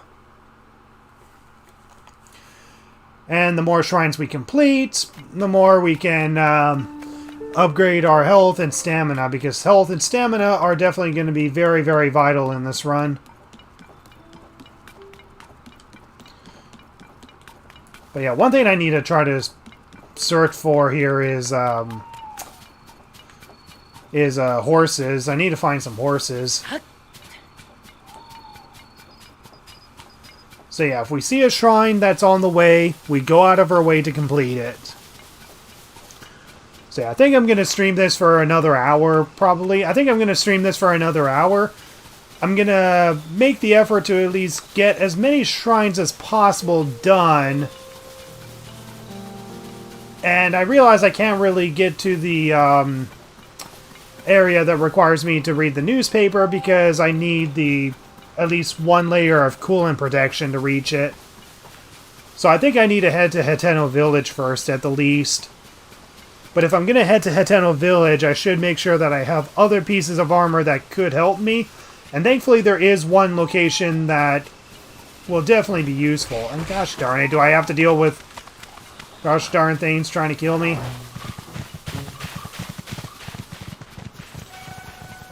But yeah, if I see any horses, I should probably go out of my way to at least get a horse.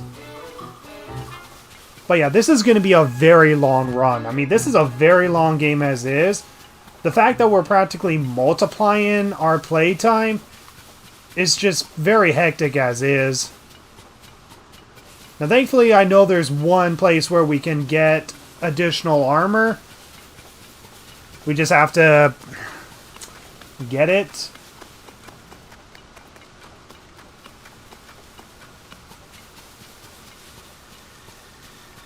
Okay, Hyrule Herb. Nice. Alright, let's see. Gosh, I keep running out of stamina. I keep forgetting that I'm so low on it. But yeah, once we're able to get 4 things of the Light of Blessings, definitely one of the first things we're going to upgrade is our stamina. More stamina means more shrines, which feeds back into more stamina. And right now, stamina is going to be our most important thing to upgrade. But obviously, we want to upgrade hearts, because at some point, we got to be able to beat these temples without being able to heal. Now, obviously, we're going to make the game far easier for us once we're able to do other things, but, yeah. So here's another shrine here, so we're going to complete this shrine. And we're going to make our way east. We're probably going to go around the castle first, but we're going to make our way east, and we're going to get at least one additional piece of armor that I at least remember getting myself.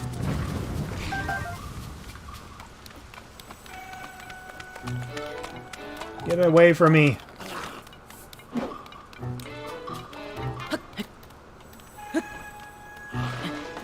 Oh, you cheater. Link, hurry up. You're having rocks get thrown at you. You want to be stoned to death, buddy?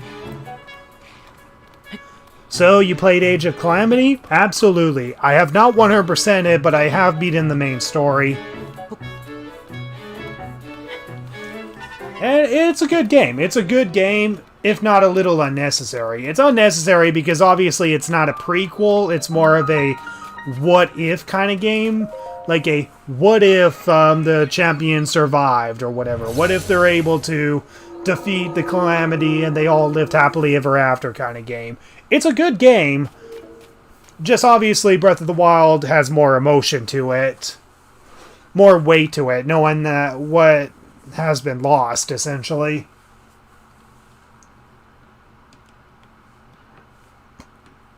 Okay, Windy Device, so let's see if this is possible to beat with just Ultra Hand.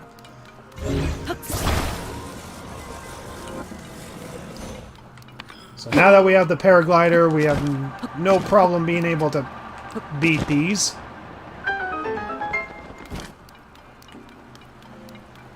Yeah, we should have no problem beating these.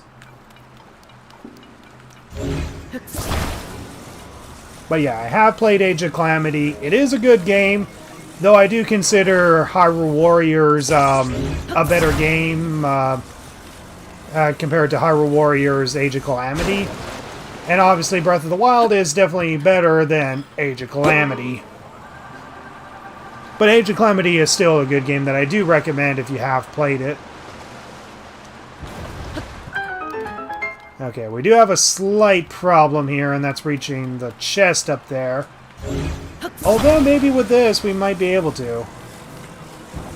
Yeah, we actually might be able to if we use the board. Because what you're supposed to do, I think, is... Hold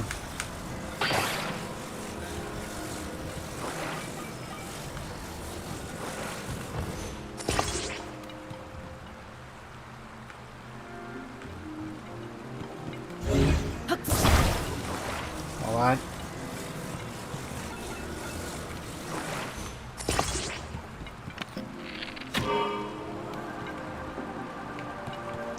Thought that's what you're supposed to do. Oh, it's stuck. Okay.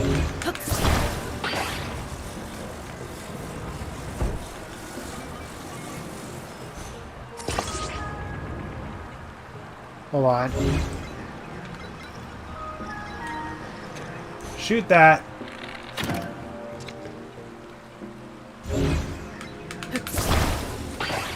Now the weight alone should push that down, right? Yeah, okay.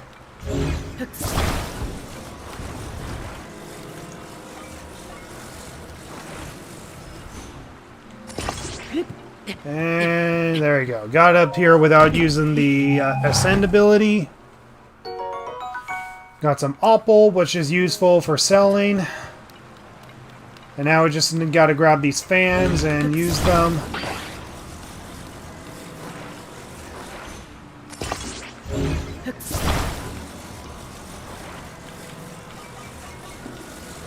And we'll bring this fan with us just in case.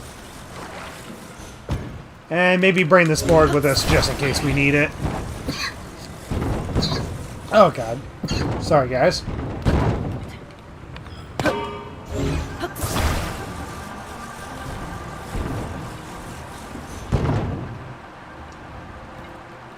What, is having a fan in here too heavy? Apparently it is too heavy.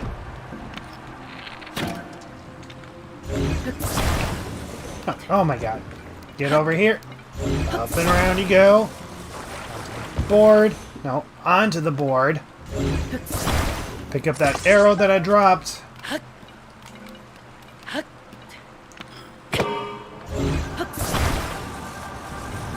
Bring this with us, just in case we need it. Actually, I didn't need it. This is the end of the shrine. Gosh darn it.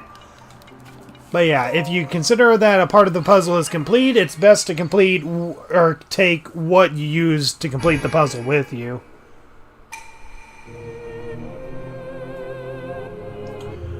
What I love about Breath of the Wild is that it makes you say, well, excuse me, princess. Does it? Getting all Koroks in this game will be a pain. Well, I mean, you don't have to get all Koroks. You only need to get half of them.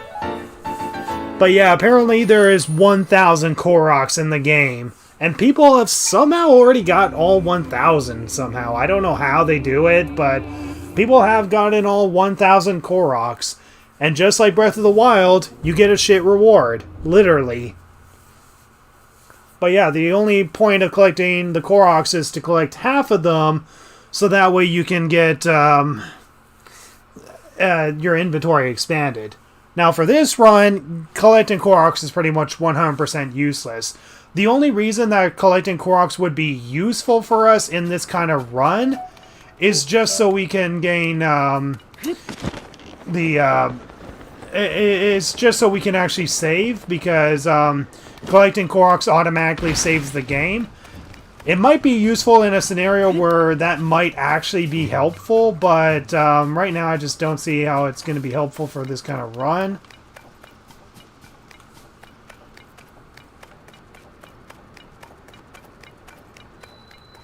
Alright, so we're just going to slowly make our way across to the new stable that is up here and wasn't in the first game. Toasty Hylian Shroom, nice.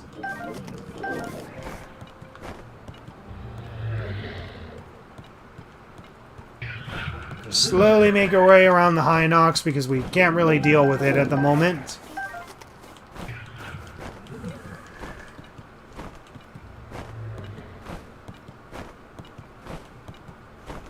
Already got 100. I'm not sure how much I got exactly, but I think I do have more than 100.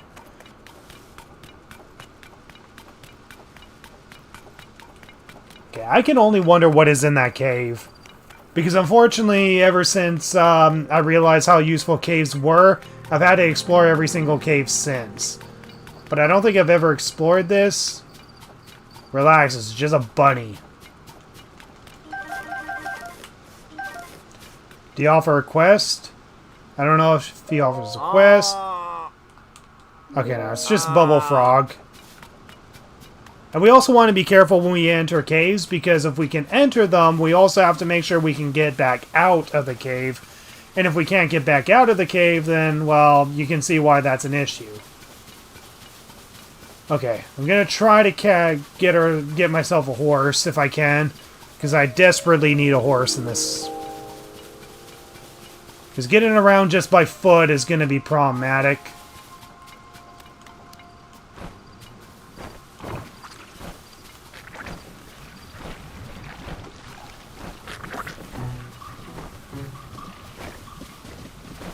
Stop moving.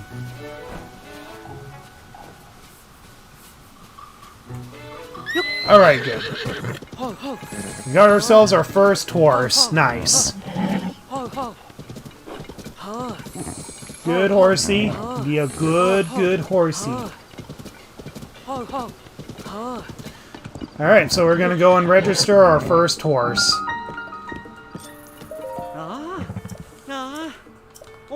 Alright, so yeah, there's a membership thing, which I don't know if this is entirely useful or not, but we're gonna just do it anyway. Register our horse. Okay, so here we go. Oh, and we can register our horse for free, and we're gonna call it Subscribe, because I want you guys to subscribe to me. And it's perfect, because it's exactly 9 letters. Subscribe.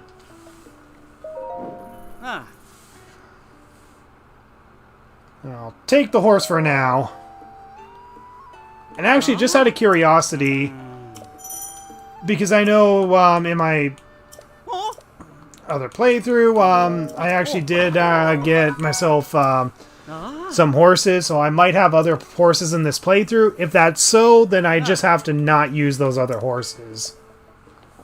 But here we go. We got ourselves a first official horse.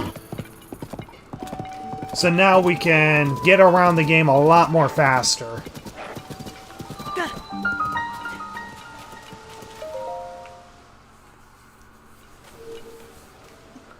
Already subscribed? Awesome.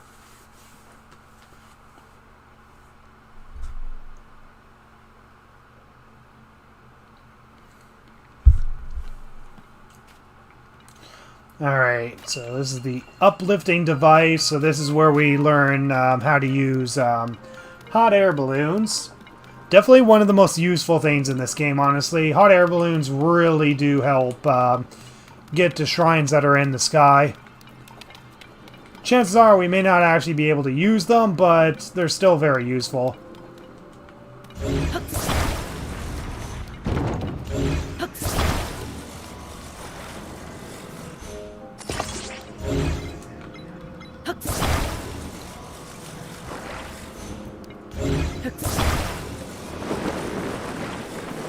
But yeah, hot air balloon, as it suggests, you just have to have fire next to the balloon, and it flies up. Simple as that.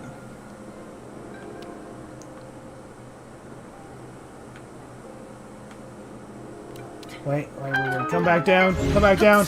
No, no, no! Gosh darn it. I mean, at least we have a balloon that's over here. Oh yeah, we can actually use a torch. But let's see if we can actually get through this without a torch. Just need to put this here. Actually, a little bit more over here. Drop it. And then we just gotta attach the flame to it.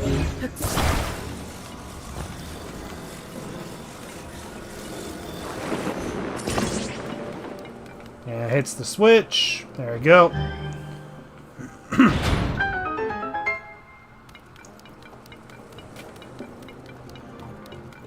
Alright, so far so good. So yeah, leaving the starting area with Ultra Hand is definitely what you need if you want to be able to complete these shrines without pausing.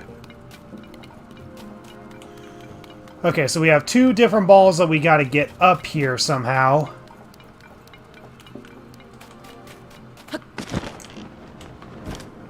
So here's the big ball. And we got flame emitters here, which is hell handy.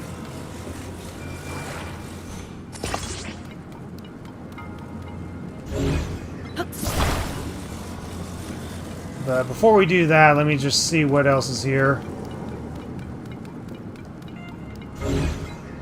Yeah, I think what I'm going to need to do is put the board on. Okay, so you can ascend up here. I think part of the shrine also requires you to possibly use the ascend ability, but that's optional for us, honestly. We just gotta assume that everything's optional for us.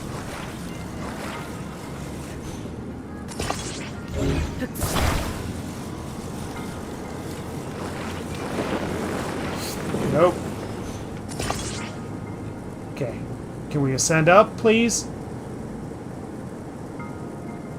Up.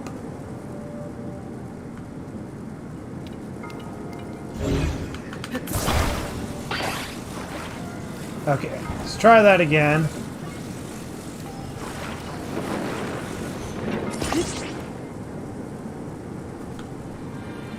Well, this is not working.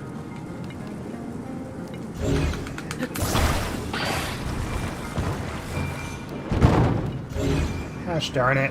Okay, let's try this again.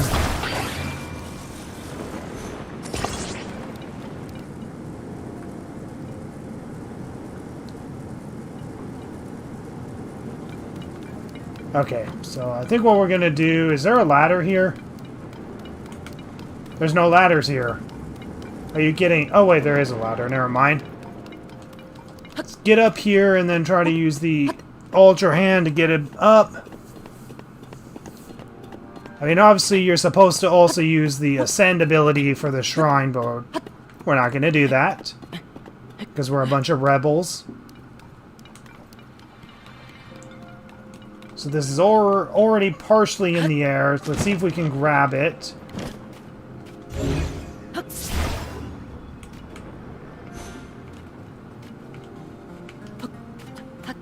Gosh darn it. No, come on. Oh, no.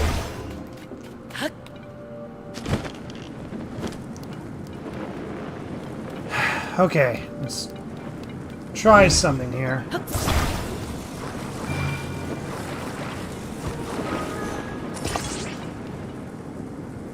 Actually, maybe it doesn't have to go all the way to the top. So let's get back up here.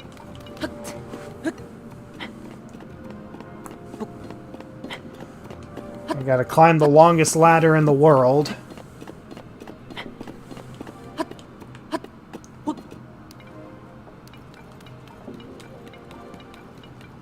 Okay, there we go. We are able to get it up here. Right now it's just the big ball, but that's better than nothing.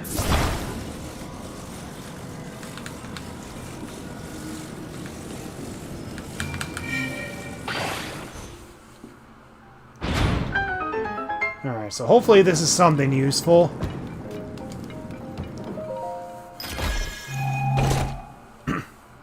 Apple, that's good. I can sell it.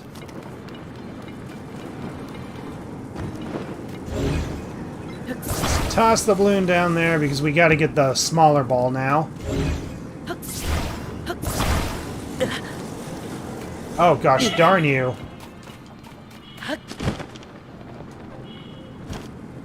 Okay, so now we just got to get the smaller ball up there.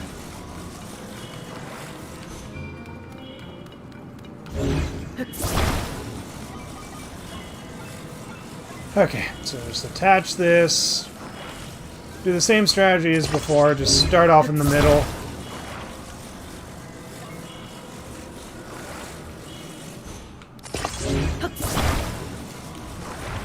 Actually, alternatively, we could use the torch and just get rid of our current weapon, but I don't want to do that. I don't want to do that unless I absolutely need to. Okay. So while it's going up there, let's get up there.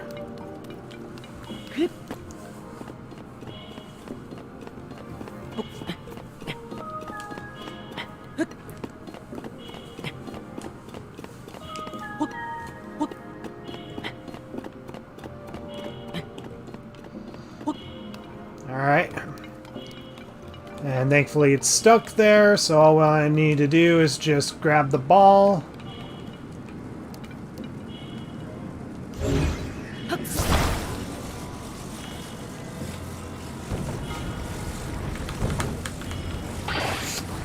No, no, no, no, no, no. Okay, okay, good, good, good. Oh. It falls. Thank gosh. Okay. There we go. Drop it in the hole, and now we can complete the shrine. Awesome. So the more shrines we have completed, the more likely we'll be able to get through this run.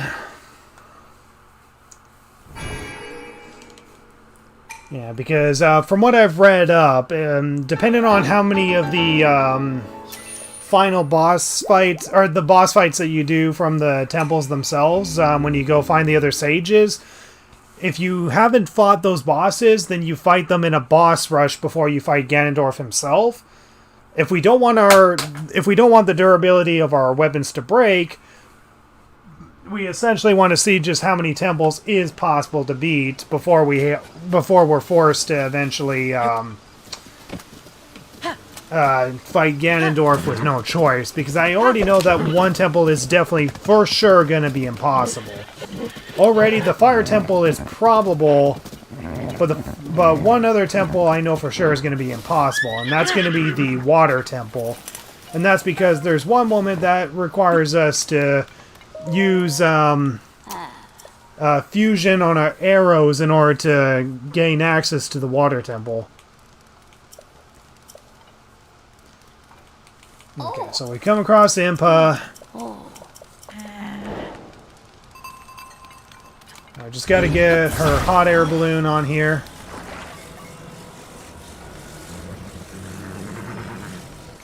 There we go. Light our torch on fire and just light this on fire. Hi, Impa. Your balloon is leaving without you. Your balloon is leaving without you. Hey, come back. You forgot about me. Well, at least she said, at least her saying that calls her balloon back.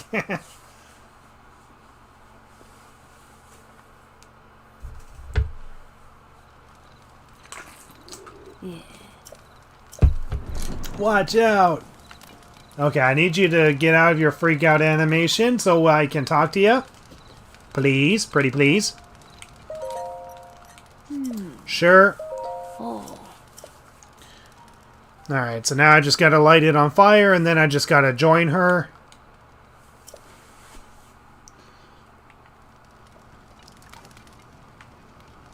So I just gotta light this on fire and then I just gotta join her.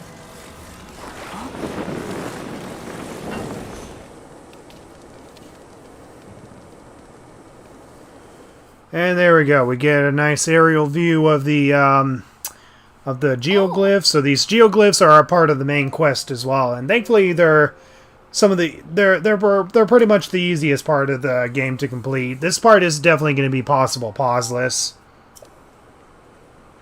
So essentially, we just got to find all the geoglyphs, find the tiers within the areas, and then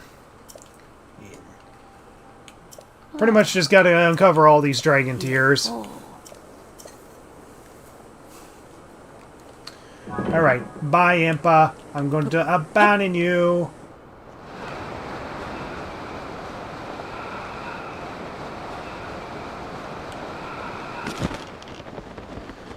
So yeah, we just got to go up here, somewhere up here, to find the tier. And this is part of the main quest.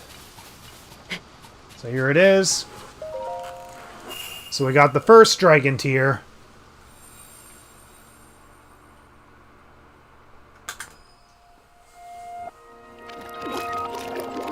I love the effect that it makes when it essentially rains backwards.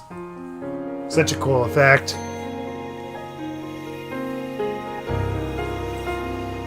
And now we get the first memory.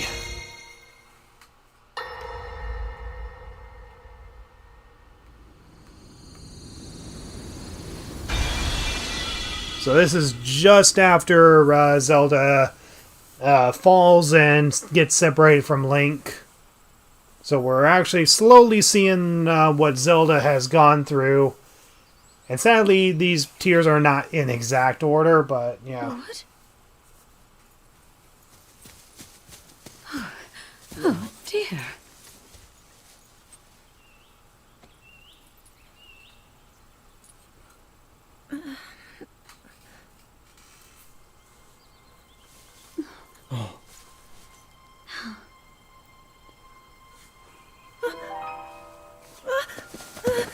Oh my god, it's a hot guy. Where am I? We didn't mean to startle you. I'm sorry. It's okay. My name is Sonia.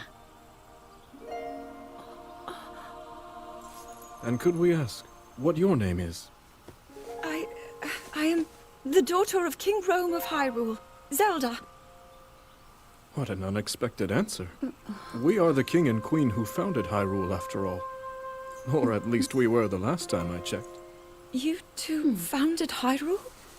And you're the king? My name is Rauru. King Rauru of King Hyrule. Rauru. King Rauru? And Queen Sonia? But that must mean... So there we go. That's the first memory. Now, these memories are not going to be in order. I mean, they're in a specific order depending on what memory you go with. But we're going to be getting these memories out of order. Just fair warning. So whenever we come across these geoglyphs, I'm definitely going to go out of my way to collect the tears, because this is part of the main quest. So where am I? So Tear of the Dragon 1.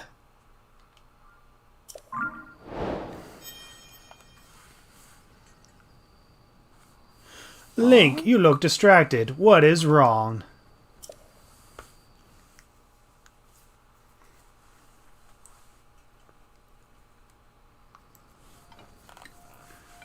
Well, thank goodness she's not too distracted by my lack of clothing. Goodness, you say you had a vision? Saw mysterious figures? And then Princess Zelda? The geoglyphs, the literature, the dragon tears, and now a vision of the lost princess? What if these are all connected? Let us continue to examine the geoglyphs. They may contain further clues that lead to Princess Zelda. You know, according to literature, there is something to do with the geoglyphs in the Forgotten Temple. The Forgotten Temple lies at the bottom of the canyon in Hebra. I think we should make our way there soon. Okay, so I'm not going to make my way there yet. I can't. Technically I can, but I don't want to at the moment. Oh, jeez. Sorry. Shoot. I need to get to my horse. Okay, horsey, I need you over here. So, yip, horsey, come over here.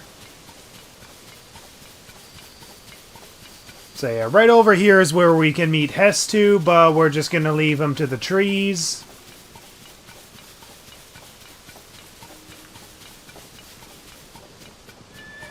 So, yeah, having a horse with us is definitely going to speed up the process of this run. And whenever we lose our horse, we can just easily get to a stable, and we can summon our horse to the stable pretty much any time. So here we go. Here's Hestu, so this is where you find him in order to upgrade your gear inventory.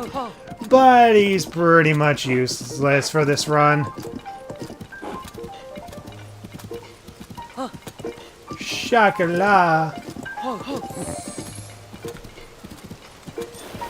Those trees over there, so scary.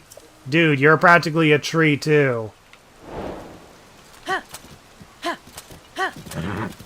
So yeah, he's scared because these trees are mean. But you know what? Be a man, Hestu. You can handle those trees, no problem. So yeah, Hestu and collecting Koroks and expanding our inventory is 100% useless for this run. So we're not even going to bother with Hestu. So we're just going to make our way up to this tower, see if we can even activate it. Because there are some scenarios where we may not even be able to activate these towers. Okay, this is definitely possible. We just need to cut down a bunch of logs.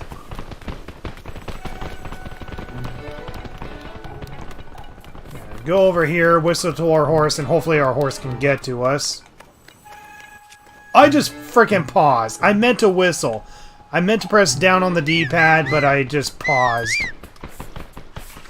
God damn it.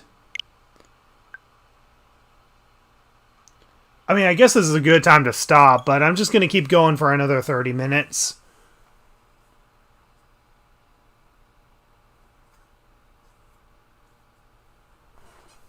But yeah, we're just going to leave Hestu to deal with the big bullies. Hestu has got to grow some nuts. He's got to grow some nuts and stand up to himself.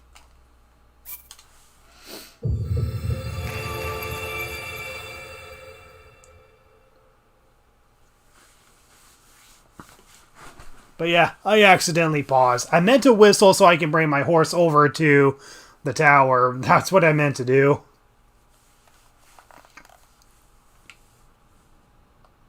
Actually, maybe my horse will be fine here because I'm going to make myself... I'm going to head east anyway. I'm not going to head to Hebra because once I head to Hebra, I have to deal with the cold regions and I have no means of being able to protect myself from the cold regions. I can't eat to heal, and I don't have the cool and resistant armor yet. I mean, I do have one piece of it from the Great Sky Islands, but that's pretty much it.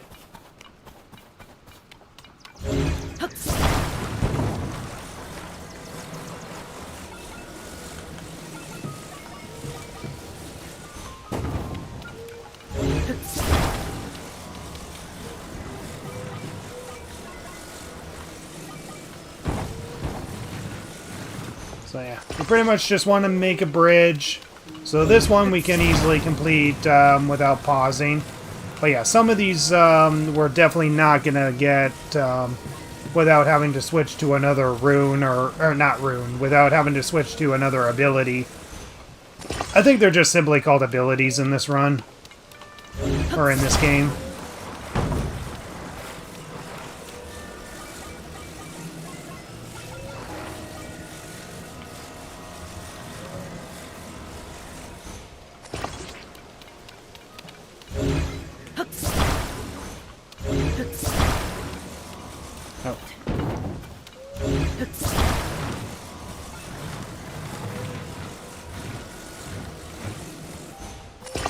Alright. So I just want to create a bunch of these.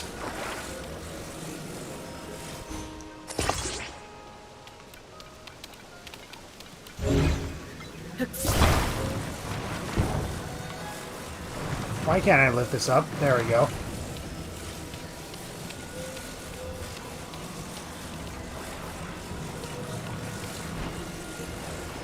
Okay, so that should be long enough.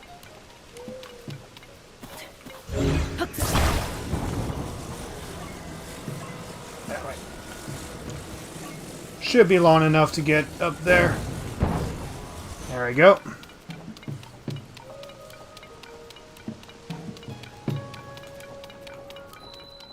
Long enough to reach the second part. Yep, so we can open this, scan this, and there we go. We got our second tower of the game. All without pausing. So the only 2 moments we've had to pause was in the starting area. But considering that we're in the open world aspect, we should be able to do as much as we can without needing to pause.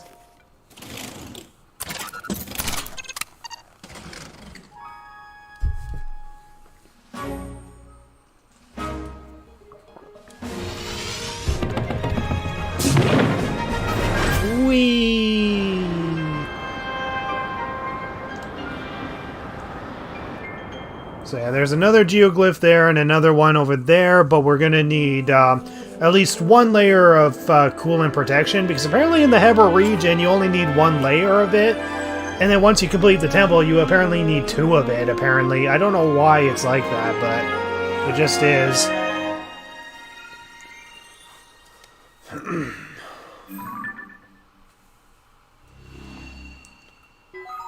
Alright, there we go. So, I think what we're going to do is head north and then get a shrine that is up there and then head east.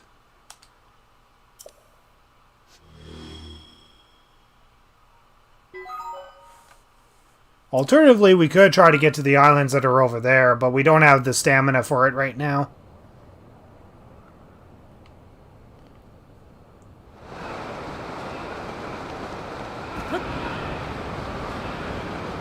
So we're just going to get to that one shrine that is over there, and then we're going to head east towards the next stable.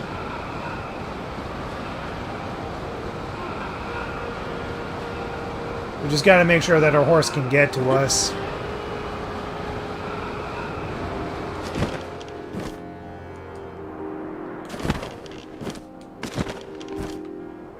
No, I just took damage from that. Gosh darn it.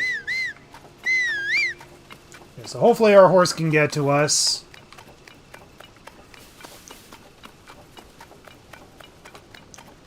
Is the horsey coming? I think it's coming, or at least it's finding its way to get to me.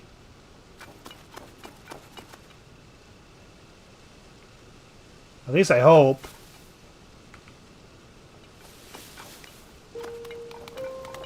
Oh, it is. Okay. Good horsey. Good horsey. You found your own way.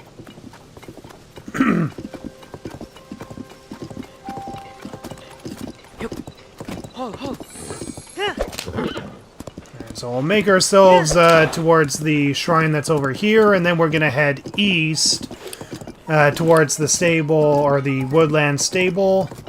We're not going to go to the Forgotten Temple yet, because I'm not sure if I can get in and then climb back out with my low stamina. I want to play it safe. I want to make sure that I have enough stamina so I can guarantee that I can get out of there.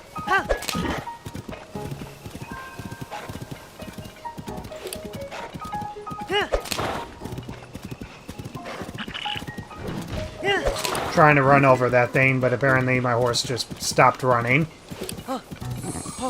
And yeah, apparently the stable that used to be around here used to be between these trees, the circle of trees, but apparently they moved the stable for whatever reason.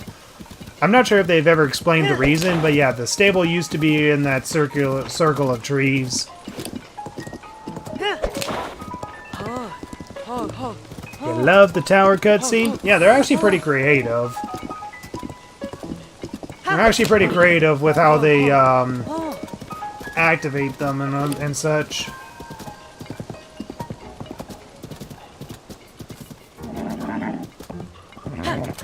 Come on, yip yip horsey.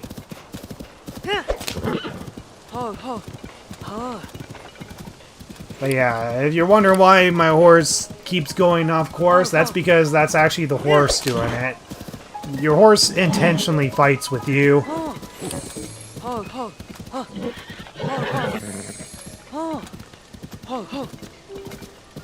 I'm gonna go be 5 minutes. Okay.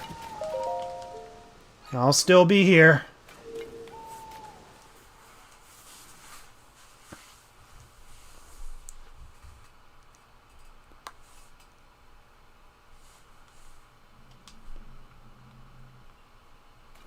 Fire and ice. Okay, this one's pretty straightforward. Just gotta melt this a bit. Not all the way, but just a bit. And then push down the switch.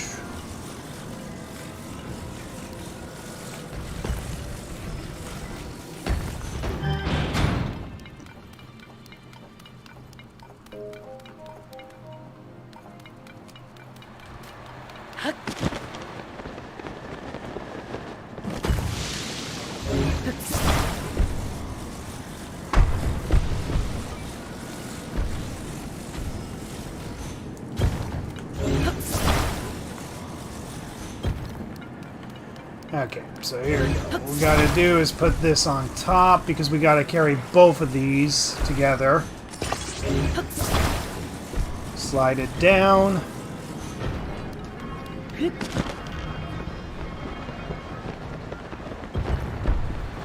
And we're definitely not gonna bother with that chest because clearly that requires us using the ascend ability. So those flames are pointing down, so we just have to use this to cover the ice block, push it down, and there we go. Shrine complete. But yeah, essentially, a good majority of this game and the shrines pretty much just require you to use the Ultra Hand ability. You really don't need to use the other abilities unless they absolutely require you to use them. Alright, how many Lighting the Blessings do we have? Oh, we actually have more than 4, okay. So next time we find a goddess statue, we gotta start investing in hearts.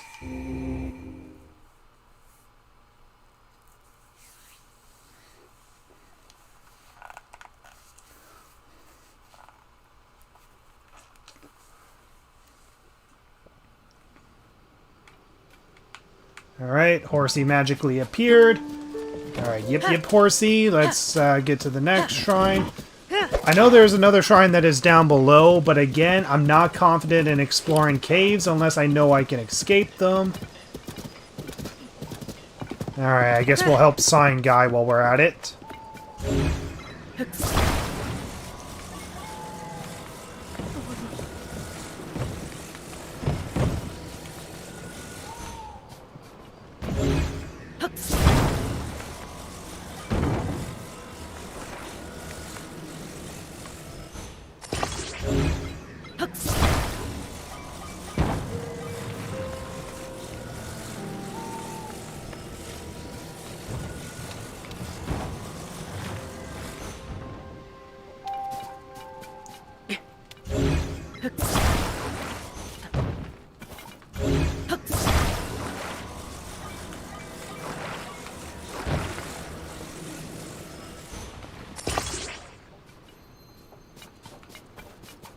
Yeah, this thing's so gonna tip over.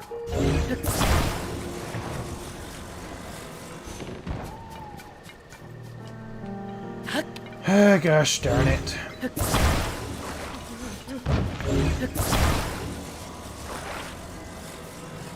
No, why? I don't want you up there. Gosh darn you.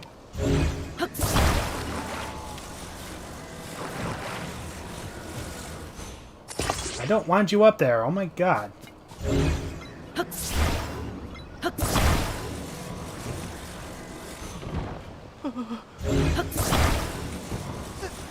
Oh my god, seriously?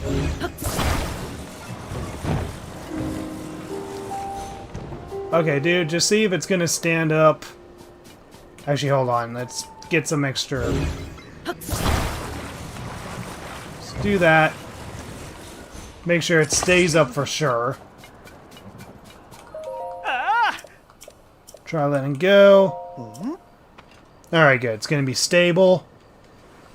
So yeah, completing these are definitely going to be worth it because we can gain meals from him that we can sell, and we can gain rubies from him, and hopefully gain something else that is useful. You're back. Awesome. So we just completed a shrine, and we helped another sign guy. So 20 rubies. Awesome.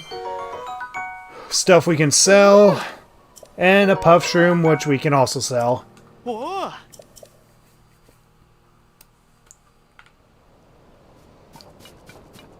Alright, so we want to head east. We want to pretty much head towards we want to head towards the woodland stable.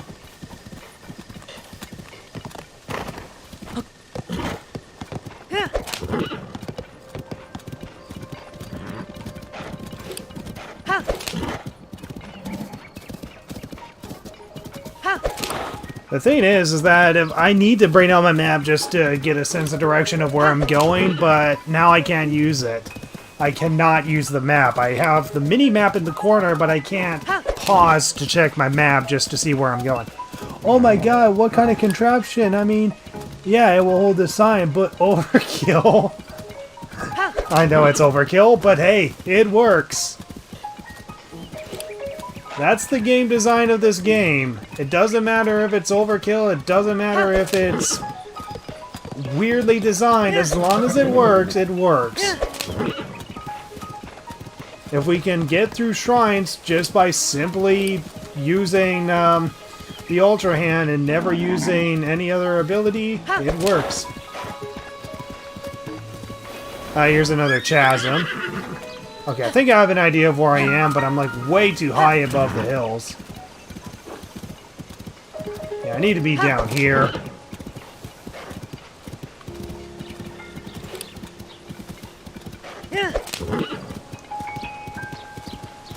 Well, I'm just going across north of Hyrule.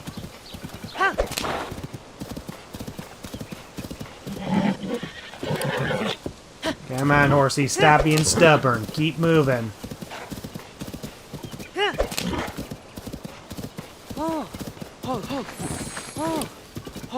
I gotta remember to keep petting my horsey because he's a good horsey.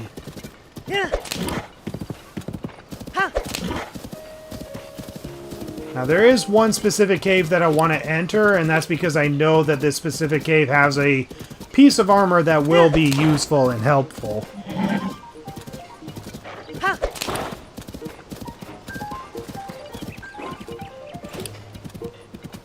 So there's a shrine that is right there. And the bridge is just down there, so I'm going to actually go there first before I go to the woodland stable.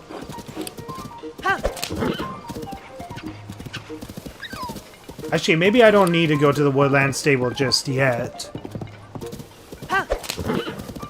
Because right now my main intent is to just get to Heteno village, so that way I can start putting on armor.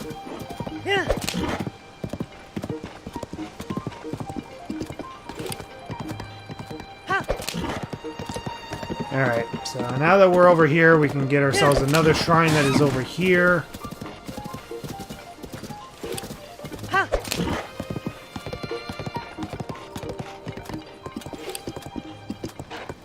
And I don't know if this is just different or not, but apparently horses can just go over rough terrain much more than they could in the first game, apparently. But yeah, having a horse is very darn useful. Very darn useful when you have your horse.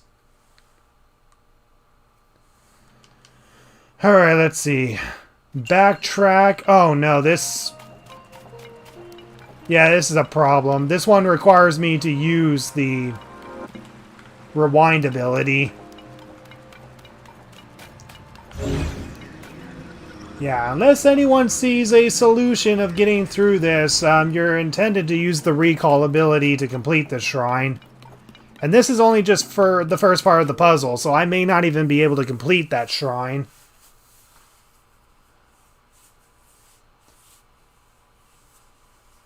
How often do you live stream so I can catch you in the future? It really depends. I really don't have a set schedule. I just do it when I feel like I can.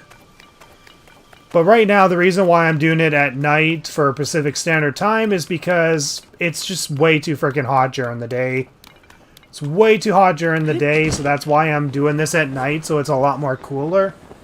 I mean, as of now, the sun's already outside. But I'm just streaming because I want to get as much of this run as I can possibly capture before I need to eventually sign off. But yeah, we're going to go over here because there's a cave that's over here with a very useful piece of armor that's going to really help with this run. So we're going to use the coolant resistant armor that we got from the Great Sky Islands for our pants. And then we're going to use another piece of armor that we'll get from here to up our attack power. I just need to find the cave itself. I just know the cave is somewhere around here.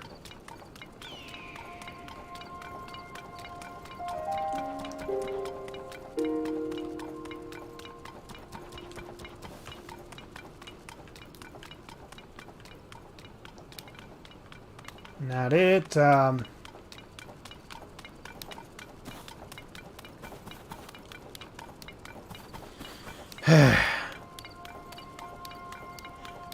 You're in Australia? I get you. Yep. You guys pretty much experience the opposite of whatever we're facing, essentially. It's getting hotter here, and it's getting colder for you guys. But yeah, obviously we're not going to be able to complete every single shrine in the game, but we want to complete as much as possible. As many shrines as possible, essentially. Okay, so what I'm looking for is a particular cave, but I don't know where it is exactly. I just know it's around here.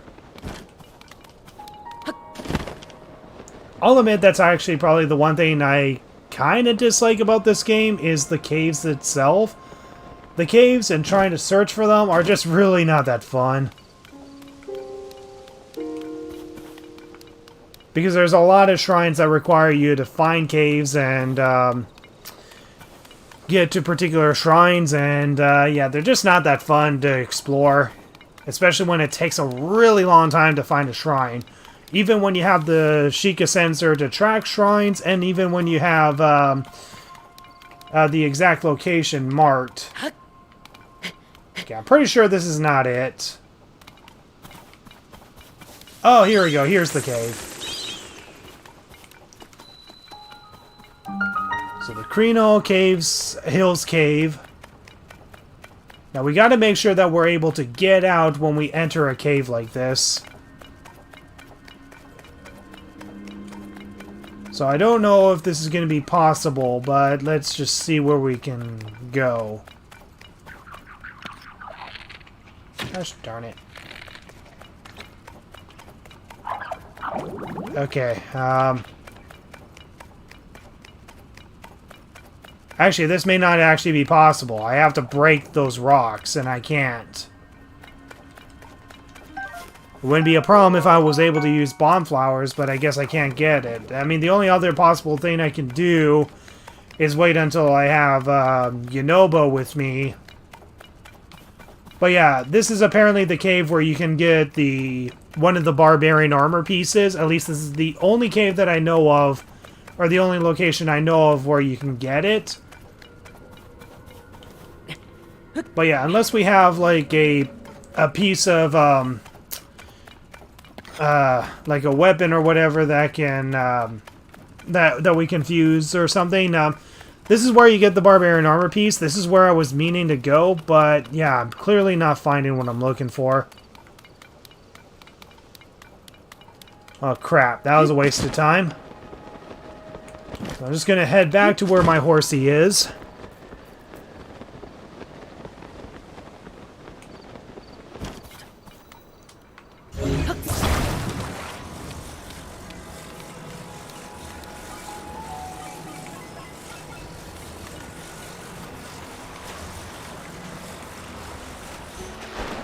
I mean, I guess we shouldn't be too surprised. A good chunk of a challenge run is pretty much wasting time until you find a plausible solution to get around an area. But yeah, that cave in particular is where you can find the chest piece for the barbarian armor. But unfortunately, we're in no state of being able to get it.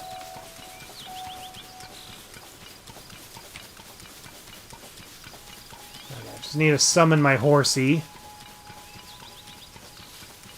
I gotta get my horsey in the view of the mini-map. Oh, there we go. He heard it.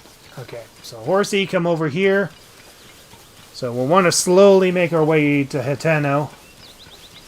It's already 6 a.m., but I'm just going to keep going. I'm just going to keep going because I want to be able to cover as much as possible. Yeah, horsey's still following us. Yes, he is. Or she is. I don't know if it's a he or she. There's another shrine that's over there, so we're going to complete that. So yeah, unfortunately we're not able to get the barbarian armor at the moment. But that doesn't mean it's going to be impossible for us to get. But I guess one thing we could possibly do is head to Zora's domain and actually get the Zora armor. Because having the ability to ascend waterfalls will definitely help us get around the game a little faster.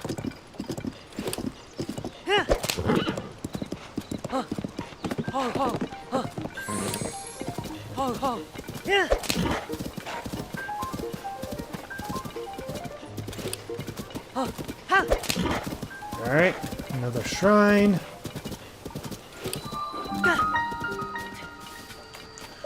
Let's see if we can complete it.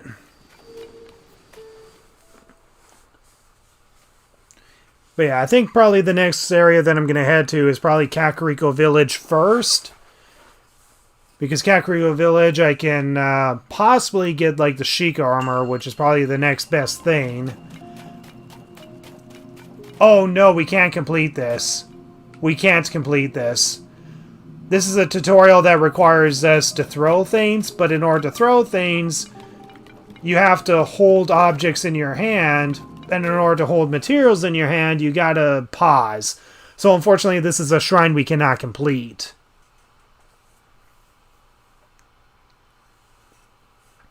Gosh darn it.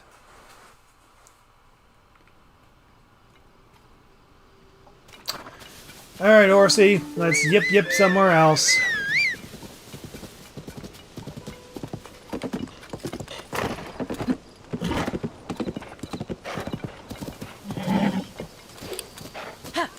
So I think the next best thing to do is make our way to Kakariko at the least. I don't know if this is really the best way to Kakariko or not.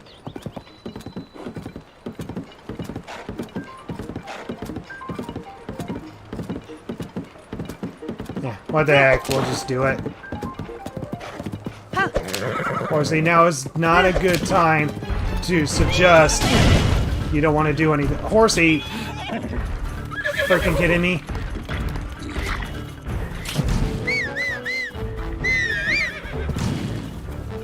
Okay, Horsey, now is a bad time to horse around, okay? We gotta get out of here before we die. Bad Horsey. Yeah, we can't throw anything. I mean, we can throw our weapons. We can throw our weapons, but that combat tutorial requires us to throw more than just our weapons. We also got to throw materials, but in order to throw materials, we have to pause in order to select the material we want to throw. And that's part of the tutorial.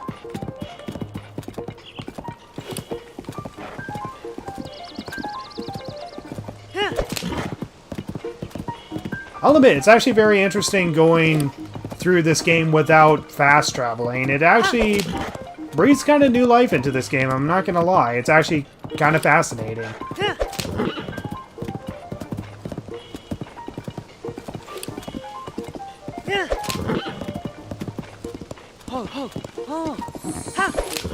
Okay, so we're gonna make our way to that tower, but unfortunately we cannot even enter that tower because it requires us using the ascend ability in order to enter it. But while we're at it, we're going to enter the stable that's over here. Or go to the stable that's here, get ourselves a pony point. And actually, we can actually sleep here now that we have the ticket. If we can't complete the shrine, then we'll actually sleep here. Otherwise, we'll just get ourselves a pony point.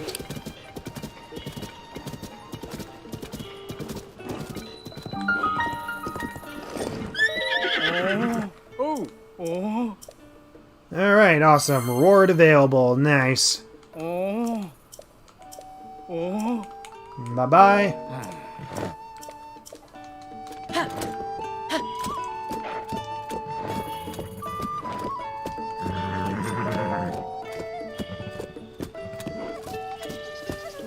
So we're just gonna make our way to the shrine that's over here. And if we can't complete the shrine, then we'll rest up at the stable, so that way we're back to full health.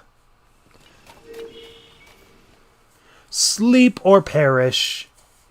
Yeah.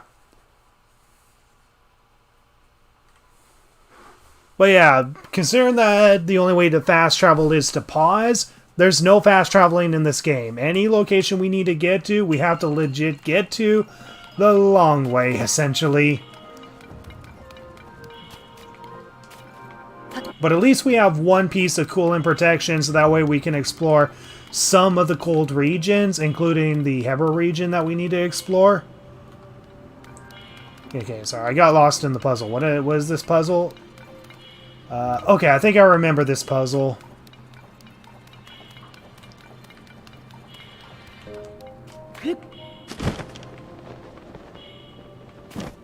Just need to put this in a better position. We just gotta put the ball on here. Activate.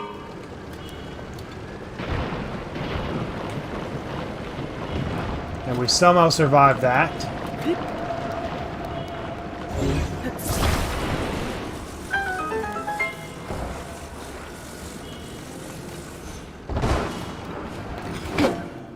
Okay, this one, I think I remember this one. I remember this one.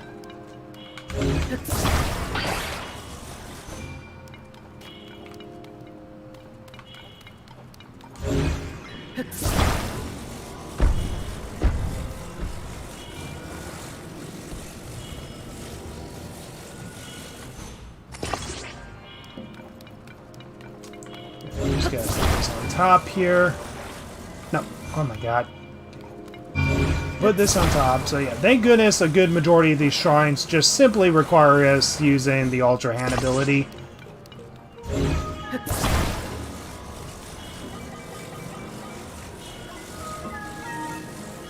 Okay, hold on. I gotta face this in the right direction.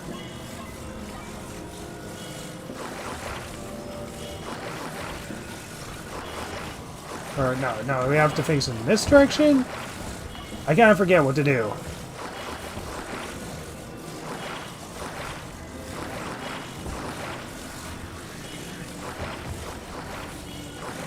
Or are we... No, wait, hold on. I got the camera, can you cooperate with me?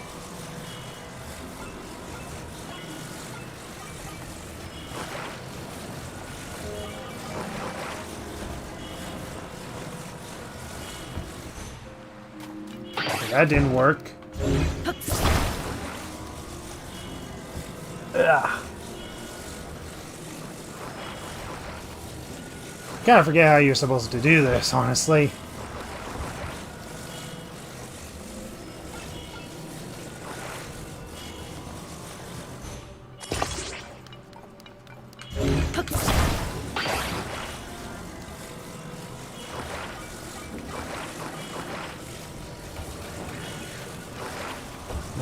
Camera, can you cooperate?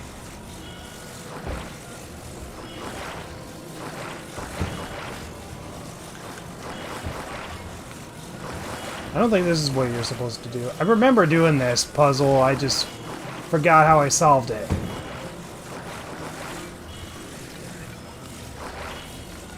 And let me just see what happens when I do this. Yeah, that does nothing. We gotta be able to have it drive upwards, essentially.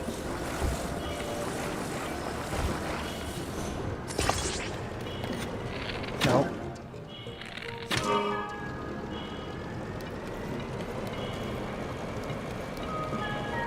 Okay, this isn't working.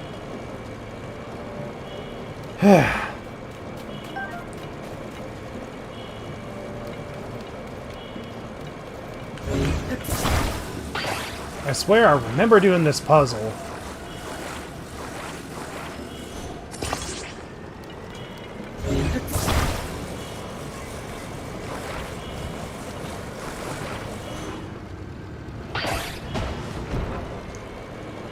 Oh, wait. I think I remember now. I think I remember.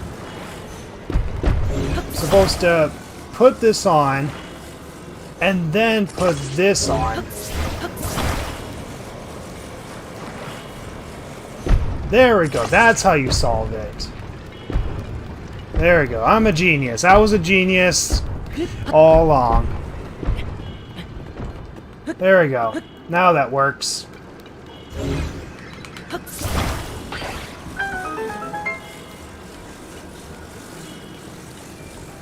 And this one is actually a trick one. Like, apparently you're supposed to... I don't know, I guess, create a raft to go across, but the thing is that the wheels don't really work, so all you gotta do is just build a bridge to get across.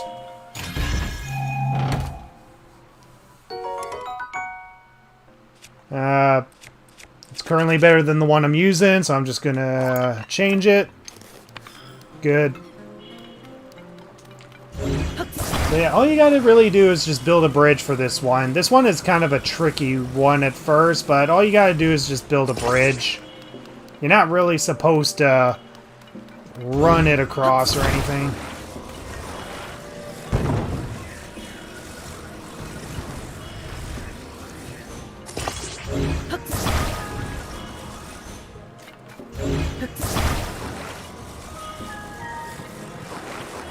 Okay.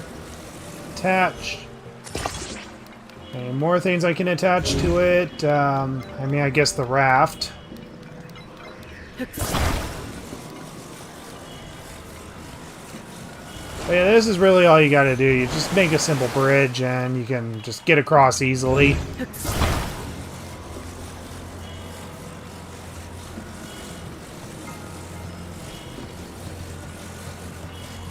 Push the ball to the other side.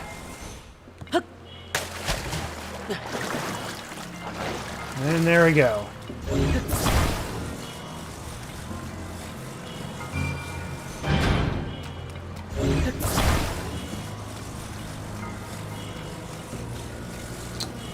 Alright, there we go. Another shrine we completed without pausing. We can fully heal ourselves without having to sleep at the stable. And now we can make our way to Kakariko Village.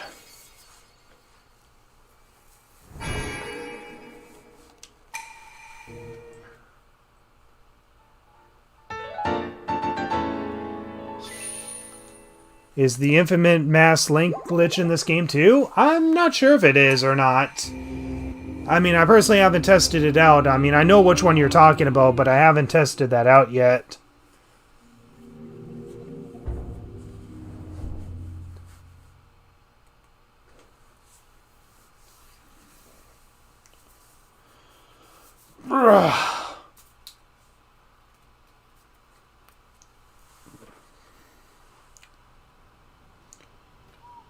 Okie dokie, another part complete. Now we're just gonna pretty much head towards, oh, you need your friend? You need to reach your friend? Well, too bad. Your friend doesn't love you.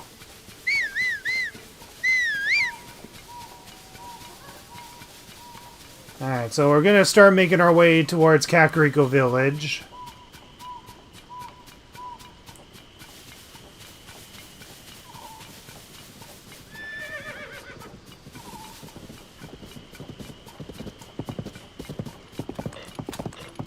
Good horsey.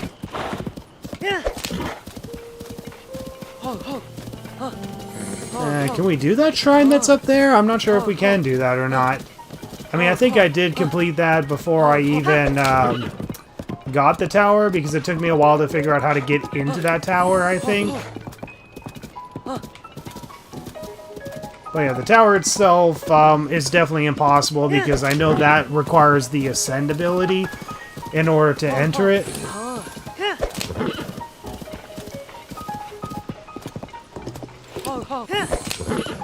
But yeah, honestly, playing this game without fast traveling is honestly kind of an interesting experience. It actually makes it really feel like I'm exploring the world.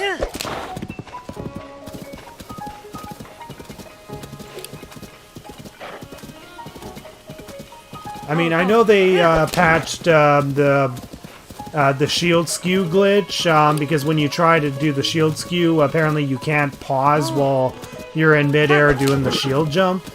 They apparently patched that just so you can't use that glitch.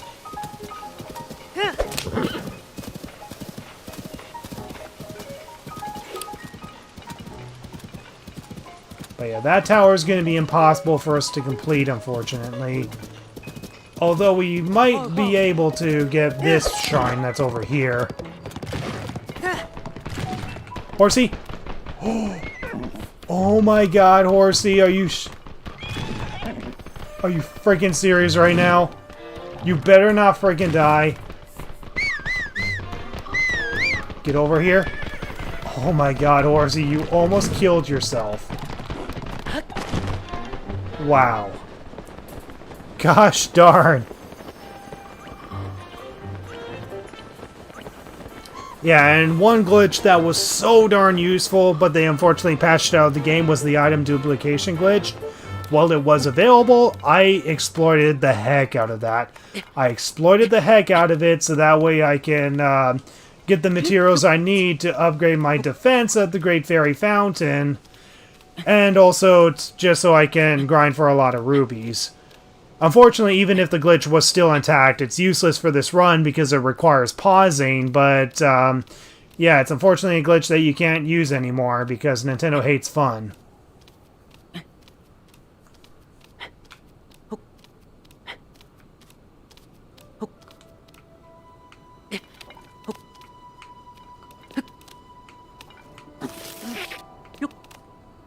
Okay, I might be able to make it to the top if I'm careful.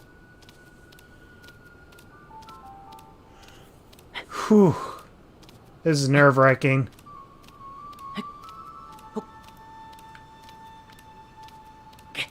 But yeah, the moment I enter Kakariko Village, I am upgrading my stamina. Because the more stamina we have, the easier it will be to get to shrines.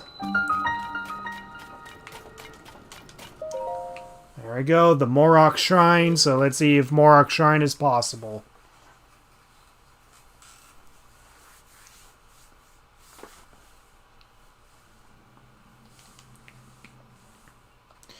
Okay, a bouncy device. So yeah, this is the device that we can use if it's available to us, because yeah, you can't use the Zonai device dispensers, and you can't get devices out of your inventory, so that's the unfortunate thing.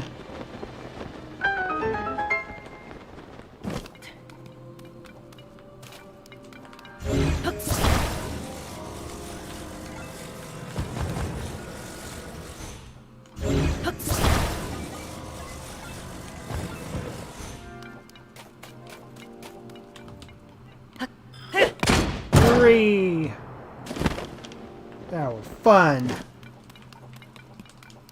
Okay, just gotta grab this, put it in place.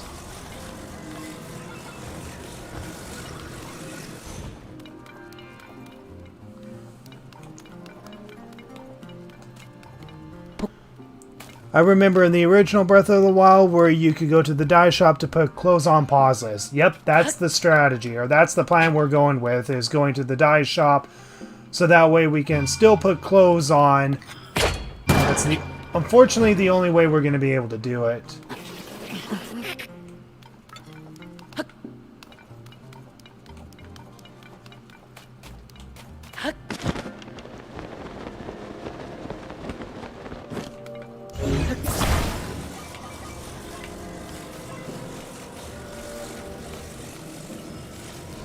Ball's like taking forever to get it in the hole.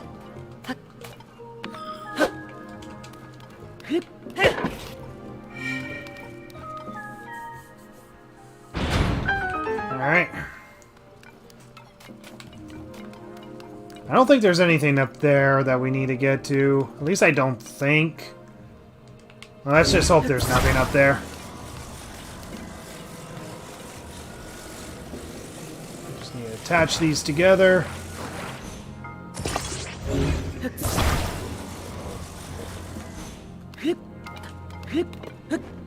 Climb up.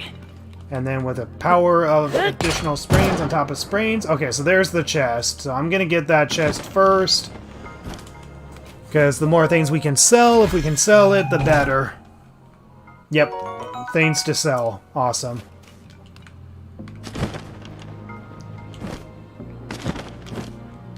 Because money is going to, ironically, be a lot more easier to come by in a run like this. Because in this run, at least you have use for everything, but in this run, meals are completely useless. The only thing that you can do with meals is sell them. Light of Blessing, we got 8 Spirit Orbs, so we can get ourselves 2 Stamina Vessels once we reach Kakariko Village. So the goal is to get at least 1 Stamina Wheel, a 2nd Stamina Wheel, and then focus on Heart Containers.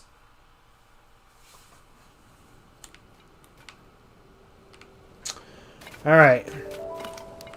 So Horsey's over there, the tower's over there, but unfortunately the tower is impossible to get into because it requires the Ascend ability. So we're gonna head straight to Kakariko Village.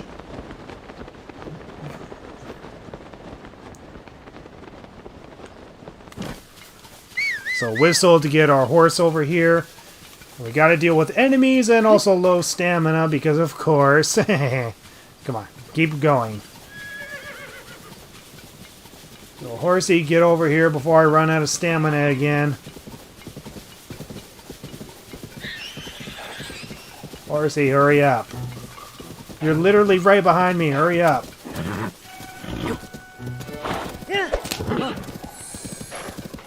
Ah, there's this guy again. Do we help him? Not really, there's an enemy in the way. Okay. Yep, Horsey. Sorry, guy, I'm gonna have to ban you. Horsey, who cares if you ran out of stamina? Go. There's literally an enemy behind us that's gonna kill us. Give food to the poor in this game. Heck no, I'm not gonna give it to the poor. At best, I'm probably gonna, you know, use it to complete some quests, but I'm definitely not gonna give it to the poor. Poor can starve for all I care. Is there anything in here? Alright. I keep hurting Link's poor toes. Amber, that's good. So I can definitely sell for a lot of amber and opal because I have some of those. Silent shrooms. Some Hylian tomatoes, a type of food that was not in the first game. And here we go. Made it to Kakariko Village.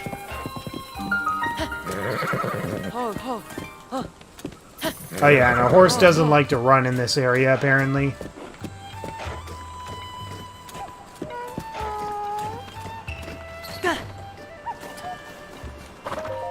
So yeah. Yep, I know about the Rain Ruins. So a trip through history. Okay, so now that we're here, let's finally upgrade our stamina because gosh darn it, we're gonna need them. Stamina vessel. So we're gonna invest in some stamina first, at least get one full wheel before we start investing in heart containers.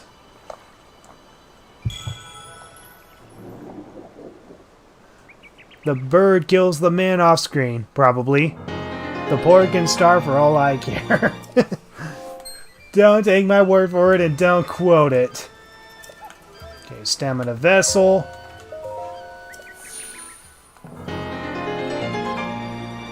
Alright, so there we go. We got some extra stamina to work with, finally.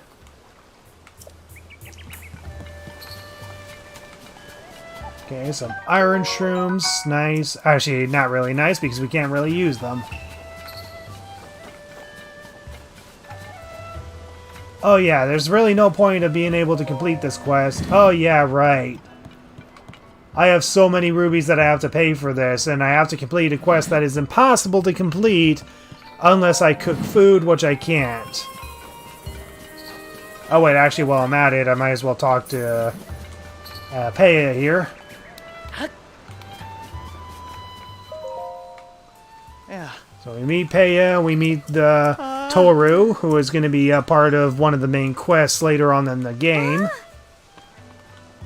I am so happy to get to see you again. Nice and naked too. So now she's the chief of Kakariko Village.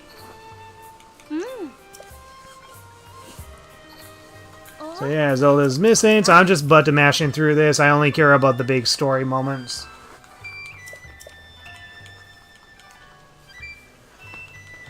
But yeah, we're probably not going to reach this part of the story because at some point you have to complete the 4 regions and help the 4 regions before you can even do anything with the Rain Ruins.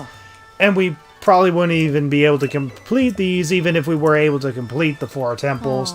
But I know that one of them is going to be impossible, and that's the Zora one.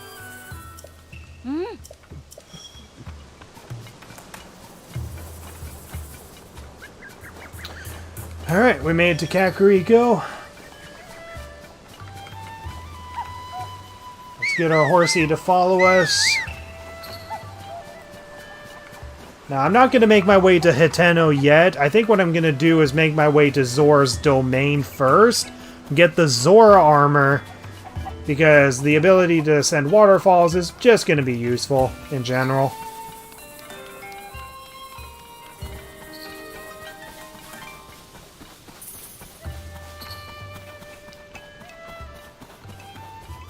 And honestly, thinking about it, I think I might as well be able to continue the rest of my journey without my horse. I'm not so worried about losing my horse because I can just simply spawn my horse anytime once I reach a stable. And at least I have more stamina to work with. So yeah, the tower is like way up there. Unlike in the previous game where it was a little down there. We got a long way to go. But yeah, we're just going to head to Zora's domain first so we can get the Zora armor, because right now we're unable to get into the Rito area until we gain, until we wear at least one piece of cooling protection, which we thankfully do have. Imagine the village, people being confused at the statue, sending Link stamina wheels or protein. Yeah. But yeah, having additional stamina is going to help a lot. A lot.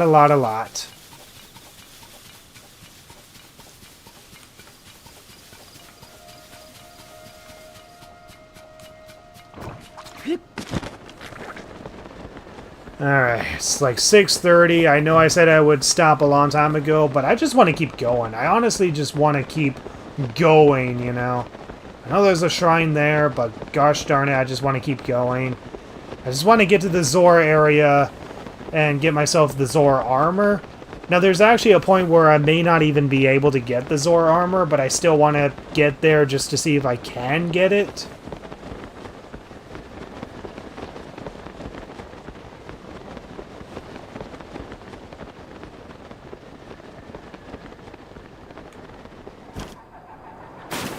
So yeah, Link gains a little bit of extra stamina even when he runs out of stamina. That's such a broken thing that they unintentionally fixed.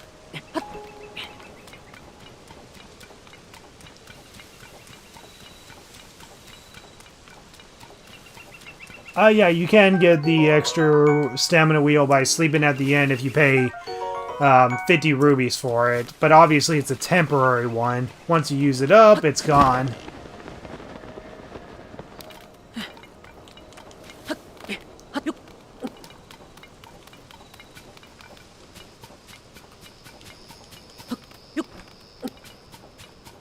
So we don't care about Korok puzzles because Koroks are useless for this run.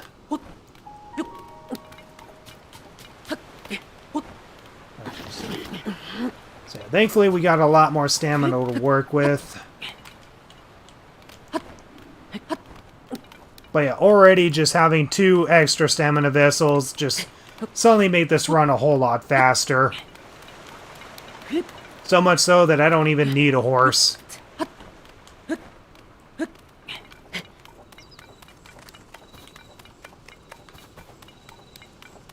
No, the tower's still far away.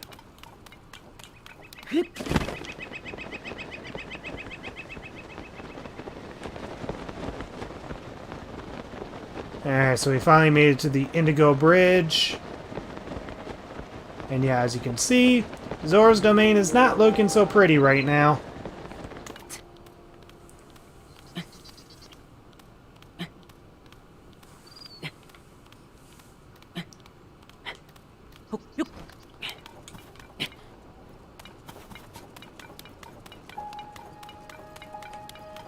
Make sure we avoid that thing because we're definitely not going to do fights.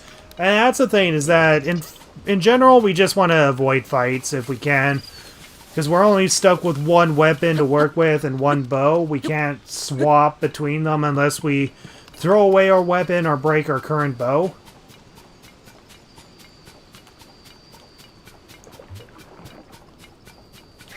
But right now, my main intent is just to get up to the tower. Get up to the tower and then get to Zora's domain, get the Zora armor. Or see if I can even get the Zora armor. Hey, I can get a sticky frog. Nice. A sticky frog I know I'll definitely need if I want to upgrade the defense on the froggy armor. But if I'm going to get the froggy armor, I have to have at least one piece of cooling resistance.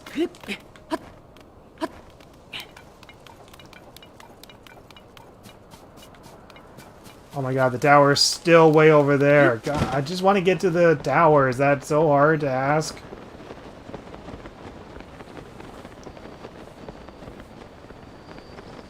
They get spared for now. I'm not sure what you're talking about at the moment. Oh, you're talking about the enemies that I said I was not going to fight off? Yeah. In general, it's just not useful fighting enemies unless you absolutely need whatever materials they are holding.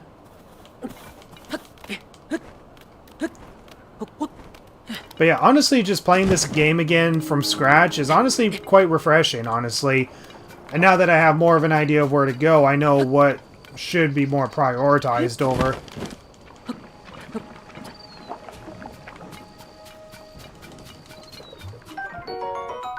Okay, I'm just gonna test something.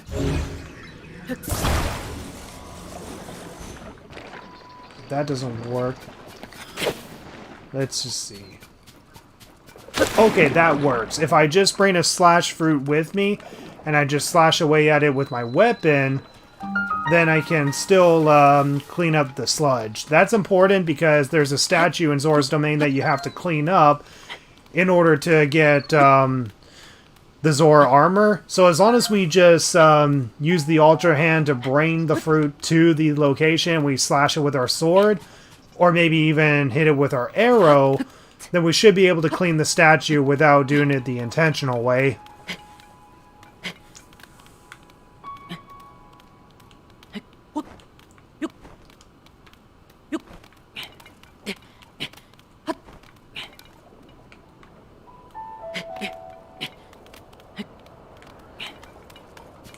But yeah, honestly, it's interesting just playing this game without pausing. It honestly breathes a lot more life into it, to be honest.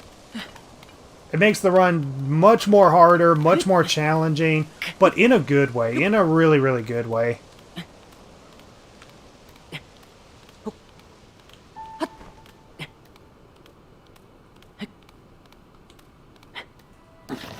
God darn it.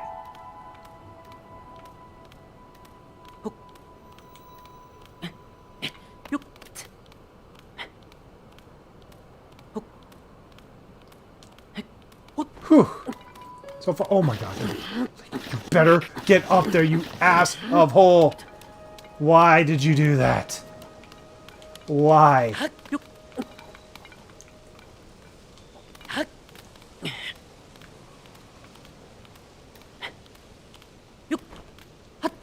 Yeah, I'm so glad that I have the extra stamina to work with. It's Mario Sunshine Goop. Yep, I'm pretty sure you're not the only person who thought that. Even I have thought of that. The splash fruit is essentially Flood's ability to clean things. Yeah, I want to avoid that thing as much as possible. Let's go around here, see if there's an easy way to climb up.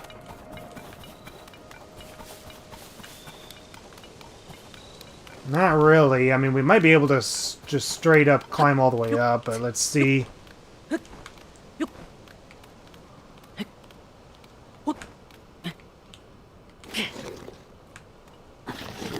Alright, Link's feet is probably bruised to bleed, but... Okay, let's just not get electrocuted.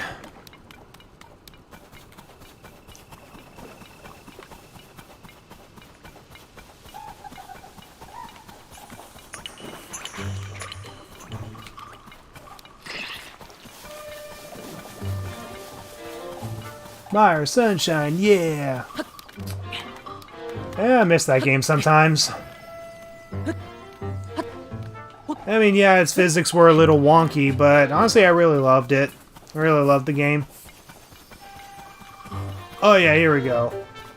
So we have a Zora that is stuck in the sludge. Okay, so what we gotta do is just find a splash fruit that we can grab if we can find one.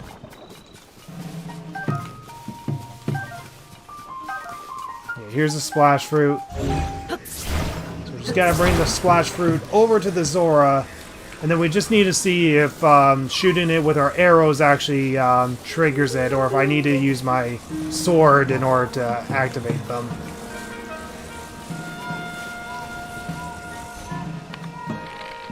Stop rolling. Okay, so using arrows works. So that's good to know. So we can just carry a splash fruit wherever we want, and then we can just shoot it with an arrow or just use our sword in order to activate it. Okay. Okay, so it turns out we don't really need to help the Zora. We just need to get the splash fruit over here.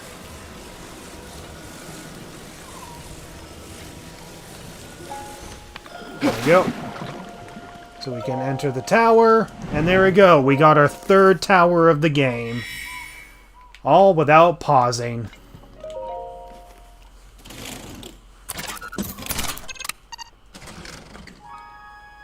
Did you get 3D All-Stars? Honestly, I don't remember if I actually did. I think I did. I'm not 100% sure.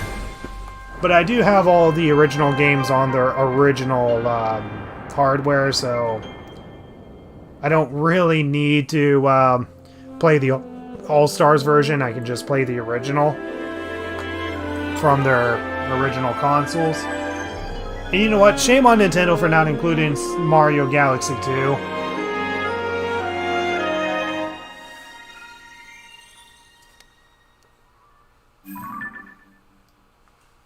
Out of the three, what is your favorite? I would probably say Super Mario 64. I mean, Sunshine and Galaxy are really great and beautiful in their own ways, but I think between all of them, the most balanced and fun one for me is probably Super Mario 64. And it was definitely one of my childhood games. In fact, I think Super Mario 64 was quite possibly the very first childhood game that I've ever played. Oh, there's a blood moon. We finally have blood moons happening, guys.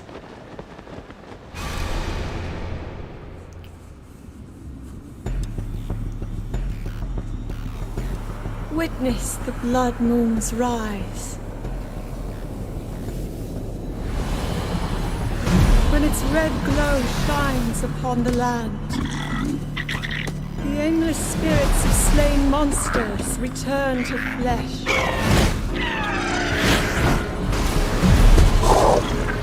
Just as they did in a war long past. The world is threatened once again. Yeah, I think honestly Super Mario 64 is probably my favorite out of the three.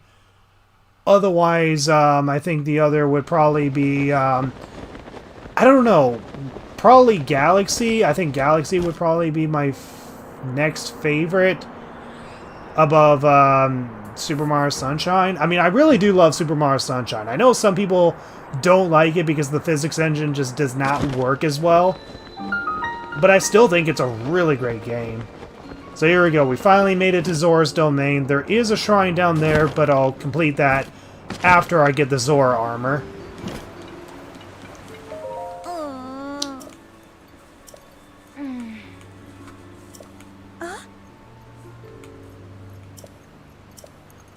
Alright. So I just need to find where the fruit is.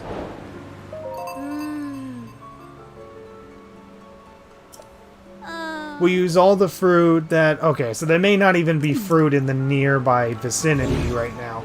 But we gotta clear that statue in order to get the Zora armor that we need. So I think the only way we're going to be able to get it is by braining it from a long way all the way to there. So let's just see if there's at least the fruit at the end of the bridge here.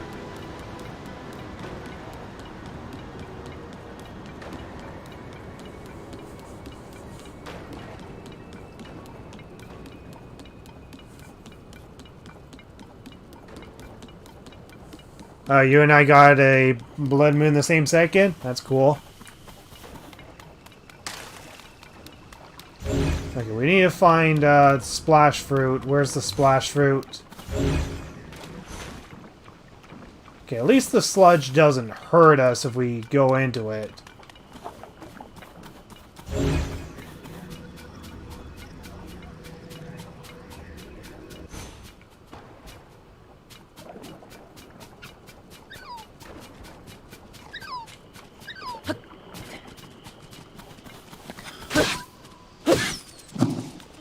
You have my support, yay. Okay. Now where's some splash fruit? I mean, the idea is that there's not supposed to be splash fruit within the vicinity, but We just need to find where some splash fruit is and bring it towards Zora's domain. So yeah, this may not be the spot that we need to look.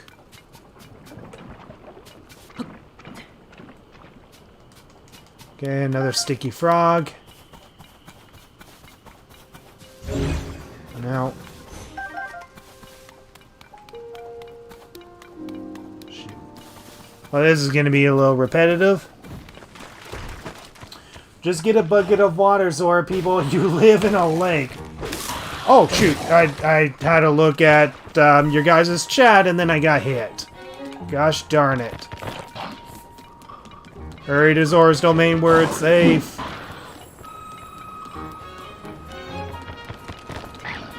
Okay, I just need some splash fruit. That's all I need.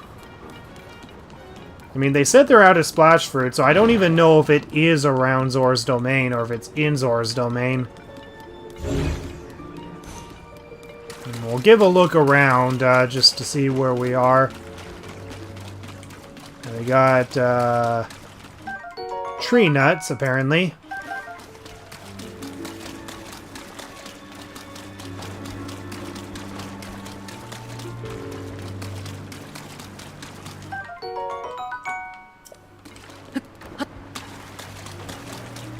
Okay, so where are the splash fruits?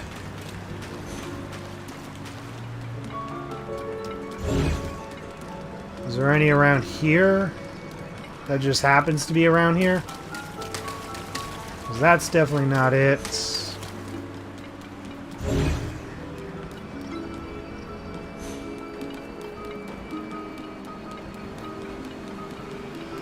Let's check up here. So I think I'll probably go for another 10 minutes and then I'll end the stream, guys. So I'll see if I can end it at the least when I get the Zora armor. But yeah, I think at the very least I should be able to get the splash fruit from over here near the waterfalls. But yeah, I just have to carry a splash fruit with me and just use it. Super Mario Sunshine music gives you anxiety? How so?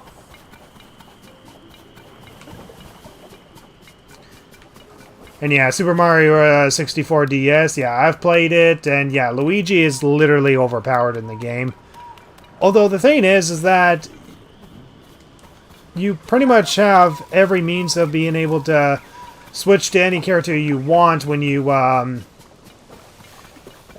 grab their cabs. So pretty much whenever I play the game, I pretty much always play as Yoshi. So that way I have access to all 4 characters because there's no way to change to Yoshi when you're playing as the other characters.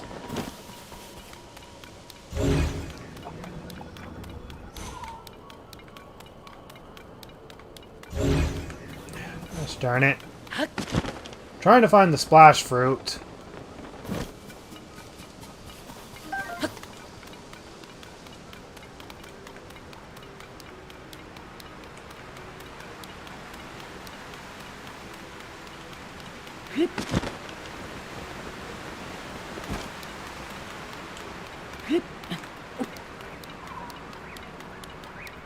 Hey, gosh darn it. Where are you, splash fruit?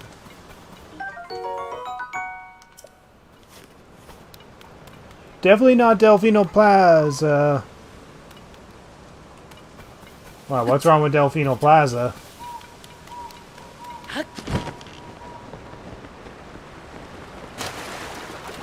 Okay, I'm not finding any splash fruit here. But yeah, clearly I need to bring some sort of splash fruit from a particular location and bring it over to the domain. But I'm not finding it here.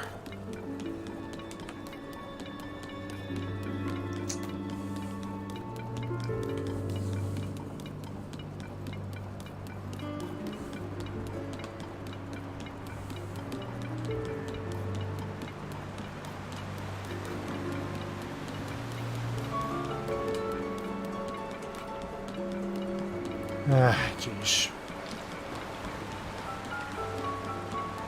Neck's getting stiff.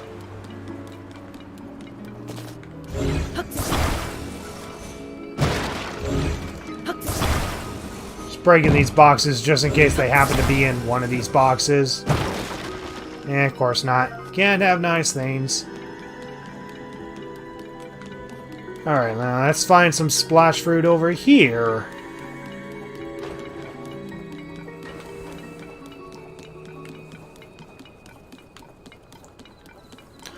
So yeah, you thought a no pause and run would be easy? Guess again. Here's... Oh, there's some splash fruit. Nice. Okay, so here's some splash fruit. So now we just gotta bring it all the way to Zora's domain, all the way to the statue. Shoot an arrow at it, and then we can clean the statue. And then we should be able to get the Zora armor, and we should be goody-goody. Then we just gotta head all the way to Hiteno Village, put on the Zora armor and the coolant-resistant pants, and we should be able to get to a good chunk of the game.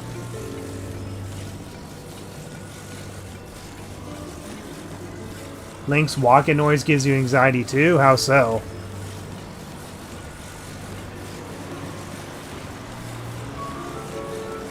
Toughen up.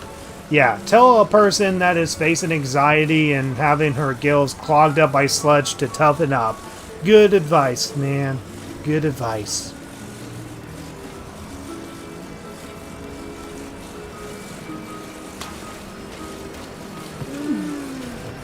Just gotta find a place to rest the fruit.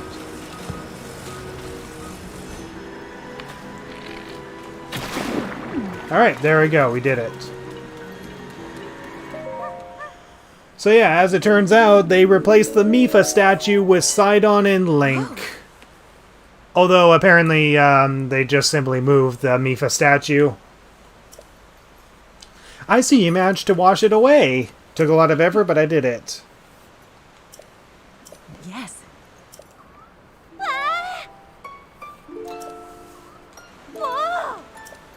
Oh wait, you're also a Hylian and a swordsman, and you're naked. You must be Sidon's potential boyfriend, right? But yeah, as we actually find out, apparently, yeah, she is apparently Sidon's fiance. All the fans that totally shipped Link with Sidon just to find out that he actually has a girl. Yep. So, Yona. So, Yona, the fiance of Sidon. Because Nintendo doesn't have the balls to have a gay relationship. Alright. So anyways, she's just gonna tell us to go and find Sidon up the mountain. But first we're gonna get the Zora armor from her. She took Sidon from us. Yes, she did. We gotta kill her.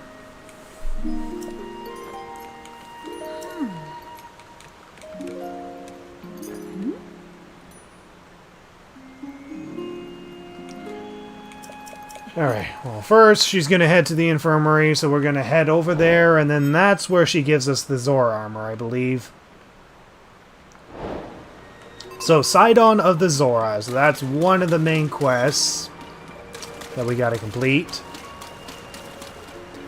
Before we do that, let's just head to the shop first.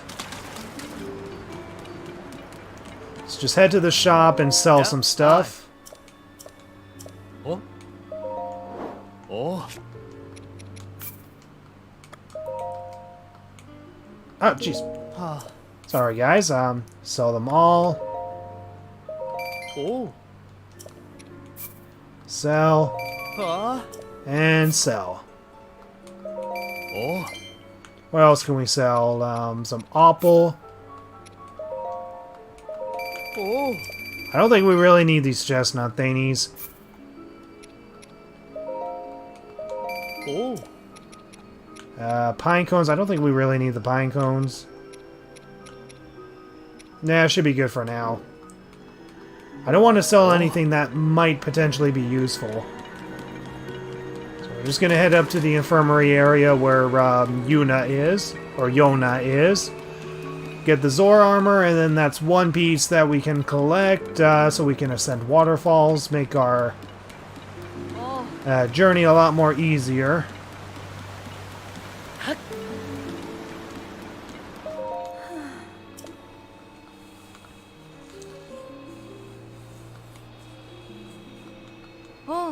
Sir Link is here at last, the guy that's gonna totally steal your fiancé. Restoring the Zora armor. Wait, what? What do I need to do? I forgot. I thought she just instantly gives it to you.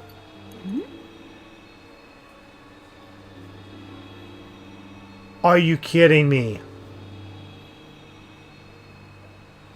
I don't even have those things.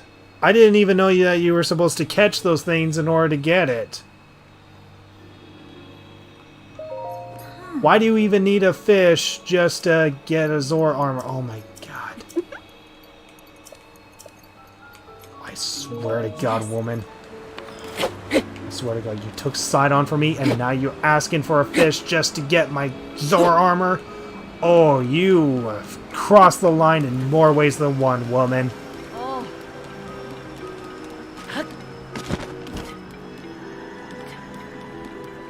I don't have any fish. I can't buy what I need. Oh my god. This is... slow process, guys. Slow process. I thought you got the Zora armor right away. I didn't know that you need one of the fish from the Sky Islands in order to progress.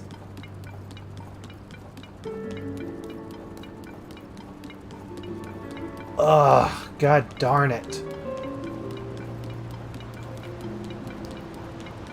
I know I should be heading to sleep. Actually, I should be heading to sleep. But I think the best bet I can do is get up to the tower, and maybe one of the Sky Islands up there might have the fish that I need. I don't know. Because, yeah, the fish that she wants can only be found on the Sky Islands, I believe. But, unfortunately, I think I'm gonna have to end my stream here, guys. I've been streaming for way too freaking long. Hopefully I can sleep here. I don't know if I can.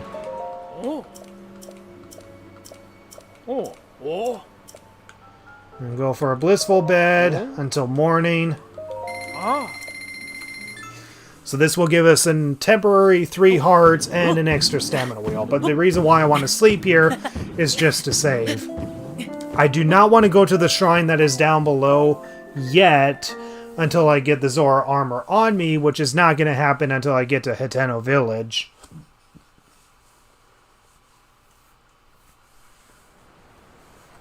Okay, temporary 3 hearts and then temporary stamina wheel. And there we go. It's saving. You can see it in the bottom corner. So there you go, guys. That was the first part of the pauseless run for Tears of the Kingdom. So unfortunately, we have to do 2 pauses in order to get off the starting area of the game. But so far from what we've been able to do, we've been able to get to this area and complete a couple of shrines and get at least 3 towers without pausing. So that's pretty much the entire run. Just getting through the entire thing without pausing. So in the next part, we gotta find that fish that Yona apparently wants so we can get the Zora armor. Talk to Sidon, ask why he cheated on us, and yeah. So yeah, I think my best strategy is to get back up to that tower, see if I can get onto one of the Sky Islands to get the fish that she specifically wants. And then I should be able to get the Zora armor, because yeah, I'll have the Zora armor and the coolant resistant pants on me, and that should cover at least a good portion of the game for me to explore. So, well, thank you guys so much for watching this stream. This was a very long stream, almost 6 hours, but gosh darn it, it was worth it. It was worth every minute of it. So yeah. See you guys in the next stream when I eventually continue my pauseless run where I forget that pockets exist. So, you all have a great day and adios.